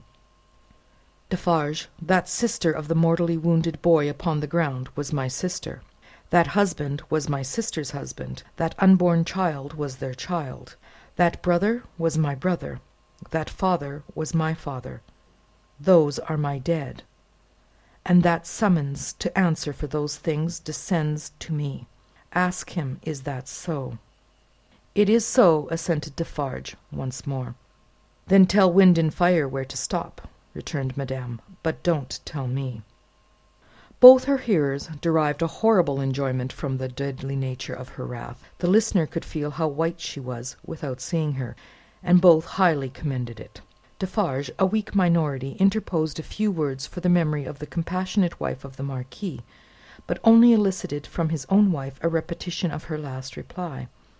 "Tell the wind and the fire where to stop, not me." Customers entered, and the group was broken up. The English customer paid for what he had had, perplexedly counted his change, and asked, as a stranger, to be directed towards the National Palace. Madame Defarge took him to the door, and put her arm on his in pointing out the road. The English customer was not without his reflections then that it might be a good deed to seize that arm, lift it, and strike under it sharp and deep. But he went his way, and was soon swallowed up in the shadow of the prison wall. At the appointed hour he emerged from it to present himself in Mr. Lorry's room again, where he found the old gentleman walking to and fro in restless anxiety. He said he had been with Lucy until just now, and had only left her for a few minutes to come and keep his appointment. Her father had not been seen since he quitted the banking-house towards 4 o'clock. She had some faint hopes that his mediation might save Charles, but they were very slight. He had been more than 5 hours gone. Where could he be? Mr. Lorry waited until 10, but Dr. Manette not returning, and he being unwilling to leave Lucy any longer, it was arranged that he should go back to her, and come to the banking-house again at midnight. In the meantime, Carton would wait alone by the fire for the doctor. He waited, and the clock struck 12, but Dr. Manette did not come back. Mr. Lorry returned, and found no tidings of him, and brought none. Where could he be? They were discussing this question, and were almost building up some weak structure of hope on his prolonged absence, when they heard him on the stairs. The instant he entered the room, it was plain that all was lost. Whether he had been to any one, or whether he had been all that time traversing the streets, was never known. As he stood staring at them, they asked him no questions, for his face told them everything. "I cannot find it," said he, "and I must have it. Where is it?" His head and throat were bare, and as he spoke, with a helpless look straying all around, he took his coat off and let it drop to the floor. "Where is my bench? I have been looking everywhere for my bench, and I can't find it. What have they done with my work? Time presses. I must finish those shoes." They looked at one another, and their hearts died within them. "Come, come," he said, in a whimpering, miserable way. "Let me get to work. Give me my work." Receiving no answer, he tore his hair and beat his feet upon the ground like a distracted child. "Don't torture a poor forlorn wretch," he implored them with a dreadful cry, "but give me my work. What is to become of us if those shoes are not done to-night?" Lost, utterly lost. It was so clearly beyond hope to reason with him, or try to restore him, that, as if by agreement, they each put a hand upon his shoulder, and soothed him to sit down before the fire, with a promise that he should have his work presently. He sank into the chair and brooded over the embers, and shed tears. As if all that had happened since the garret time were a momentary fancy or a dream, Mr. Lorry saw him shrink into the exact figure that Defarge had had in keeping. Affected and impressed with terror as they both were, by this spectacle of ruin, it was not a time to yield to such emotions. His lonely daughter, bereft of her final hope and reliance, appealed to them both too strongly. Again, as if by agreement, they looked at one another, with one meaning in their faces. Carton was the first to speak. "The last chance is gone. It was not much. Yes, he had better be taken to her. But before you go, will you for a moment steadily attend to me? Don't ask me why I make the stipulations I am going to make, and exact the promise I am going to exact. I have a reason, a good one." "I do not doubt it," answered Mr. Lorry. "Say on." The figure in the chair between them was all the time monotonously rocking itself to and fro, and moaning. They spoke in such a tone as they would have used if they had been watching by a sick-bed in the night. Carton stooped to pick up the coat, which lay almost entangling his feet. As he did so, a small case, in which the doctor was accustomed to carry the lists of his day's duties, fell lightly to the floor. Carton took it up, and there was a folded paper in it. "We should look at this," he said. Mr. Lorry nodded his consent. He opened it and exclaimed, "Thank God!" "What is it?" asked Mr. Lorry eagerly. "A moment. Let me speak of it in its place. First," he put his hand in his coat and took another paper from it. "That is the certificate which enables me to pass out of this city. Look at it, you see? Sydney Carton, an Englishman." Mr. Lorry held it open in his hand, gazing in his earnest face. "Keep it for me until to-morrow. I shall see him to-morrow, you remember, and I had better not take it into the prison." "Why not?" "I don't know. I prefer not to do so. Now take this paper that Dr. Manette has carried about him. It is a similar certificate, enabling him and his daughter and her child at any time to pass the barrier and the frontier, you see? Yes. Perhaps he obtained it as his last and utmost precaution against evil yesterday. When is it dated? But no matter. Don't stay to look. Put it up carefully with mine and your own. Now observe, I never doubted until within this hour or two that he had or could have had such a paper. It is good until recalled, but it may be soon recalled, and I have reason to think will be. They are not in danger? They are in great danger. They are in danger of denunciation by Madame Defarge. I know it from her own lips. I have overheard words of that woman's, to-night, which have presented their danger to me in strong colours. I have lost no time, and since then I have seen the spy. He confirms me. He knows that a Wood-Sawyer, living by the prison wall, is under the control of the Defarges, and has been rehearsed by Madame Defarge as to his having seen her, he never mentioned Lucy's name, making signs and signals to prisoners. It is easy to foresee that the pretence will be the common one, a prison plot, and that it will involve her life, and perhaps her child's, and perhaps her father's, for both have been seen with her at that place. Don't look so horrified. You will save them all. Heaven grant I may, Carton. But how? I am going to tell you how. It will depend on you, and it could depend on no better man. This new denunciation will certainly not take place until after tomorrow, probably not until 2 or 3 days afterwards, probably a week afterwards. You know, it is a capital crime to mourn for or sympathize with a victim of the guillotine. She and her father would unquestionably be guilty of this crime, and this woman, the inveteracy of whose pursuit cannot be described, would wait to add that strength to her case and make herself doubly sure. You follow me? So attentively, and with so much confidence in what you say, that for a moment I lose sight, touching the back of the doctor's chair, even of this distress. You have money, and can buy the means of travelling to the sea-coast as quickly as the journey can be made. Your preparations have been completed for some days to return to England. Early tomorrow have your horses ready, so that they may be in starting trim at 2 o'clock in the afternoon. It shall be done. His manner was so fervent and inspiring that Mr. Lorry caught the flame, and was as quick as youth. You are a noble heart. Did I say we could depend on no better man? Tell her to-night what you know of her danger, as involving her child and her father. Dwell upon that, for she would lay her own fair head beside her husband's cheerfully. He faltered for an instant, and then went on as before. For the sake of her child and her father, press upon her the necessity of leaving Paris, with them and you, at that hour. Tell her that it was her husband's last arrangement. Tell her that more depends on it than she dare believe or hope. You think her father, even in this sad state, will submit himself to her, do you not? I am sure of it. I thought so. Quietly and steadily have all these arrangements made in the courtyard here, even to the taking of your own seat in the carriage. The moment I come to you, take me in and drive away. I understand that I wait for you under all circumstances. You have my certificate in your hand with the rest, you know, and will reserve my place. Wait for nothing but to have my place occupied, and then for England. Why then, said Mr. Lorry, grasping his eager but so firm and steady hand, it does not all depend on one old man, but I shall have a young and ardent man at my side. By the help of heaven you shall. Promise me solemnly that nothing will influence you to alter the course on which we now stand pledged to one another. Nothing, Carton. Remember these words tomorrow.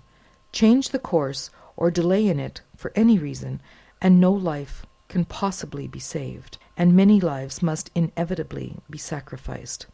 I will remember them. I hope to do my part faithfully, and I hope to do mine. Now good-bye.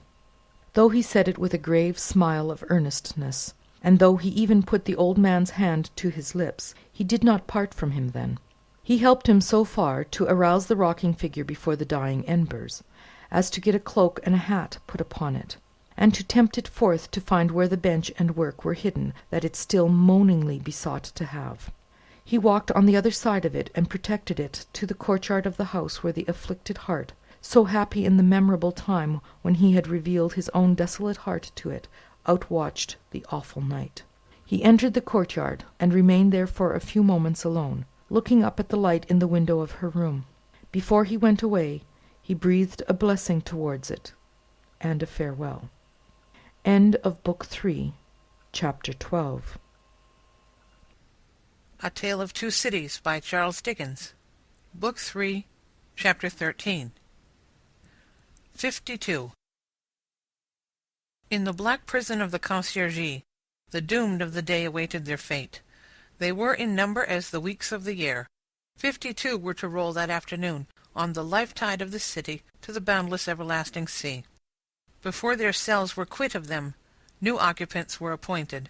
Before their blood ran into the blood spilled yesterday, the blood that was to mingle with theirs tomorrow was already set apart. 212 were told off. From the farmer general of 70, whose riches could not buy his life, to the seamstress of 20, whose poverty and obscurity could not save her. Physical diseases, engendered in the vices and neglects of men, will seize on victims of all degrees, and the frightful moral disorder, born of unspeakable suffering, intolerable oppression, and heartless indifference, smote equally without distinction. Charles Darnay, alone in a cell, had sustained himself with no flattering delusion since he came to it from the tribunal. In every line of the narrative he had heard his condemnation. He had fully comprehended that no personal influence could possibly save him, that he was virtually sentenced by the millions, and that units could avail him nothing. Nevertheless, it was not easy, with the face of his beloved wife fresh before him, to compose his mind to what it must bear. His hold on life was strong, and it was very, very hard to loosen. By gradual efforts and degrees, unclosed a little here, it clenched the tighter there, and when he brought his strength to bear on that hand, and it yielded, this was closed again.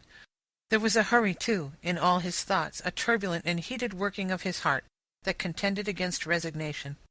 If for a moment he did feel resigned, then his wife and child who had to live after him seemed to protest and to make it a selfish thing. But all this was at first. Before long, the consideration that there was no disgrace in the fate he must meet, and that numbers went the same road wrongfully and trod it firmly every day, sprang up to stimulate him.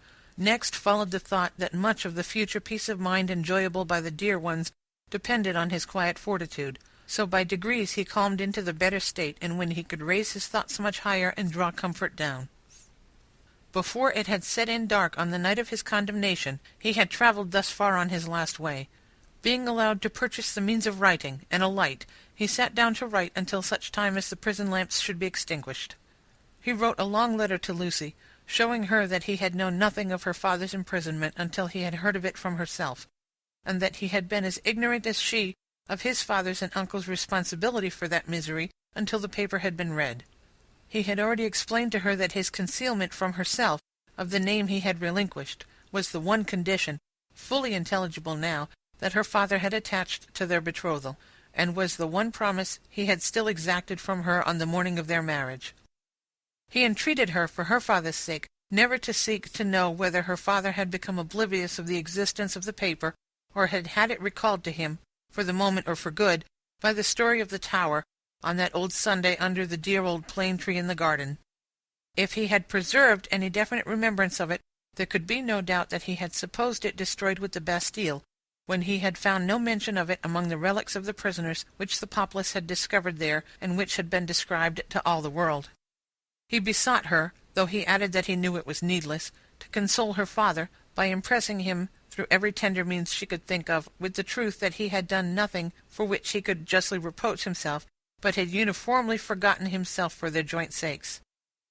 Next to her preservation of his own last grateful love and blessing, and her overcoming of her sorrow, to devote herself to their dear child, he adjured her, as they would meet in heaven, to comfort her father. To her father himself he wrote in the same strain, but he told her father that he expressly confided his wife and child to his care, and he told him this very strongly, with the hope of rousing him from any despondency or dangerous retrospect toward which he foresaw he might be tending. To Mr. Lorry he commended them all, and explained his worldly affairs, That done, with many added sentences of grateful friendship and warm attachment, all was done. He never thought of Carton. His mind was so full of the others that he never once thought of him. He had time to finish these letters before the lights were out. When he lay down on his straw bed, he thought he had done with this world. But it beckoned him back in his sleep, and showed itself in shining forms.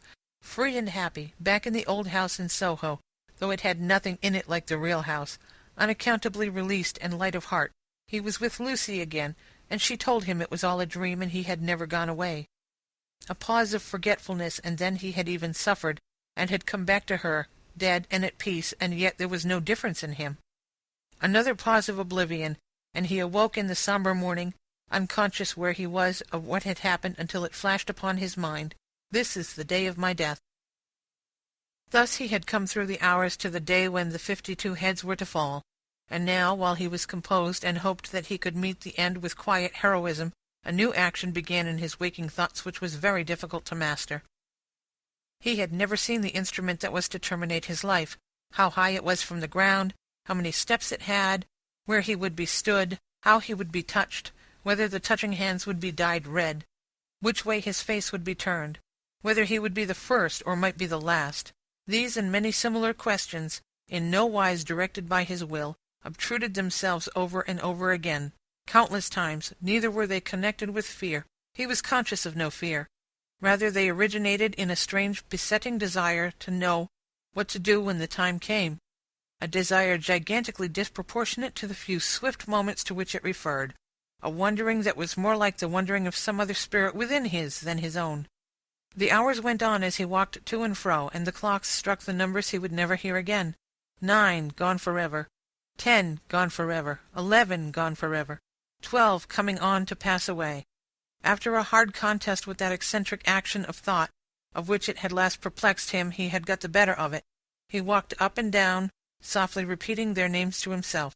The worst of the strife was over. He could walk up and down, free from distracting fancies, praying for himself and for them. 12, gone forever. He had been apprised that the final hour was 3, and he knew he would be summoned some time earlier, inasmuch as the tumbrils jolted heavily and slowly through the streets.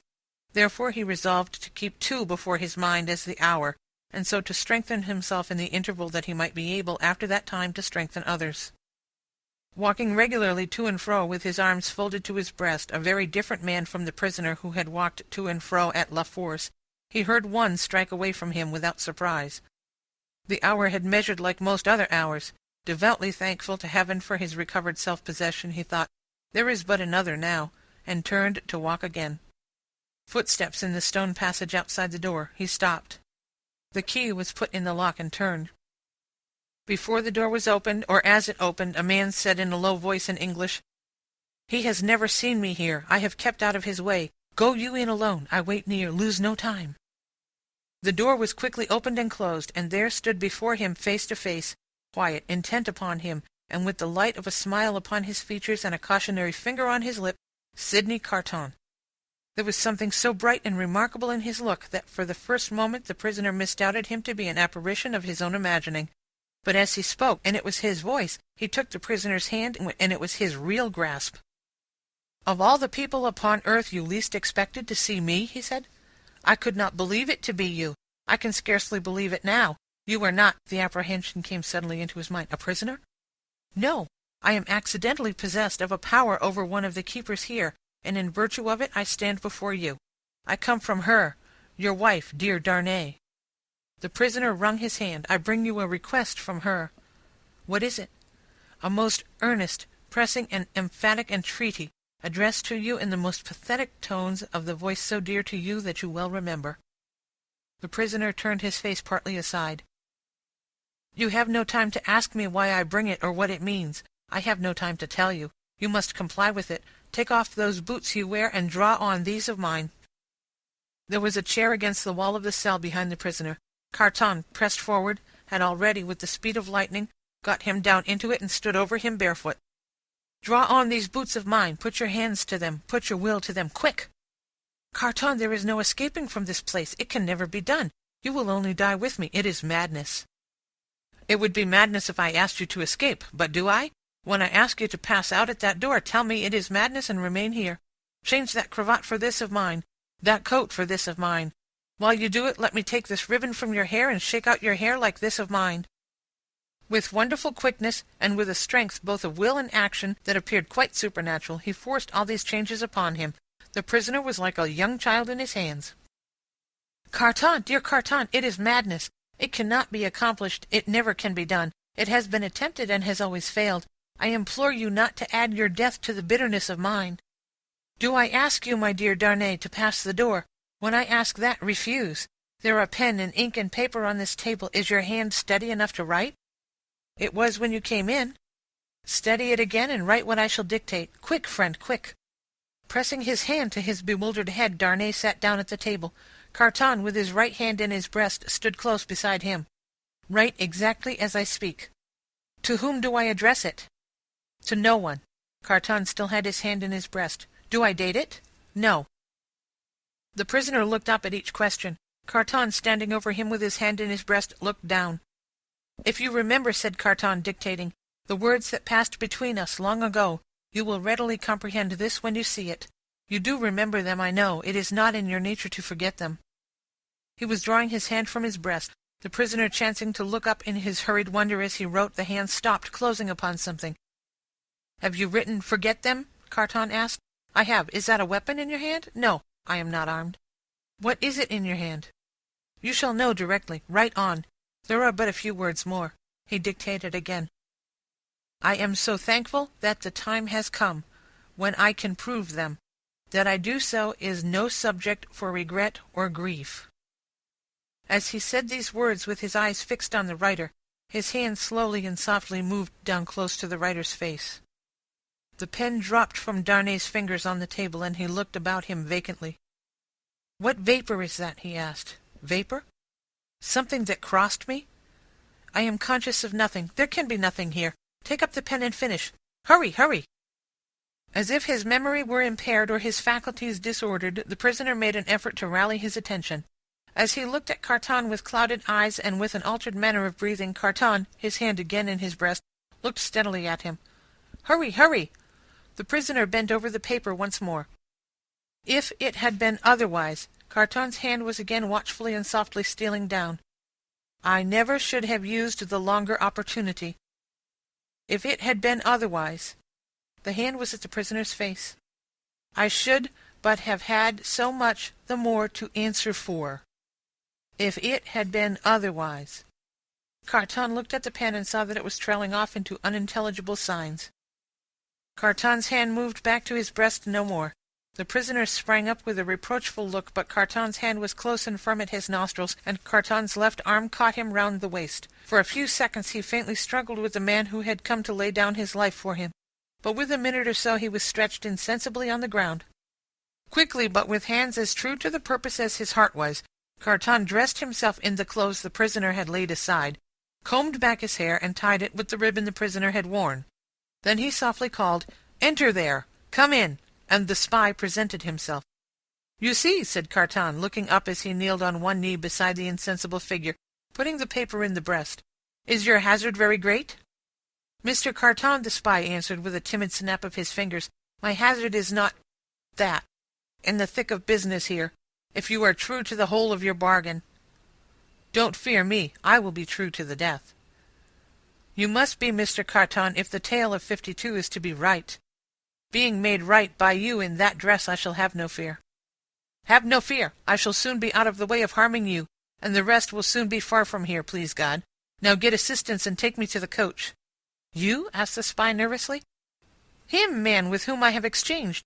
You go out at the gate by which you brought me in? Of course. I was weak and faint when you brought me in, and I am fainter now you take me out. The parting interview has overpowered me. Such a thing has happened here, often and too often. Your life is in your own hands. Quick, call assistance." "You swear not to betray me?" said the trembling spy as he paused for a last moment. "Man, man," returned Carton, stamping his foot, "have I sworn by no solemn vow already to go through with this, that you waste the precious moments now? Take him yourself to the courtyard you know of. Place him yourself in the carriage. Show him yourself to Mr. Lorry. Tell him yourself to give him no restorative but air, and to remember my words of last night and his promise of last night, and drive away." The spy withdrew, and Carton seated himself at the table, resting his forehead on his hands. The spy returned immediately with 2 men. "How then," said one of them, contemplating the fallen figure, "so afflicted to find that his friend has drawn a prize in the lottery of Saint Guillotine?" "A good patriot," said the other, "could hardly have been more afflicted if the aristocrat had drawn a blank." They raised the unconscious figure, placed it on a litter they had brought to the door, and bent to carry it away. "The time is short, Evrémonde," said the spy in a warning voice. "I know it well," answered Carton. "Be careful of my friend, I entreat you, and leave me." "Come then, my children," said Barsad. "Lift him and come away." The door closed, and Carton was left alone. Straining his powers of listening to the utmost, he listened for any sound that might denote suspicion or alarm. There was none. Keys turned, doors clashed, footsteps passed along distant passages. No cry was raised or hurry made that seemed unusual. Breathing more freely in a little while, he sat down at the table and listened again until the clock struck 2. Sounds that he was not afraid of, for he divined their meaning, then began to be audible. Several doors were opened in succession, and finally his own. A jailer with a list in his hand looked in, merely saying, "Follow me, Evrémonde," and he followed into a large dark room at a distance.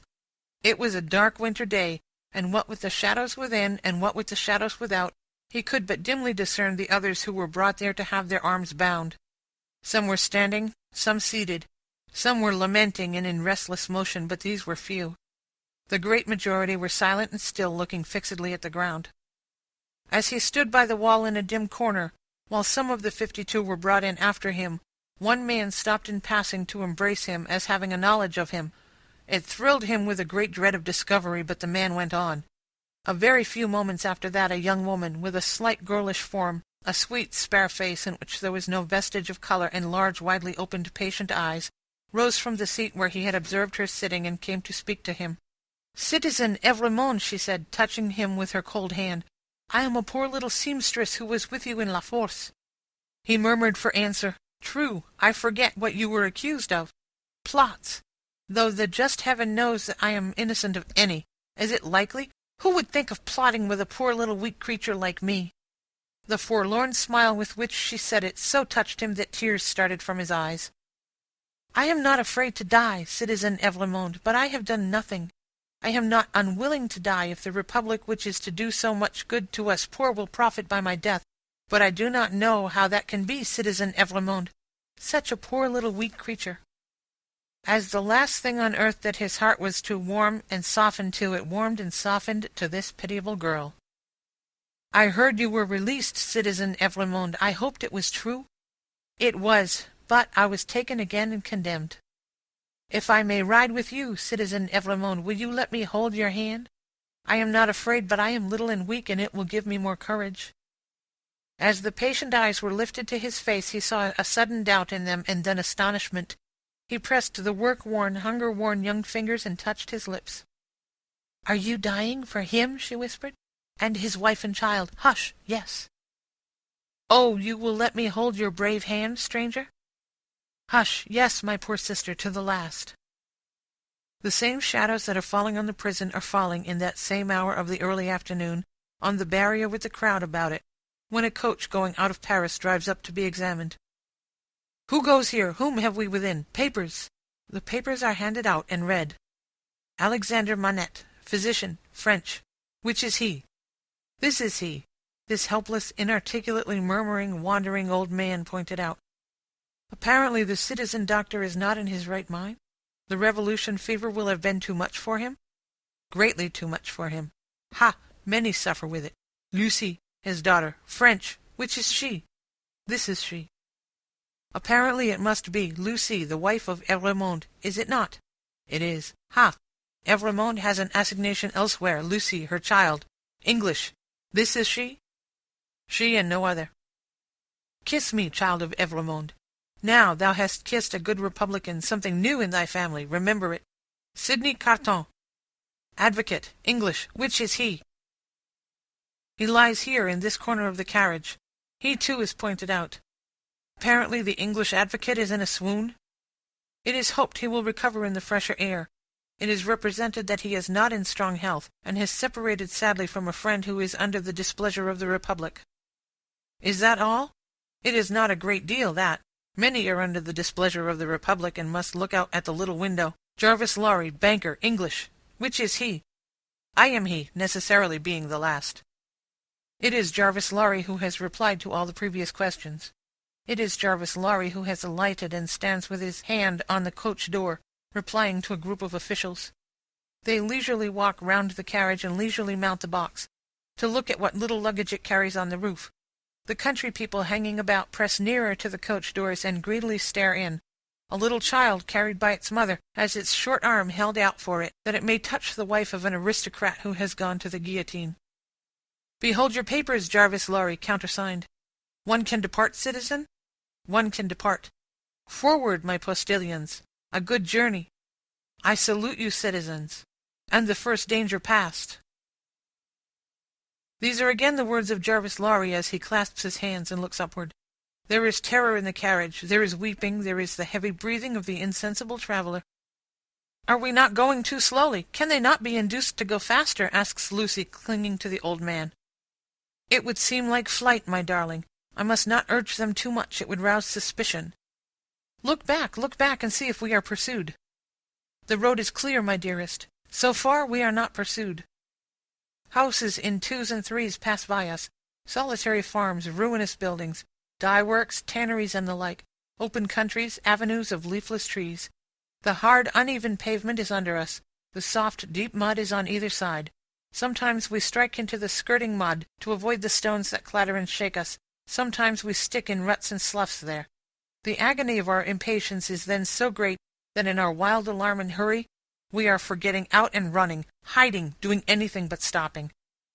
Out of the open country, in again amongst ruinous buildings, solitary farms, dye-works, tanneries, and the like, cottages in 2s and 3s, avenues of leafless trees.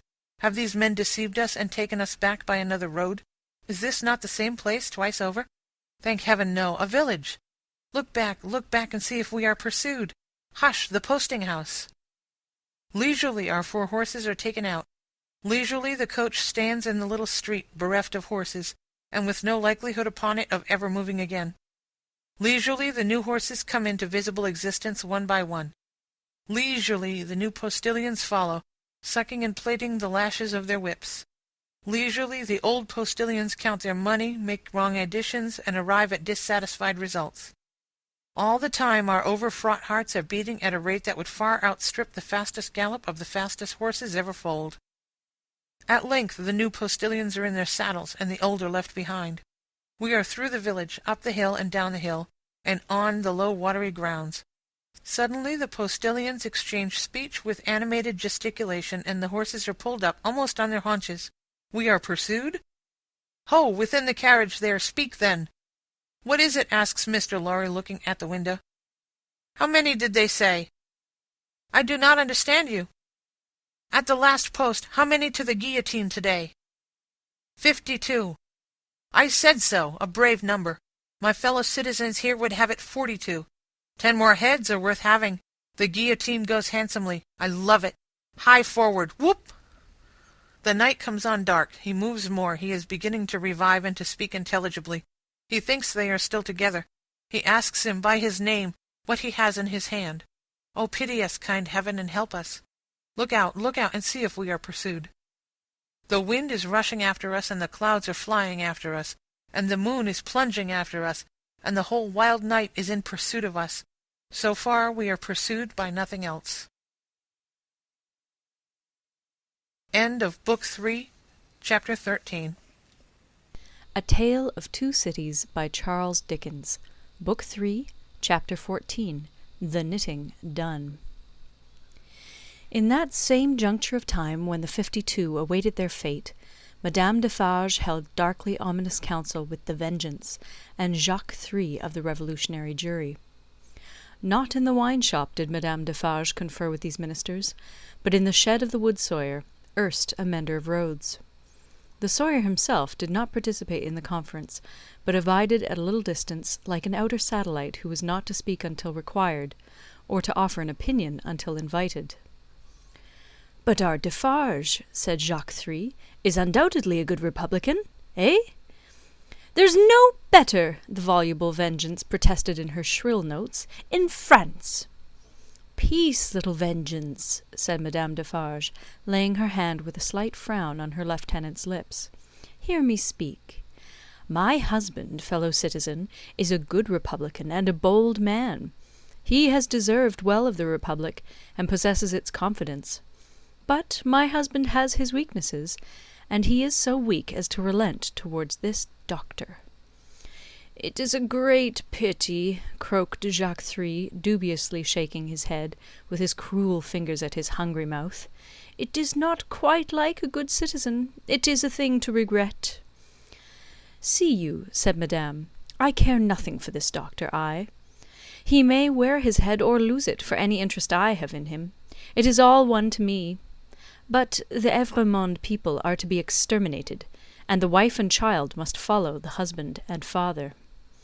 She has a fine head for it, croaked Jacques Three. I have seen blue eyes and golden hair there, and they looked charming when Samson held them up. Ogre that he was, he spoke like an epicure. Madame Defarge cast down her eyes, and reflected a little. The child also, observed Jacques Three, with a meditative enjoyment of his words, has golden hair and blue eyes, and we seldom have a child there. It is a pretty sight. In a word, said Madame Defarge, coming out of her short abstraction, I cannot trust my husband in this matter. Not only do I feel, since last night, that I dare not confide to him the details of my projects, but also I feel that if I delay, there is danger of his giving warning, and then they might escape. That must never be, croaked Jacques Three. No one must escape. We have not half enough as it is. We ought to have 60 a day. In a word, Madame Defarge went on, my husband has not my reason for pursuing this family to annihilation, and I have not his reason for regarding this doctor with any sensibility. I must act for myself, therefore. Come hither, little citizen. The Wood-Sawyer, who held her in the respect, and himself in the submission, of mortal fear, advanced with his hand to his red cap. Touching those signals, little citizen, said Madame Defarge sternly, that she made to the prisoners, you are ready to bear witness to them this very day? Ay, why not? Cried the Sawyer. Every day, in all the weathers, from 2 to 4, always signalling, sometimes with the little one, sometimes without. I know what I know. I have seen with my eyes. He made all manner of gestures while he spoke, as if in incidental imitation of some few of the great diversity of signals that he had never seen. Clearly plots, said Jacques Three. Transparently. There is no doubt of the jury? inquired Madame Defarge, letting her eyes turn to him with a gloomy smile. Rely upon the patriotic jury, dear citizeness. I answer for my fellow jurymen. Now let me see, said Madame Defarge, pondering again. Yet once more. Can I spare this doctor to my husband? I have no feeling either way. Can I spare him? He would count as one head, observed Jacques Three in a low voice. We really have not heads enough. It would be a pity, I think. He was signalling with her when I saw her, argued Madame Defarge. I cannot speak of one without the other, and I must not be silent, and trust the case wholly to him, this little citizen here, for I am not a bad witness. The Vengeance and Jacques Three vied with each other in their fervent protestations that she was the most admirable and marvellous of witnesses. The little citizen, not to be outdone, declared her to be a celestial witness. He must take his chance, said Madame Defarge. No, I cannot spare him. You are engaged at 3 o'clock. You are going to see the batch of to-day executed. You? The question was addressed to the Wood-Sawyer, who hurriedly replied in the affirmative, seizing the occasion to add that he was the most ardent of republicans, and that he would be in effect the most desolate of republicans if anything prevented him from enjoying the pleasure of smoking his afternoon pipe in the contemplation of the droll national barber. He was so very demonstrative herein that he might have been suspected, perhaps was, by the dark eyes that looked contemptuously at him out of Madame Defarge's head, of having his small individual fears for his own personal safety every hour in the day. I, said Madame, am equally engaged at the same place. After it is over, say at 8 tonight, Come you to me in Saint Antoine, and we will give information against these people at my section." The Wood-Sawyer said he would be proud and flattered to attend the citizeness.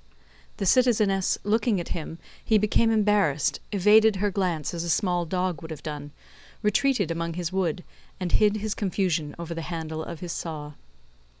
Madame Defarge beckoned the juryman and the Vengeance a little nearer to the door, and there expounded her further views to them thus: "She will now be at home, awaiting the moment of his death. She will be mourning and grieving. She will be in a state of mind to impeach the justice of the Republic. She will be full of sympathy with its enemies. I will go to her." "What an admirable woman! What an adorable woman!" exclaimed Jacques Three, rapturously. "Ah, my cherished!" cried the Vengeance, and embraced her. "Take you my knitting," said Madame Defarge, placing it in her lieutenant's hands, "and have it ready for me in my usual seat. Keep me my usual chair. Go you there straight, for there will probably be a greater concourse than usual to-day." "I willingly obey the orders of my chief," said the Vengeance with alacrity, and kissing her cheek. "You will not be late?" "I shall be there before the commencement." "And before the tumbrils arrive. Be sure you are there, my soul," said the Vengeance, calling after her, for she had already turned into the street. "Before the tumbrils arrive." Madame Defarge slightly waved her hand to imply that she heard, and might be relied upon to arrive in good time, and so went through the mud and round the corner of the prison wall. The Vengeance and the juryman, looking after her as she walked away, were highly appreciative of her fine figure and her superb moral endowments. There were many women at that time, upon whom the time laid a dreadfully disfiguring hand. But there was not one among them more to be dreaded than this ruthless woman, now taking her way along the streets.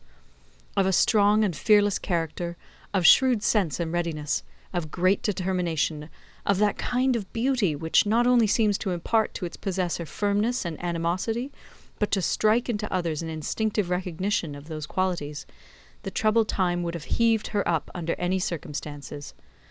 But, imbued from her childhood with a brooding sense of wrong, and an inveterate hatred of a class, opportunity had developed her into a tigress. She was absolutely without pity. If she had ever had the virtue in her, it had quite gone out of her. It was nothing to her that an innocent man was to die for the sins of his forefathers. She saw not him, but them. It was nothing to her that his wife was to be made a widow, and his daughter an orphan. That was insufficient punishment, because they were her natural enemies and her prey, and as such had no right to live. To appeal to her was made hopeless by her having no sense of pity, even for herself. If she had been laid low in the streets, in any of the many encounters in which she had been engaged, she would not have pitied herself, nor, if she had been ordered to the axe to-morrow, would she have gone to it with any softer feeling than a fierce desire to change places with the man who sent her there. Such a heart Madame Defarge carried under her rough robe. Carelessly worn, it was becoming robe enough, in a certain weird way, and her dark hair looked rich under her coarse red cap. Lying hidden in her bosom was a loaded pistol. Lying hidden at her waist was a sharpened dagger. Thus accoutred, and walking with the confident tread of such a character, and with the supple freedom of a woman who had habitually walked in her girlhood, barefoot and bare-legged, on the brown sea sand, Madame Defarge took her way along the streets. Now, when the journey of the travelling coach, at that very moment waiting for the completion of its load, had been planned out last night, the difficulty of taking Miss Pross in it had much engaged Mr. Lorry's attention. It was not merely desirable to avoid overloading the coach, but it was of the highest importance that the time occupied in examining it and its passengers should be reduced to the utmost, since their escape might depend on the saving of only a few seconds here and there. Finally he had proposed, after anxious consideration, that Miss Pross and Jerry, who were at liberty to leave the city, should leave it at 3 o'clock in the lightest wheeled conveyance known to that period. Unencumbered with luggage, they would soon overtake the coach, and, passing it and preceding it on the road, would order its horses in advance, and greatly facilitate its progress during the precious hours of the night, when delay was the most to be dreaded. Seeing in this arrangement the hope of rendering real service in that pressing emergency, Miss Pross hailed it with joy. She and Jerry had beheld the coach start, had known who it was that Solomon brought, had passed some 10 minutes in tortures of suspense, and were now concluding their arrangements to follow the coach, even as Madame Defarge, taking her way through the streets, now drew nearer and nearer to the else deserted lodging in which they held their consultation.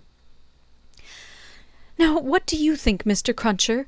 said Miss Pross, whose agitation was so great that she could hardly speak or stand or move or live. "What do you think of our not starting from this courtyard? Another carriage having already gone from here to-day, it might awaken suspicion." "My opinion, miss," returned Mr. Cruncher, "is as you're right. Likewise what I'll stand by you, right or wrong." "I'm so distracted with fear and hope for our precious creatures," said Miss Pross, wildly crying, "that I am incapable of forming any plan. Are you capable of forming any plan, my dear good Mr. Cruncher?" "Respecting a future spear o' life, miss," returned Mr. Cruncher, "I hope so. Respecting any present use of this here blessed old head o' mine, I think not. Would you do me the favour, miss, to take notice of 2 promises and wows what it was my wishes for to record in this here crisis?" "Oh, for gracious sake," cried Miss Pross, still wildly crying, "record them at once, and get them out of the way like an excellent man." "First," said Mr. Cruncher, who was all in a tremble, and who spoke with an ashy and solemn visage, "them poor things well out of this. Never no more will I do it. Never no more." "I am quite sure, Mr. Cruncher," returned Miss Pross, "that you never will do it again, whatever it is, and I beg you not to think it necessary to mention more particularly what it is." "No, miss," returned Jerry, "it shall not be named to you. Second, them poor things well out of this, and never no more will I interfere with Mrs. Cruncher's flopping. Never no more." "Whatever housekeeping arrangement that may be," said Miss Pross, striving to dry her eyes and compose herself, "I have no doubt it is best that Mrs. Cruncher should have it entirely under her own superintendence. Oh, my poor darlings!" "I go so far as to say, miss, moreover," proceeded Mr. Cruncher, with a most alarming tendency to hold forth as from a pulpit, "and let my words be took down and took to Mrs. Cruncher through yourself, that what my opinions respecting flopping has undergone a change, and that what I only hope with all my heart as Mrs. Cruncher may be a flopping at the present time."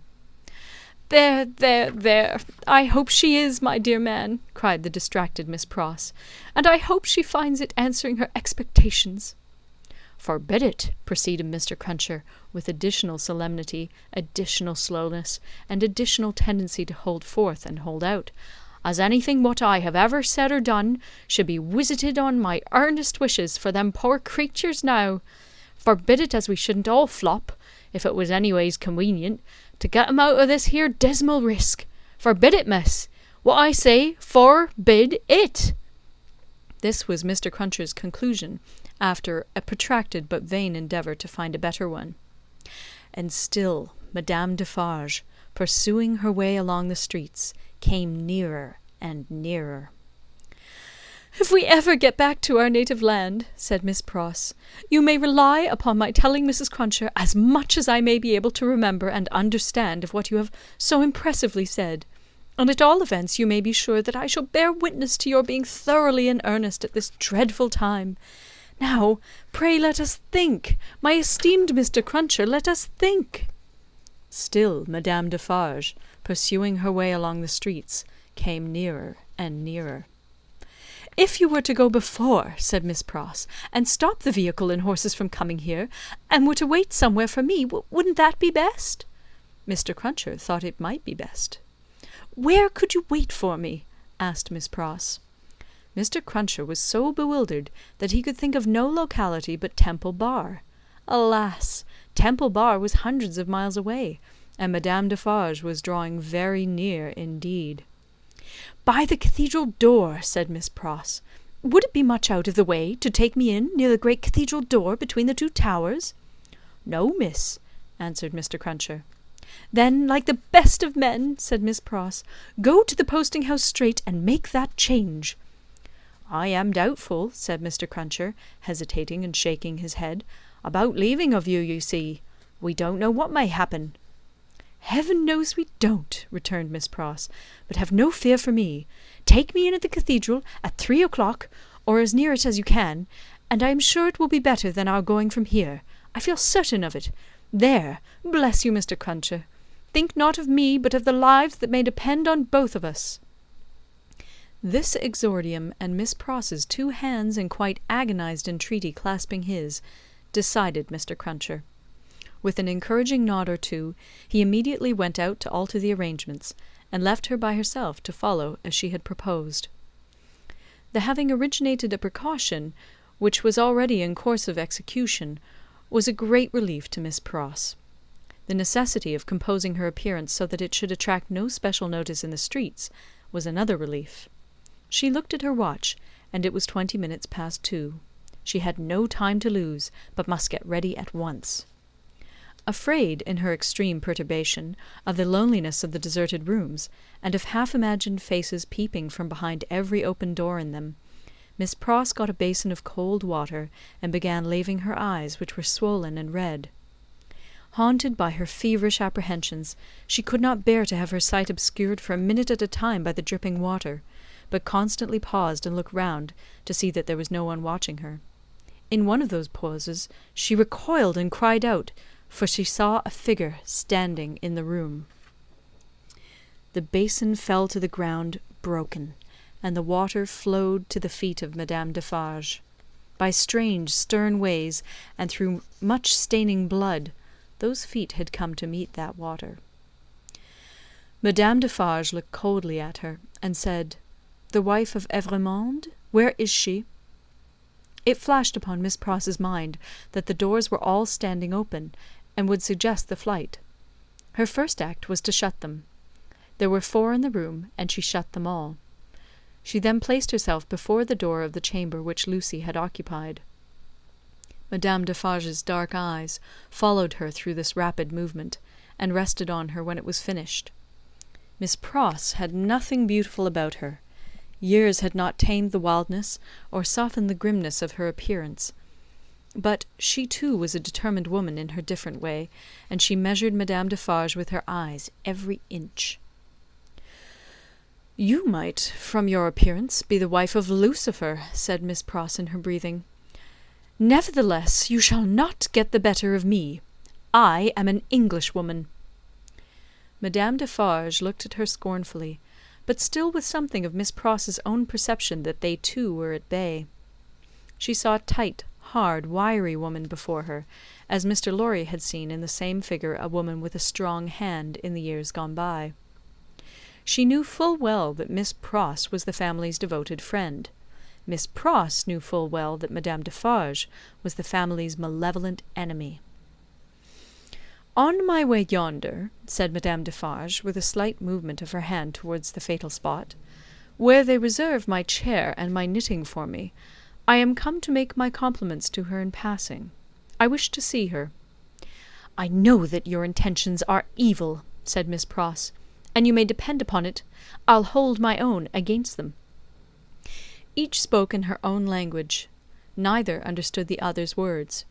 Both were very watchful, and intent to deduce from look and manner what the unintelligible words meant. "It will do her no good to keep herself concealed from me at this moment," said Madame Defarge. "Good patriots will know what that means. Let me see her. Go tell her that I wish to see her. Do you hear?" "If those eyes of yours were bed-winches," returned Miss Pross, "and I was an English four-poster, they shouldn't loose a splinter of me. No, you wicked foreign woman, I am your match." Madame Defarge was not likely to follow these idiomatic remarks in detail, but she so far understood them as to perceive that she was set at naught. "Woman, imbecile, and pig-like!" said Madame Defarge, frowning. "I take no answer from you. I demand to see her. Either tell her that I demand to see her, or stand out of the way of the door, and let me go to her." This with an angry explanatory wave of her right arm. "I little thought," said Miss Pross, "that I should ever want to understand your nonsensical language, but I would give all I have, except the clothes I wear, to know whether you suspect the truth or any part of it." Neither of them for a single moment released the other's eyes. Madame Defarge had not moved from the spot where she stood when Miss Pross first became aware of her, but she now advanced one step. "I am a Briton," said Miss Pross. "I am desperate. I don't care an English twopence for myself.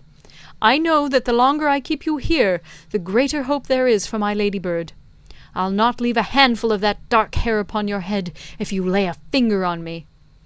Thus Miss Pross, with a shake of her head and a flash of her eyes between every rapid sentence, and every rapid sentence a whole breath. Thus Miss Pross, who had never struck a blow in her life. But her courage was of that emotional nature that it brought the irrepressible tears into her eyes.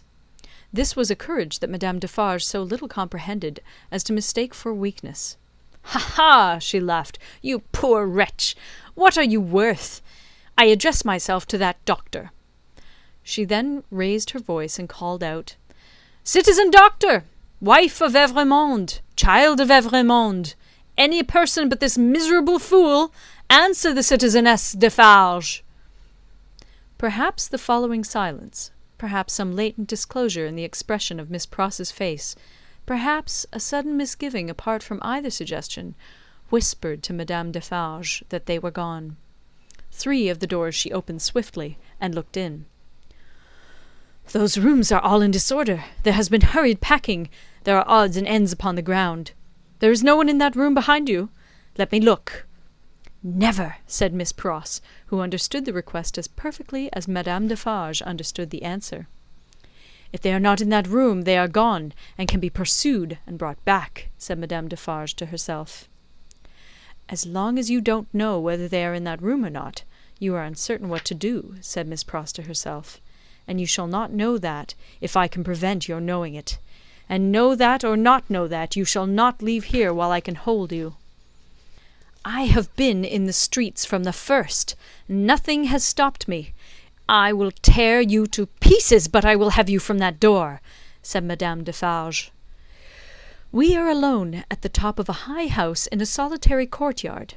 We are not likely to be heard, and I pray for bodily strength to keep you here, while every minute you are here is worth 100,000 guineas to my darling," said Miss Pross.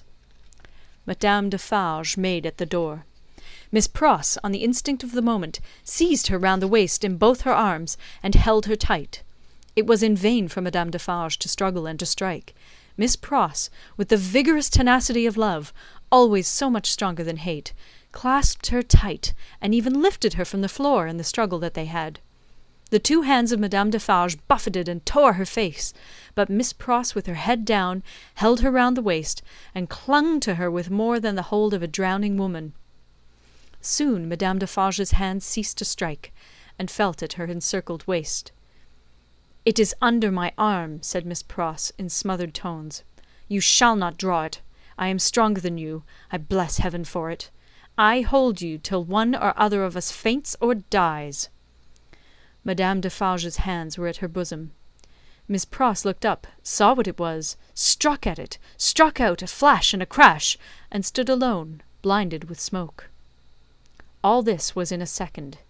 As the smoke cleared, leaving an awful stillness, it passed out on the air like the soul of the furious woman whose body lay lifeless on the ground. In the first fright and horror of her situation, Miss Pross passed the body as far from it as she could, and ran down the stairs to call for fruitless help. Happily she bethought herself of the consequences of what she did, in time to check herself and go back. It was dreadful to go in at the door again, but she did go in, and even went near it to get the bonnet and other things that she must wear. These she put on, out on the staircase, first shutting and locking the door and taking away the key. Then she sat down on the stairs a few moments to breathe and to cry, and then got up and hurried away. By good fortune she had a veil on her bonnet, or she could hardly have gone along the streets without being stopped. By good fortune, too, she was naturally so peculiar in appearance as not to show disfigurement like any other woman. She needed both advantages, for the marks of gripping fingers were deep in her face, and her hair was torn, and her dress, hastily composed with unsteady hands, was clutched and dragged 100 ways. In crossing the bridge, she dropped the door key in the river. Arriving at the cathedral some few minutes before her escort, and waiting there, she thought, what if the key were already taken in a net? What if we were identified? What if the door were opened and the remains discovered? What if she were stopped at the gate, sent to prison, and charged with murder? In the midst of these fluttering thoughts, the escort appeared, took her in, and took her away. "Is there any noise in the streets?" she asked him. "The usual noises," Mr. Cruncher replied, and looked surprised by the question and by her aspect. "I don't hear you," said Miss Pross. "What do you say?" It was in vain for Mr. Cruncher to repeat what he had said. Miss Pross could not hear him. "So I'll nod my head," thought Mr. Cruncher, amazed. "At all events she'll see that." And she did. "Is there any noise in the streets now?" asked Miss Pross again, presently. Again Mr. Cruncher nodded his head. "I don't hear it." "Gone deaf in an hour?" said Mr. Cruncher, ruminating, with his mind much disturbed. "What's come to her?" "I feel," said Miss Pross, "as if there had been a flash and a crash, and that crash was the last thing I should ever hear in this life." "Blest if she ain't in a queer condition," said Mr. Cruncher, more and more disturbed. "What can she have been a-taking to keep her courage up? Hark! There's the roll of them dreadful carts. You can hear that, miss?" "I can hear," said Miss Pross, seeing that he spoke to her, "nothing. Oh, my good man, there was first a great crash, and then a great stillness, and that stillness seems to be fixed and unchangeable, never to be broken any more as long as my life lasts." "If she don't hear the roll of those dreadful carts, now very nigh their journey's end," said Mr. Cruncher, glancing over his shoulder, "it's my opinion that indeed she never will hear anything else in this world." And indeed she never did. End of Book 3, Chapter 14. The Knitting Done. A Tale of Two Cities by Charles Dickens. Book 3, Chapter 15. The Footsteps Die Out Forever. Along the Paris streets the death carts rumble, hollow and harsh. 6 tumbrils carry the day's wine to la guillotine. All the devouring and insatiate monsters imagined, since imagination could record itself, are fused in the one realization, guillotine. And yet there is not in France, with its rich variety of soil and climate, a blade, a leaf, a root, a sprig, a peppercorn, which will grow to maturity under conditions more certain than those that have produced this horror. Crush humanity out of shape once more, under similar hammers, and it will twist itself into the same tortured forms. Sow the same seed of rapacious license and oppression over again, and it will surely yield the same fruit according to its kind. 6 tumbrils roll along the streets. Change these back again to what they were, thou powerful enchanter, Time, and they shall be seen to be the carriages of absolute monarchs, the equipages of feudal nobles, the toilettes of flaring Jezebels, the churches that are not my father's house, but dens of thieves, the huts of millions of starving peasants. No, the great magician who majestically works out the appointed order of the Creator never reverses his transformations. If thou be changed into this shape by the will of God, say the seers to the enchanted in the wise Arabian stories, then remain so. But if thou wear this form through mere passing conjuration, then resume thy former aspect. Changeless and hopeless, the tumbrils roll along. As the sombre wheels of the 6 carts go round, they seem to plough up a long crooked furrow among the populace in the streets. Ridges of faces are thrown to this side and to that, and the ploughs go steadily onward. So used are the regular inhabitants of the houses to the spectacle that in many windows there are no people, and in some the occupation of the hands is not so much as suspended, while the eyes survey the faces in the tumbrils. Here and there the inmate has visitors to see the sight, then he points his finger with something of the complacency of a curator or authorized exponent to this cart and to this, and seems to tell who sat here yesterday and who there the day before. Of the riders in the tumbrils some observe these things, and all things on their last roadside, with an impassive stare. Others with a lingering interest in the ways of life and men, Some, seated with drooping heads, are sunk in silent despair. Again, there are some so heedful of their looks that they cast upon the multitude such glances as they have seen in theatres and in pictures. Several close their eyes and think, or try to get their straying thoughts together. Only one, and he a miserable creature of a crazed aspect, is so shattered and made drunk by horror that he sings and tries to dance. Not one of the whole number appeals by look or gesture to the pity of the people. There is a guard of sundry horsemen riding abreast of the tumbrils, and faces are often turned up to some of them, and they are asked some question. It would seem to be always the same question, for it is always followed by a press of people towards the third cart. The horsemen abreast of that cart frequently point out one man in it with their swords. The leading curiosity is to know which is he. He stands at the back of the tumbril with his head bent down, to converse with a mere girl who sits on the side of the cart and holds his hand. He has no curiosity or care for the scene about him, and always speaks to the girl. Here and there, in the long street of St. Honore, cries are raised against him. If they move him at all, it is only to a quiet smile, as he shakes his hair a little more loosely about his face. He cannot easily touch his face, his arms being bound. On the steps of a church, awaiting the coming up of the tumbrils, stands the spy and prison sheep. He looks into the first of them, not there. He looks into the second, not there. He already asks himself, "Has he sacrificed me?" when his face clears as he looks into the third. "Which is Evrémonde?" says a man behind him. "That, at the back there." "With his hand in the girl's?" "Yes." The man cries, "Down, Evrémonde! To the guillotine, all aristocrats! Down, Evrémonde!" "Hush, hush!" the spy entreats him timidly. "And why not, citizen?" "He is going to pay the forfeit. It will be paid in 5 minutes more. Let him be at peace." But the man continuing to exclaim, "Down, Evrémonde!" the face of Evrémonde is for a moment turned towards him.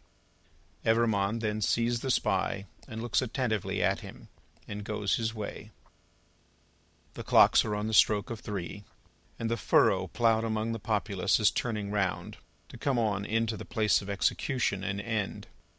The ridges, thrown to this side and to that, now crumble in, and close behind the last plough as it passes on, for all are following to the guillotine. In front of it, seated in chairs as in a garden of public diversion, are a number of women busily knitting. On one of the foremost chairs stands the Vengeance, looking about for her friend. "Thérèse," she cries in her shrill tones, "who has seen her? Thérèse Defarge." "She never missed before," says a knitting woman of the sisterhood. "No, nor will she miss now," cries the Vengeance petulantly. "Thérèse!" "Louder," the woman recommends. "Aye, louder, Vengeance, much louder, and still she will scarcely hear thee. Louder yet, Vengeance, with a little oath or so added, and yet it will hardly bring her. Send other women up and down to seek her, lingering somewhere, and yet, although the messengers have done dread deeds, it is questionable whether of their own wills they will go far enough to find her." "Bad fortune!" cries the Vengeance, stamping her foot in the chair. "And here are the tumbrils, and Evrémonde will be dispatched in a wink, and she not here. See her knitting in my hand, and her empty chair ready for her. I cry with vexation and disappointment." As the Vengeance descends from her elevation to do it, the tumbrils begin to discharge their loads. The ministers of St. Guillotine are robed and ready. Crash! A head is held up, and the knitting women, who scarcely lifted their eyes to look at it a moment ago when it could think and speak, count 1. The second tumbril empties and moves on. The third comes up. Crash! And the knitting women, never faltering or pausing in their work, count 2. The supposed Evrémonde descends, and the seamstress is lifted out next after him. He has not relinquished her patient hand in getting out, but still holds it as he promised.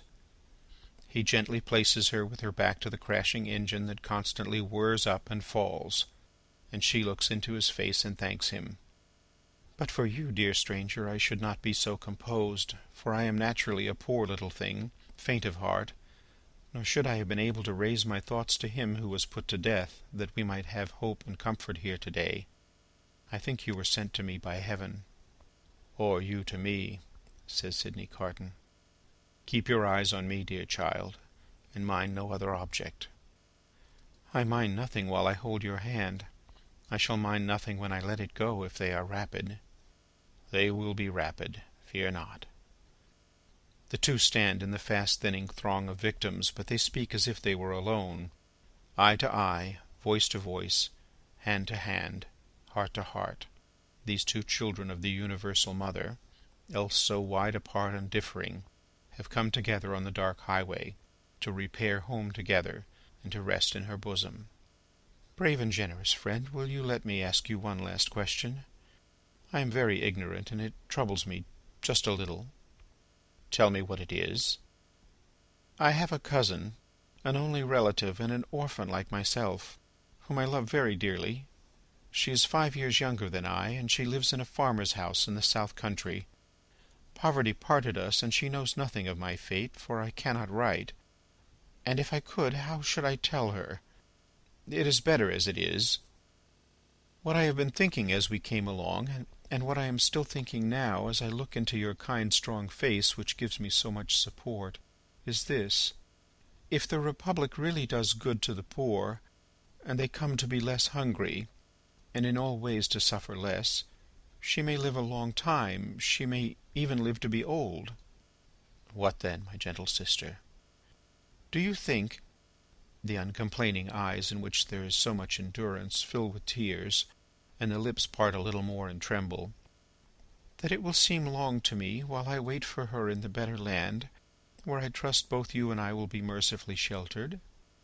"It cannot be, my child. There is no time there, and no troubles there." "You comfort me so much. I am so ignorant. Am I to kiss you now? Is the moment come?" "Yes." She kisses his lips. He kisses hers. They solemnly bless each other. The spare hand does not tremble as he releases it. Nothing worse than a sweet, bright constancy is in the patient face. She goes next before him, is gone. The knitting women count 22. "I am the resurrection and the life, saith the Lord.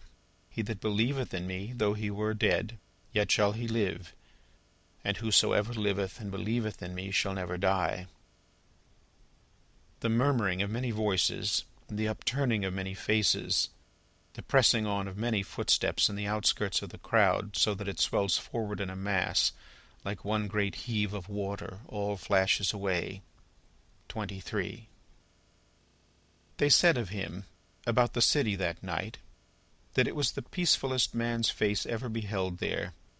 Many added that he looked sublime and prophetic. One of the most remarkable sufferers by the same axe, a woman, had asked at the foot of the same scaffold not long before to be allowed to write down the thoughts that were inspiring her. If he had given any utterance to his, and they were prophetic, they would have been these: "I see Barsad and Cly, Defarge, the Vengeance, the Juryman, the Judge, long ranks of the new oppressors who have risen on the destruction of the old, perishing by this retributive instrument, before it shall cease out of its present use. I see a beautiful city, and a brilliant people rising from this abyss, and in their struggles to be truly free, in their triumphs and defeats, through long years to come, I see the evil of this time and of the previous time of which this is the natural birth, gradually making expiation for itself and wearing out. I see the lives for which I lay down my life, peaceful, useful, prosperous, and happy, in that England which I shall see no more. I see her with a child upon her bosom, who bears my name. I see her father, aged and bent, but otherwise restored, and faithful to all men in his healing office, and at peace. I see the good old man, so long their friend, in 10 years' time enriching them with all he has, and passing tranquilly to his reward. I see that I hold a sanctuary in their hearts, and in the hearts of their descendants generations hence. I see her, an old woman, weeping for me on the anniversary of this day.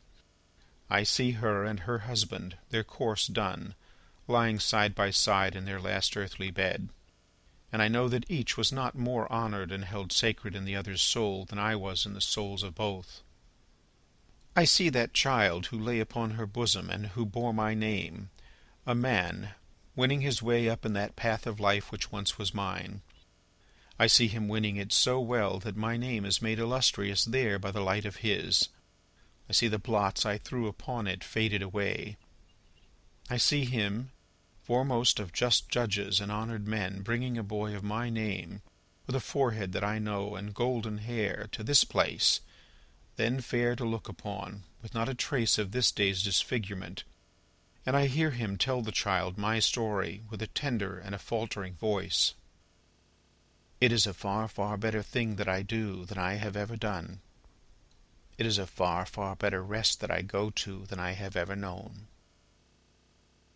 End of Book 3, Chapter 15, and the end of A Tale of Two Cities by Charles Dickens.